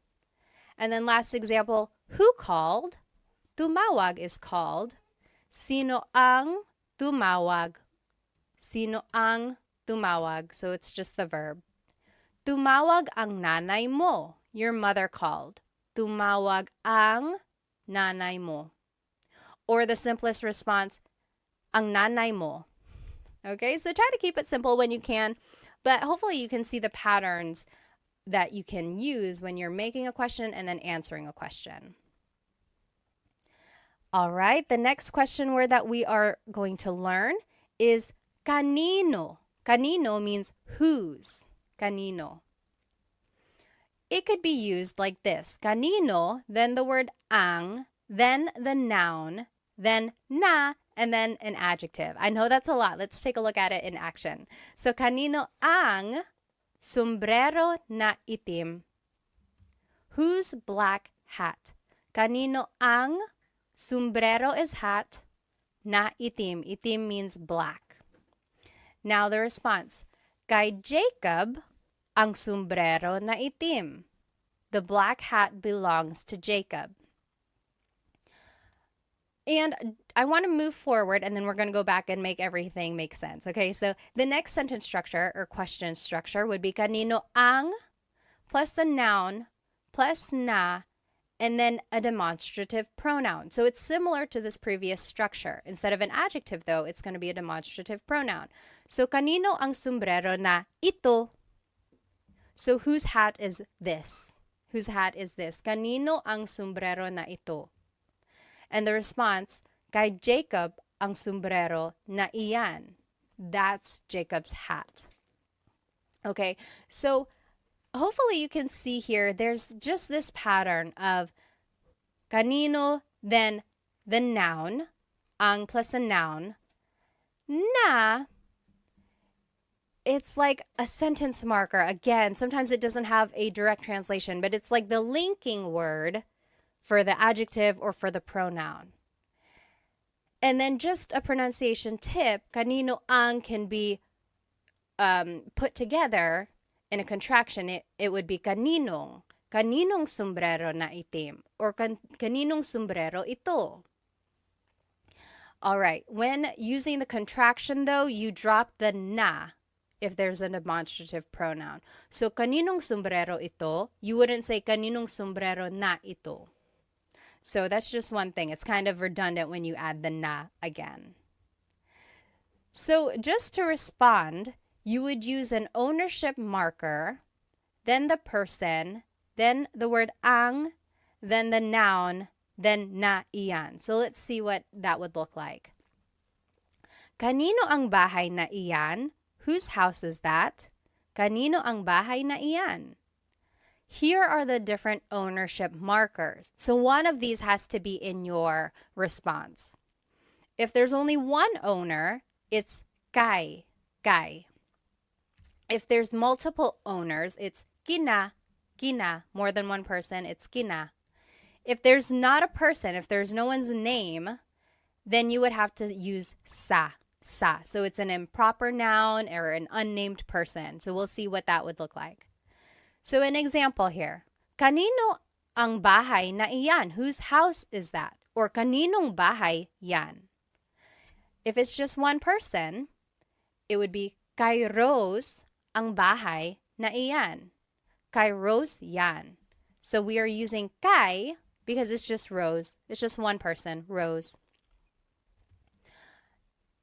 Versus if there's multiple owners, so kaninong bahay yan? Whose house is that? Kina Mike at Ana ang bahay na iyan. Or kina Mike at Ana yan. That is Mike and Anna's house. So I want to point out there's kina. that is when you would use kina when there's more than one person owning that thing. Now, kanino ang bahay na iyan? Whose house is that? Sa kapatid ko ang bahay na iyan. That is my sister's house. That is my sibling's house. Sa kapatid ko ang bahay na iyan. Or sa kapatid ko yan. That is my sister's. That is my siblings. So you see how the person is unnamed? It's just kind of an improper noun. It's like a general answer. So that is when you would use sa, when the person is unnamed. It's just like a person in general speaking. Okay, so here are some more ownership pronouns that you could use when answering a kanino question. So, akin means mine. Iyo means yours singular. Kanya means his or hers. Inyo means your plural. Maybe it's your house, bahay ninyo, or inyo. And then atin is our inclusive. Amin is ours, me and my husband, Chris. And then kanila is theirs. So here's an example of how to use that. Kanino ang bahay na iyan? Whose house is that? Akin yan. That's mine. Akin yan. Or inyo yan. That's yours. You all live in one house. Inyo yan. That's your house. Or kanila yan. That's their house. Kanila yan. Okay, so that's how to use these ownership pronouns. I want to show you, let's go back to the first example we learned. I know it's a lot of words in this one. So, kanino ang sombrero na itim? Whose black hat is this? So, sombrero is hat, itim means black. But they are interchangeable. Like you can switch them around and it would still mean the same thing. For example, kanino ang itim na sombrero? So instead of saying, kanino ang sombrero na itim, you might hear, kanino ang itim na sombrero? So in Tagalog, you can switch the adjective and the noun around and it will still make sense. And why does that happen? It probably just goes back to baybayin or to the evolution of Tagalog in general. So the adjective and the Tagalog vocabulary word can be interchangeable and they mean the same thing. Another example, kanino ang sombrero na pula? Pula means red. So whose red hat is this? You can switch it up and it could be kanino ang pula no sombrero? So we just switched it. But I want to show you that when you switch it, you can make a contraction, meaning you can put pula and na together. And now it would be kanino ang pulang sombrero? Whose red hat is this? Okay, so those are the two things I want you to get out of this slide. First, you can switch the adjective and the noun. So you can switch them in the question and it will still make sense. Second, when your adjective ends with a vowel like pula, then you can make the contraction. Add ng to the end. Instead of saying pula na sombrero, it's pulang sombrero. Pulang sombrero. We can't do that with the word itim because it ends with a consonant. There's nothing to put together. It would still have to stay itim na sombrero. Okay, so to respond to this question, kanino ang sombrero na pula? It would just be, kay Mary ang pulang sombrero. That is Mary's hat, or that hat belongs to Mary. Kay Mary ang pulang sombrero. Okay, so your response has to have the ownership marker, kay, because it's one person, and then you can add the rest of the phrase. But remember, your simplest answer would be kay Mary, kay Mary. Now, let's practice using kanino in a question. So, kanino ang plus a noun plus na plus the adjective. Or kanino ang plus a noun plus na plus a demonstrative pronoun. Kanino ang sombrero na ito versus kanino ang sombrero na itim. And then the response has to have the ownership marker. Remember, kay or kina or sa. Then it's the person. Then it's ang, noun, na, iyan. Or you could just use the simplest answer. Let's take a look at these examples. Whose house is the big one? Whose house is the big one? Malaki means big. Bahay means house. It would be kanino ang, then it's the noun bahay, na malaki. So whose house is the big one? Kanino ang bahay na malaki? The response, here's another way to say it. Kanino ang malaking bahay? So this just goes back to the previous slide. Remember, the adjective and the noun can be switched. And if the adjective ends in a vowel, then you can make a contraction. Malaking bahay instead of malaking na bahay. Malaking bahay. And then the response would be, that's it. The response is actually example number 2. So pause the video now, answer the rest of these questions, and then we will go through it. Okay, welcome back. Number 2, that is Teddy's house. It would be, kay Teddy ang bahay na malaki na yan. Or kay Teddy ang malaking bahay na iyan. Or the simplest answer, kay Teddy. Kay Teddy. Okay, so see if you can recognize kind of where the noun would go, where the adjective would go, and then see that you can switch them up and it would still make sense. Next, number 3, whose child is that? Child in Tagalog is anak. Kanino ang anak na iyan? Kanino ang anak na iyan? So that's rule number 2. Kanino plus ang plus noun plus na plus the demonstrative pronoun.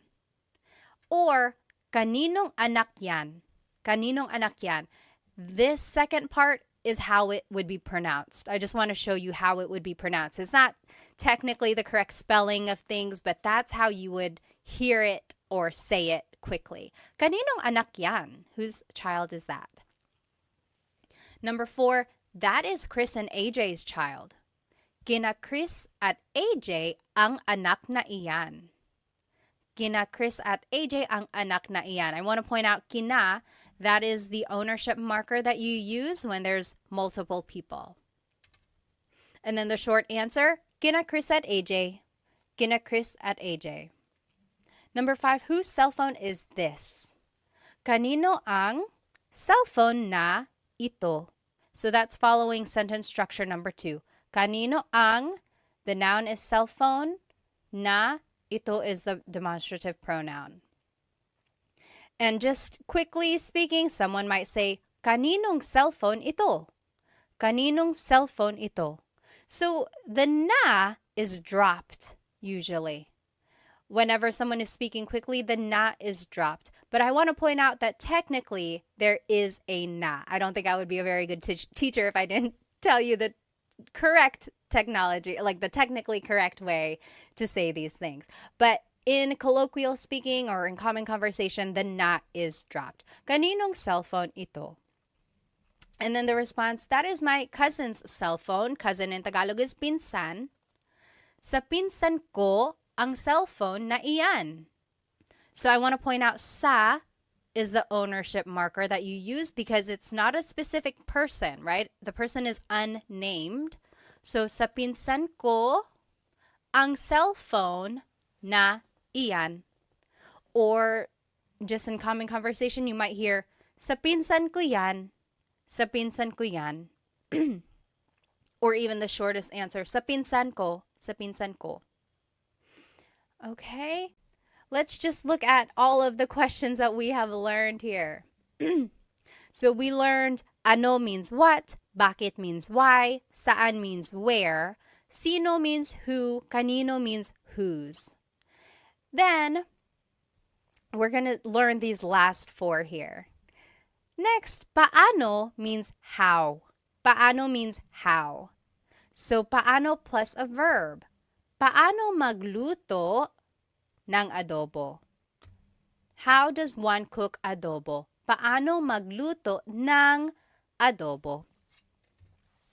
Or paano gumawa ng video? How do you make a video? How does one make a video? Paano gumawa ng video? So there's the paano question word, then it's a verb that follows. And then ng plus a noun. Another way to use paano is paano plus a pronoun plus a verb. So paano ka uuwi? Paano ka uuwi? Paano ka umuwi? How did you get home? Paano ka umuwi? Or, paano mo nalaman yung balita? How did you discover the news? Paano mo, there's the pronoun. Nalaman, there's the verb. Yung balita.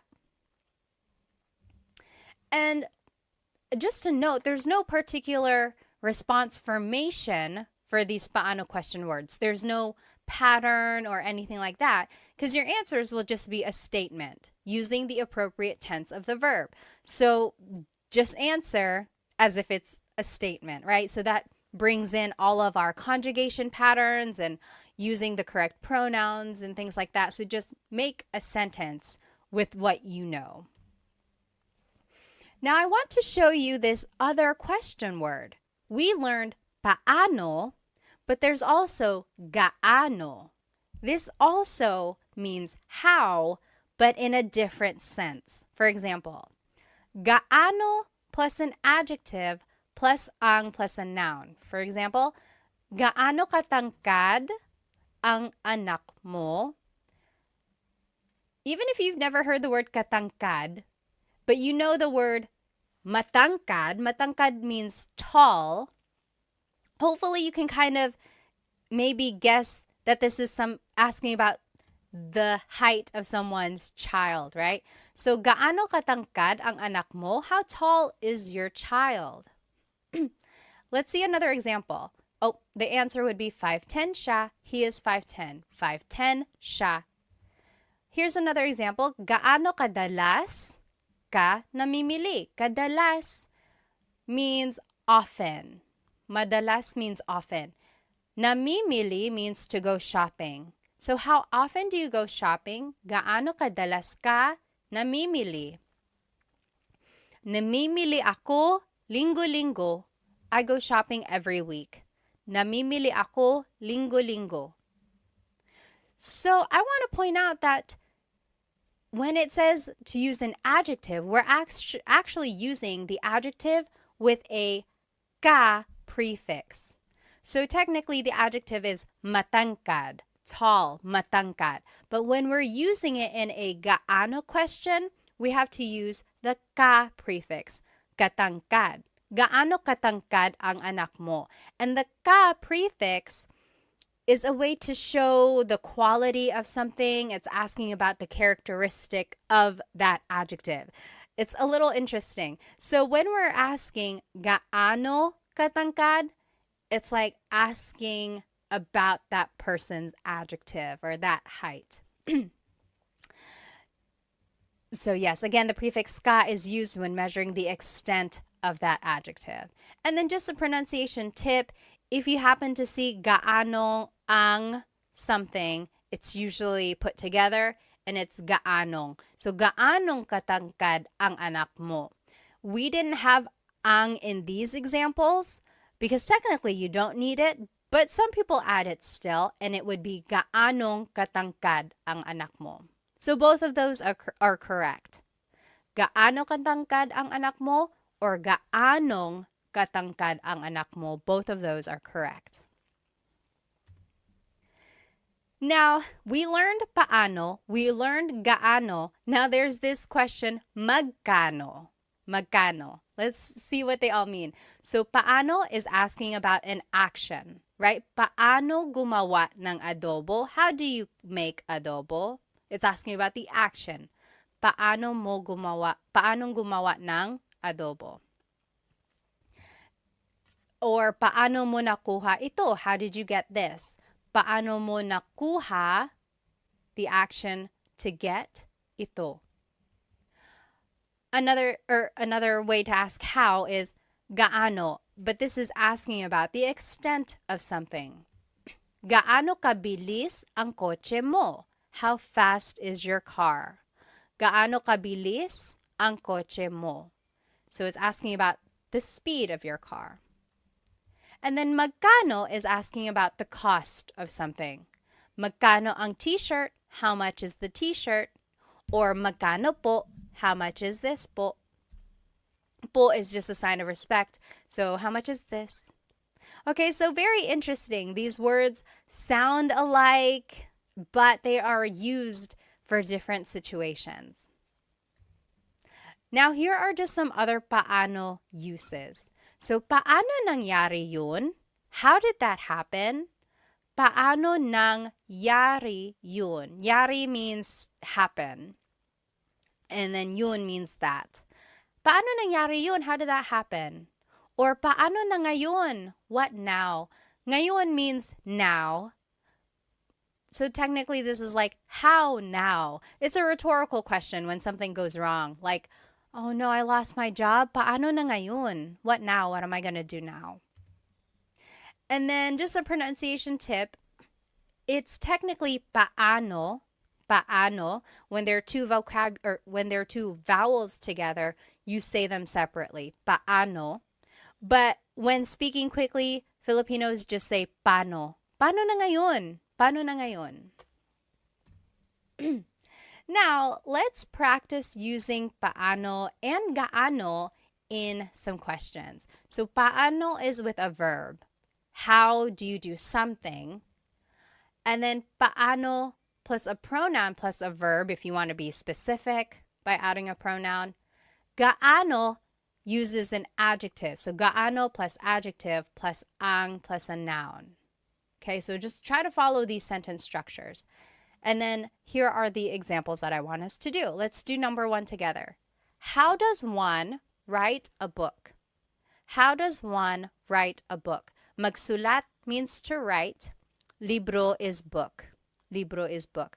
So how does one write a book? This is actually asking about an action. So we would use paano. Paano magsulat ng libro?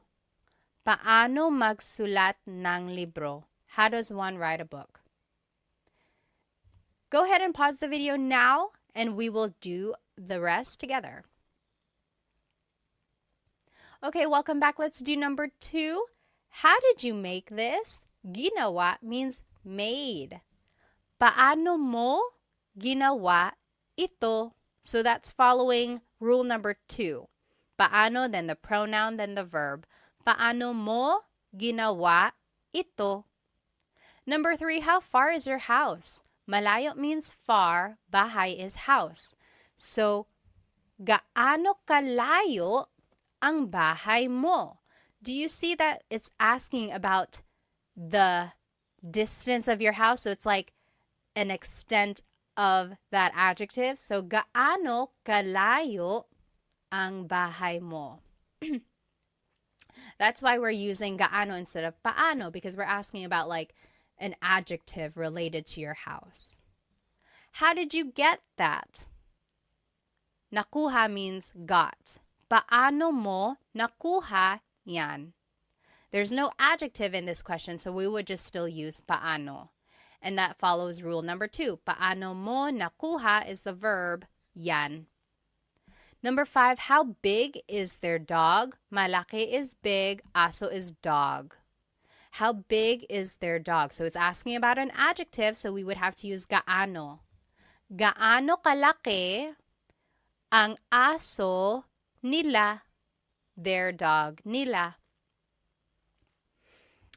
And then number 6, how spicy is the food? Maanghang is spicy, pagkain is food. So it's asking about an adjective, the spiciness of it. So it would be gaano kaanghang ang pagkain. Gaano kaanghang ang pagkain? So in all of these examples, I gave you the adjective in the ma form, right? Malayo, malaki, maanghang. So it's the ma form of the adjective. But remember, when you are using gaano as a question, you have to change the adjective into the ka form. So it has to have the ka prefix because it's asking about the extent of that adjective. Okay, if you have any questions, again, please feel free to write them in the comments. I will try to answer.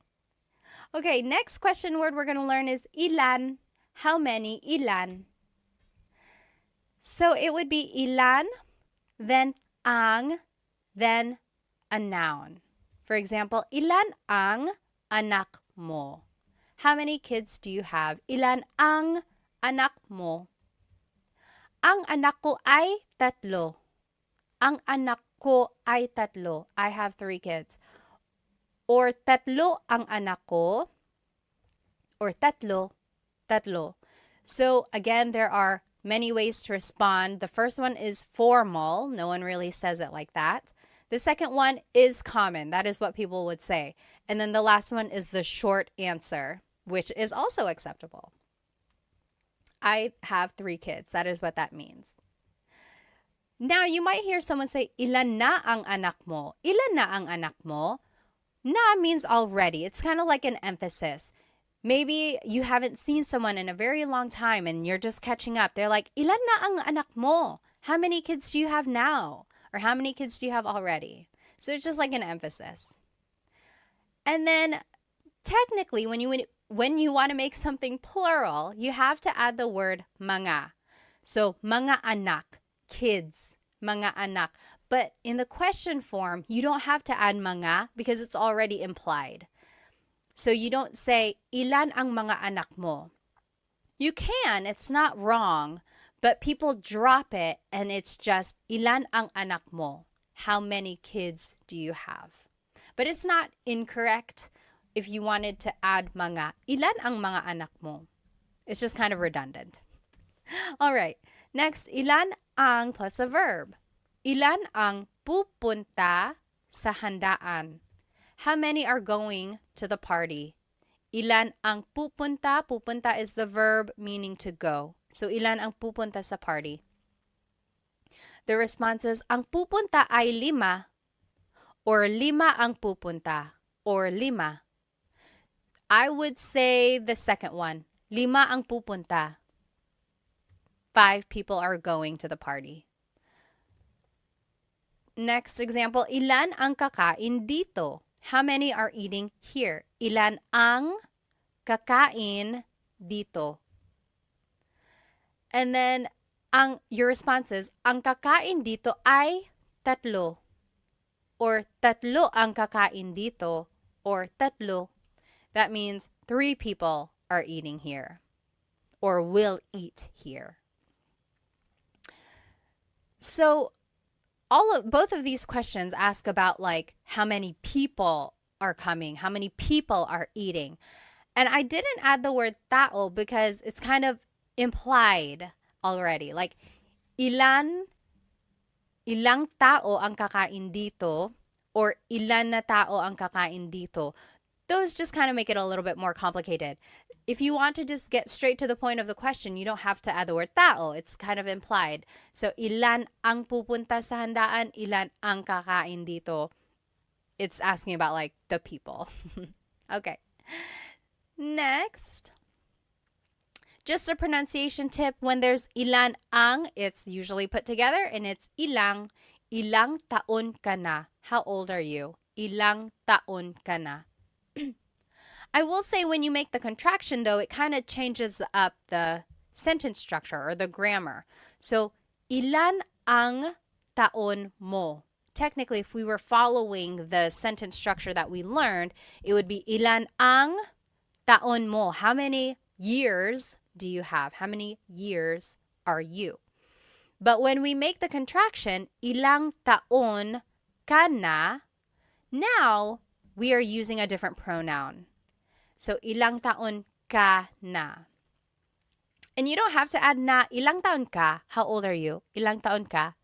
But I do want to point out you have to change the pronoun here when you're making the contraction. And it's just a different form of asking how old are you.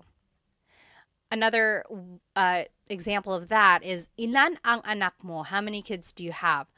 Versus ilang anak ang meron ka? So we made the contraction and then now we changed up the grammar a little bit. So they both mean how many kids do you have? But this one is literally meron means to have. So ilang anak ang meron ka? How many kids do you have? So same meanings, just different ways of saying it. All right. Now, when you respond with an amount of something, you might hear or you might use this word lang or na. So, ilan ang anak mo? How many kids do you have? A response could be, isa lang ang anak ko. I only have one kid. Lang means only. Isa lang ang anak ko. Or, na means already. Tatlo na ang anak ko. I have 3 kids already. Tatlo na ang anak ko. Or another example, ilang donuts ang kinain mo? How many donuts have you eaten? Ilang donuts ang kinain mo? Or how many donuts did you eat? So, you could say, dalawa lang, only 2. Dalawa lang, only 2. Or, apat na ang kinain ko. I already ate 5. I've already eaten 5. Apat na ang kinain ko. So these 2 words kind of show almost like an emphasis, or they just give you an idea of how much or little something is. Only and already. Okay? Now, there are other ways to use ilan. Very interesting. So there's pang ilan, tig ilan, and mga ilan. So, pang ilan is what you use when you're asking about the ranking of something or the order of something. So, for example, pang ilan ka sa magkakapatid? In what order were you born amongst your siblings? So, were you the oldest? Were you the firstborn? Are you in the middle? Are you the last? Where were you in the order of your siblings? Pang ilan ka sa magkakapatid? Some responses, panganay ako, I'm the oldest. Panganay ako.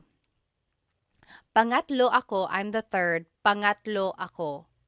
Or bunso ako, I am the youngest. Bunso ako. So you'll see the response usually has pang in it because the question has pang. So pang is almost like in which or where. It's just asking about like the placement of things. Okay, so here's another example. Pang ilan ka sa contest? What place did you get in the contest? Pang ilan ka sa contest? Here are some examples. Una ako, I was first. Una ako. Pangalawa ako, second. Pangatlo, third. So again, there's that pang prefix that you use to answer when it's a pang question. Very interesting. Next, tig ilan means how many of each. So for example, maybe you're shopping at a store and you're like, oh, I like all of these t-shirts, but I want multiple of them. They might ask you, tig ilan na t-shirt ang gusto mo? How many of each t-shirt do you want? For example, oh, I want 3 of the red t-shirts, 2 of the white t-shirts, 1 of the black. So, tig ilan na t-shirt? How many of each t-shirt do you want? Your response would just be the number of it. So, dalawang pula, 2 reds, isang puti, 1 white, and so on. So, you see it's asking how many of each type of thing. Another example, tig ilan na tsokolate ang gusto mo? How many of each chocolate do you want? So, for example, if there are M&Ms, Snickers, Twix, and so on. Tig ilan na tsokolate ang gusto mo? You could say, tig iisa po. I'll take 1 of each. Tig iisa. 1 M&M, 1 Snickers, 1 Twix. Tig-iisa. Or tigdadalawa po. 2 of each. 2 M&Ms, 2 Snickers, 2 Twix. Tigdadalawa. Tigdadalawa. And then tigtatatlo po. 3 of each. You get the idea. And then I want to show you that the question has na. So tig-ilan na t-shirt, tig-ilan na chocolate. And in this case, na is translating as of. How many of each t-shirt, how many of each chocolate do you want? And then just a pronunciation tip here. Tig-ilan is a homonym, meaning it can have different translations depending on how it's pronounced. So tig-ilan, when there's a hyphen in it, you have to have that glottal stop. Tig-ilan. That means how many of each. When there's no hyphen, tigilan, tigilan. It's just one word, tigilan. That means to stop. For example, tig-ilan t-shirt ang gusto nila. How many of each t-shirt do they want? Tig-ilang t-shirt ang gusto nila. That means how many of each t-shirt do they want? But if you say, tigilan mo yan, that means stop that. Okay, so again, that glottal stop is important for proper pronunciation because they mean different things otherwise. And lastly, mga ilan means about how many. Mga ilan. So, mga ilan na tao ang darating? About how many people are coming. Mga ilan na tao ang darating. You could say mga 10 tao or mga 10 na tao. There's the contraction that you can make when the adjective or when the number ends in a vowel. Just add the ng at the end. So about 10 people, mga 10 tao. And up here, I just wanted to show you, you can make a contraction again. Instead of mga ilan na tao ang darating, it's mga ilang tao ang darating. About how many people are coming. So that's just a pronunciation tip. Make that contraction to make it flow a little bit better. Another example, ilan na tao ang darating? How many people are coming? Ilan na tao ang darating? 10. So that's just to show you the difference here. Mga ilan is about how many are coming versus ilan na tao ang darating. This is like definitive. 10 people are definitely coming. Versus mga 10, about 10. Okay, so when you add mga, it's asking about like an estimation. When you don't have mga, it's asking for a definitive answer. And then just another example of mga ilan na oras ang biyahe. Mga ilang oras ang biyahe. About how long is the trip? Mga 3 oras. It's about 3 hours. Mga 3 oras. So there is the na again, and then you can put it together so that it's just ilang. So mga ilang oras ang biyahe or mga ilang tao ang darating. All right. So this is just a review of how to use these different ilan questions. So pang ilan is a ranking question or asking about the order placement. Tig ilan is asking about how many of each. Mga ilan means about how many of something. Okay, now let's practice using ilan in some questions. So on the left side, you will see the different ways to use ilan. Ilan plus ang plus a noun. Ilan ang anak mo? Or ilan plus ang plus a verb. Ilan ang pupunta sa handaan? And here are some examples. Let's do number 1 together. How many cats do you have? Mga pusa is cats.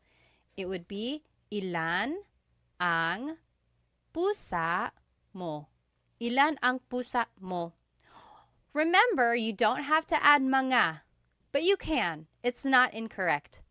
But just to be quick about it, and if you want to sound natural, you don't have to. So, ilan ang pusa mo?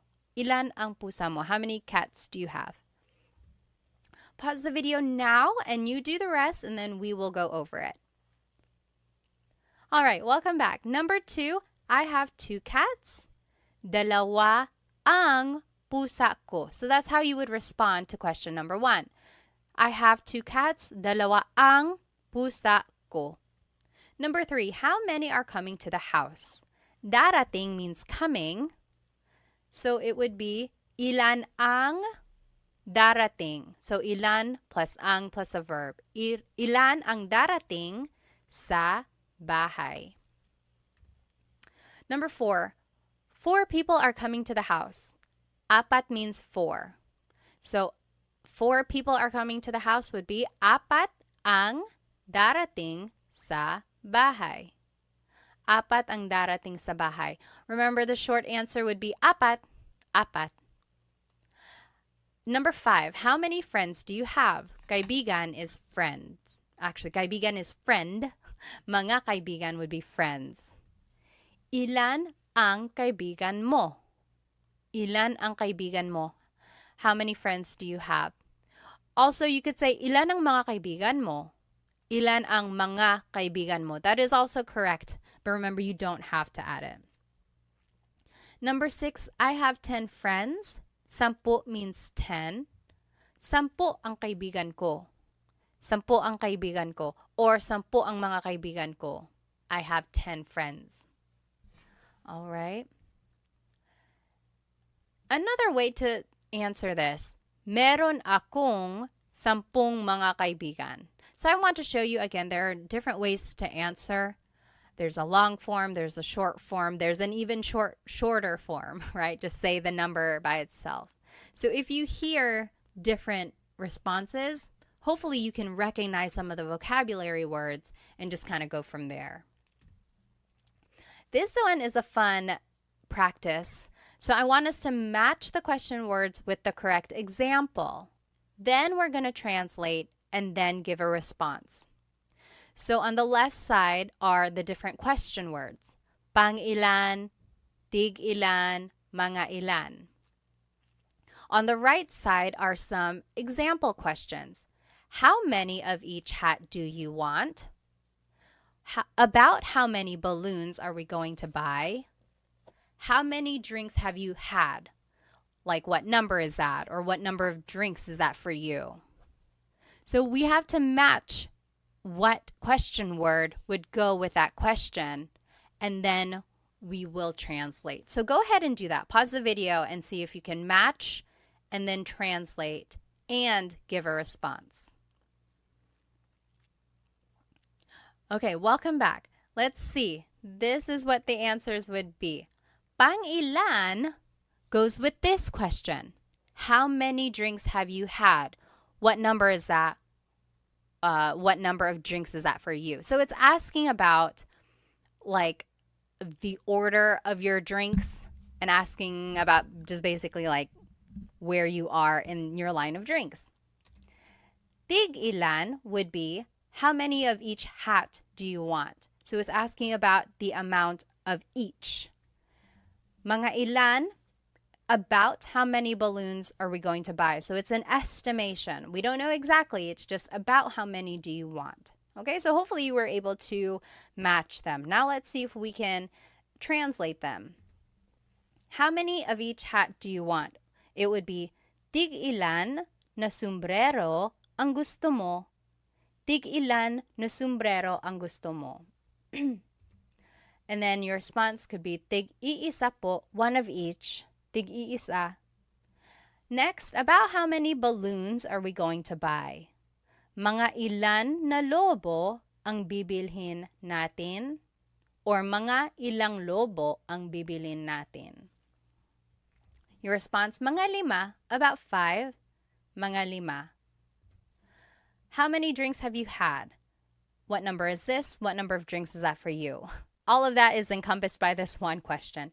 Pang ilan na inumin mo na yan? Pang ilan na inumin mo na yan? Pang-apat na ito. This is my 4th. Pang-apat na ito. So do you see how that one is asking about the order of your drinks or like how many you've had? And then your response is just that order. So this is the fourth. Pang-apat na ito. All right. So those were different ways to ask for how many. This next question word, alin, means which. Which. Alin. So alin ang, alin ang plus a verb. Alin ang plus a verb. So alin ang gusto mong damit? Yung pula or yung puti? Which dress do you like? The red or the white? Alin ang gusto mong damit? Your response would just be one of the choices. Yung pula ang gusto ko. The red is the one I like. I like the red one. Yung pula ang gusto ko. Or, yung pulang damit ang gusto ko. If you want to be specific, yung pulang damit ang gusto ko. So, yung pula means the red one. Yung pulang damit means the red dress, specifically. And then I want to point out, mong up here is just mo plus nang put together. So, alin ang gusto mo ng damit? Alin ang kinain mo? Yung cookie or yung cake? Which did you eat? The cookie or the cake? So there's alin, then ang, then a verb. Alin ang kinain mo? Yung cookie or yung cake? Which did you eat? Your response, yung cake ang kinain ko. I ate the cake. Or kinain ko yung cake. So those are the different ways you can respond. And then, of course, you can always put things together. So, alin ang becomes aling. So, aling gusto mo? Aling gusto mo? Alin ang gusto mo? Aling gusto mo? Alin plus an alin plus ang plus an adjective. Alin ang mas malaki? Yung bahay na pula o bahay na puti? It's kind of hard to see. Oh, there's the White House right here. It's to the left of the Red House. So, alin ang mas malaki? Which is bigger? Yung bahay na pula, the Red House, o yung bahay na puti, the White House? Mas malaki yung bahay na pula. Mas malaki yung bahay na pula. The Red House is bigger. Mas means more. Or it's like the part of an adjective. Here's another way to describe an adjective. Alin ang pinakamalaki?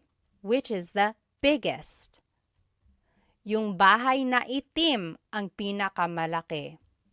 The black house is the biggest. So I just want to point out these two words, mas and pinaka. Those are called superlative adjectives. So let's take a look at those a little bit more. So big is malaki, bigger is mas malaki, biggest is pinakamalaki. Small is maliit, smaller is mas maliit, smallest is pinakamaliit. And then just one more example, pretty is maganda, prettier is mas maganda, prettiest is pinakamaganda. So those are the different ways you can describe something, especially in this alin question form, like which is bigger, which is the biggest. Now you can also use alin with a pronoun. So it's alin plus ang plus noun plus pronoun. Alin ang bahay mo? Which is your house? Alin ang bahay mo? Your response? Yung bahay na maliit ang bahay ko. Or yung maliit na bahay. Both of those mean the small house is mine. Yung bahay na maliit ang bahay ko. And then another example now with verbs. Alin plus na plus noun plus ang plus a verb. So, alin na kotse ang bibilhin mo? Alin na kotse ang bibilhin mo means which car are you going to buy? Yung mura na kotse, the cheap car. Yung mura na kotse. I think we already saw this. Anytime you see alin na, it's aling. So, aling kotse ang bibilin mo? Aling kotse. Now, let's practice some questions using the word alin. Here are the different formats of using alin. Alin plus ang plus a verb. Alin plus ang plus an adjective. Alin plus ang plus a noun and pronoun. Then alin plus na plus noun, ang, and verb. Here are our practice questions. Which is your favorite? The sweet or the salty one? Paborito means favorite. Matamis means sweet. Maalat means salty. Alin ang paborito? So we just followed rule number 2. Alin ang paborito mo? Which is your favorite? And then the next part of the question, yung matamis o yung maalat? The sweet or the salty? Yung matamis o yung maalat? You take a minute, you do the rest, and then we'll check. Okay, number 2, my favorite is the sweet one. Paborito ko yung matamis. Paborito ko yung matamis. That is how you would respond to that first question. Or you could say these ways. Yung matamis ang paborito ko. The sweet one is my favorite. Or just simply you could say yung matamis, the sweet one. Number 3, which dish is the most delicious? Adobo or sinigang? Ulam means a dish or a meat. Masarap means delicious. So, alin na ulam ang pinakamasarap? Alin na ulam ang pinakamasarap? So, it's kind of taking rule number 4, but then instead of a verb, it's adding the superlative adjective. And then the choices would just be adobo o sinigang.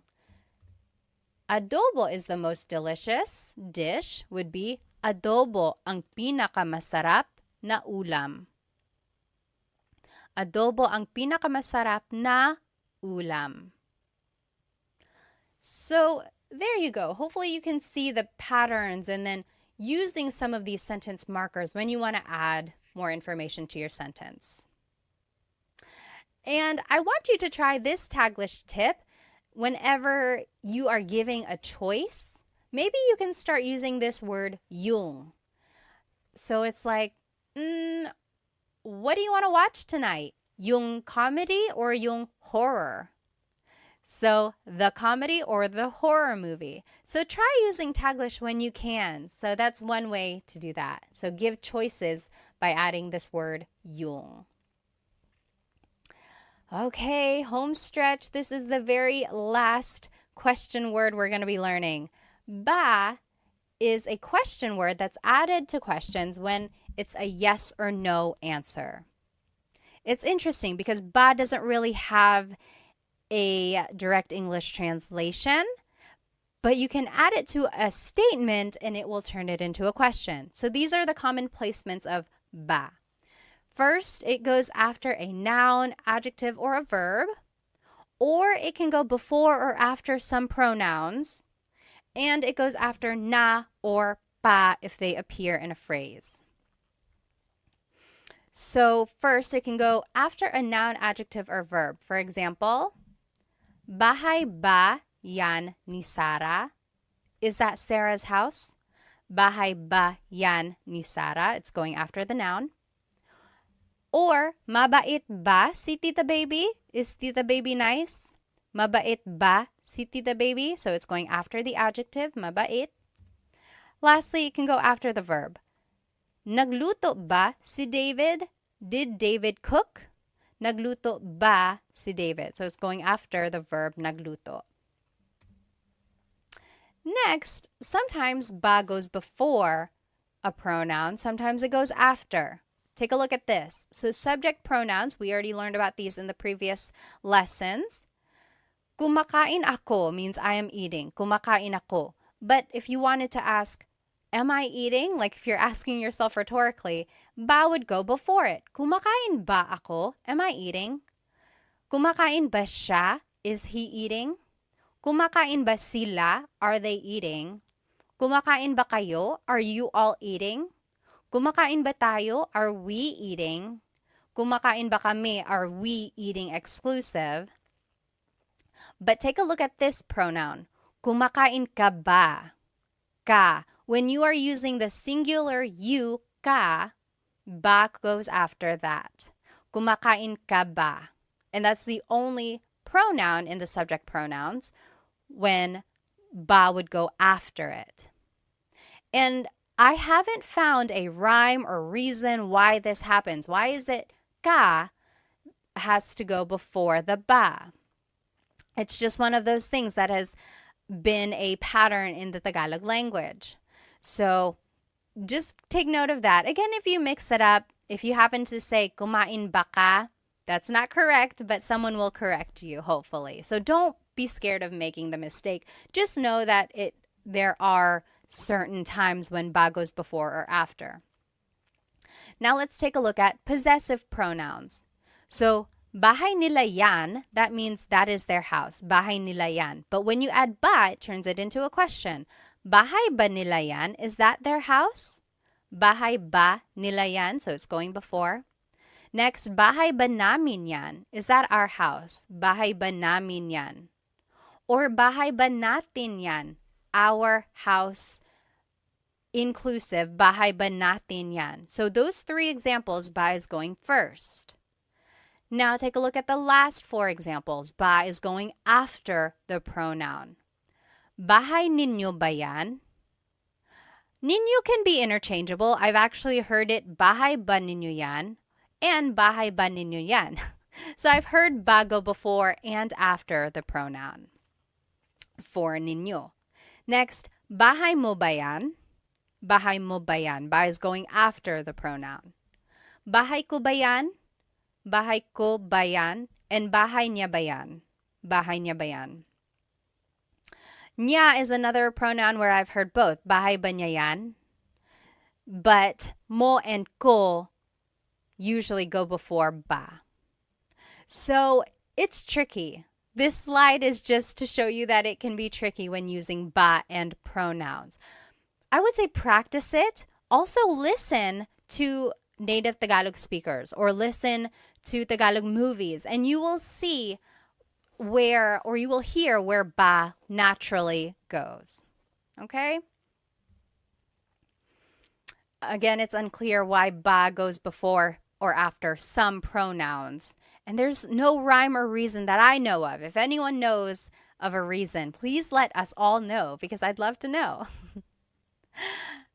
Next, ba goes after the words na or pa if they appear in the question. So na means already, na means already, pa means still. For example, natulog na ba si ate? Did big sister go to sleep already? Natulog na ba si ate? Or gising pa ba si kuya? Is big brother still awake?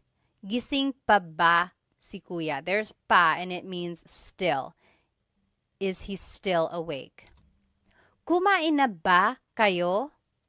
Have you eaten already? Kumain na ba kayo? Na is right there and that means already. And lastly, busog pa ba kayo? Are you all still full? Maybe you ate a lot. Busog pa ba kayo? What's interesting is that when you take out the word ba, then these are all just statements. Natulog na si ate. Ate is asleep already. Natulog na si ate. As soon as you add the word ba, it turns it into a question. Natulog na ba si ate? Did ate go to sleep already? Same with busog pa kayo. Busog pa kayo. You all are still full. You're full. You ate a lot. You're still full. Busog pa kayo. But as soon as you add ba, it turns it into a question. Busog pa ba kayo? Are you still full? Very interesting how this small word can make a big difference. So now here are just some other ba uses. Talaga ba means, is that so? Talaga ba? Talaga means really. And when you add ba, it means, oh, really? Is that so? Hindi ba that means is it not? So it's like, hey, these are not the right tickets. And you're like, hindi ba? It's not. And then oo ba means sure. Like, hey, do you want to come with me? Oo ba? Okay, sure. Oo ba? Now, you can add ba to any of the question words that we learned, and it kind of works as an emphasis. We already saw some of these. Ano ba means what the heck? Ano ba? Bakit ba means why with emphasis. Bakit ba? Sino ba? Like who with emphasis. Like if someone is like, hey, someone's knocking at the door, they're really knocking, they're knocking really hard, and you're like, sino ba? Who is it? And again, same with those other question words. Saan ba? Ilan ba? Kailan ba? It's just asking it more with an emphasis. Alrighty, last set of practice questions here. Let's practice ba, and here are the placements of ba. Remember, they go after a noun, adjective, or verb. They go before or after some pronouns, and then they go after na and pa if they appear in the question. Let's do the first one. Kumain ka ng almusal. We have to change the statement into a question by adding ba. So, kumain ka ng almusal means you ate breakfast. Where would ba go? Kumain is a verb, so it would probably go after that. Let's see. Kumain ka ba ng almusal. So it actually goes after ka because it is the pronoun, one of the pronouns that go before ba. Tricky, right? It's just one of those things that we'll have to memorize. So kumain ka ba ng almusal means you ate breakfast. Did you eat breakfast? Pause the video now and then we will do the rest in just a minute. Okay, welcome back. Number 2, nasa eskwelahan na ang mga bata. The kids are at school already. Nasa eskwelahan nasa eskwelahan na ang mga bata. The answer would be, nasa eskwelahan na ba ang mga bata? Nasa eskwelahan na ba ang mga bata? So there's the word na, ba would go after that. Next, galit si nanay, mother is mad. Galit ba si nanay? Galit is an adjective, so ba would just go after that. Rule number 1. Number 4, bahay yan ni Ate Mary. That is Ate Mary's house. Bahay yan ni Ate Mary. Where would ba go? It would go after the noun. Bahay ba yan ni Ate Mary? Is that Ate Mary's house? Number 5, aso mo yan. That is your dog. Aso mo yan. It would be aso mo ba yan? So tricky. You might have put ba after aso, but mo is one of those pronouns that has to go before ba.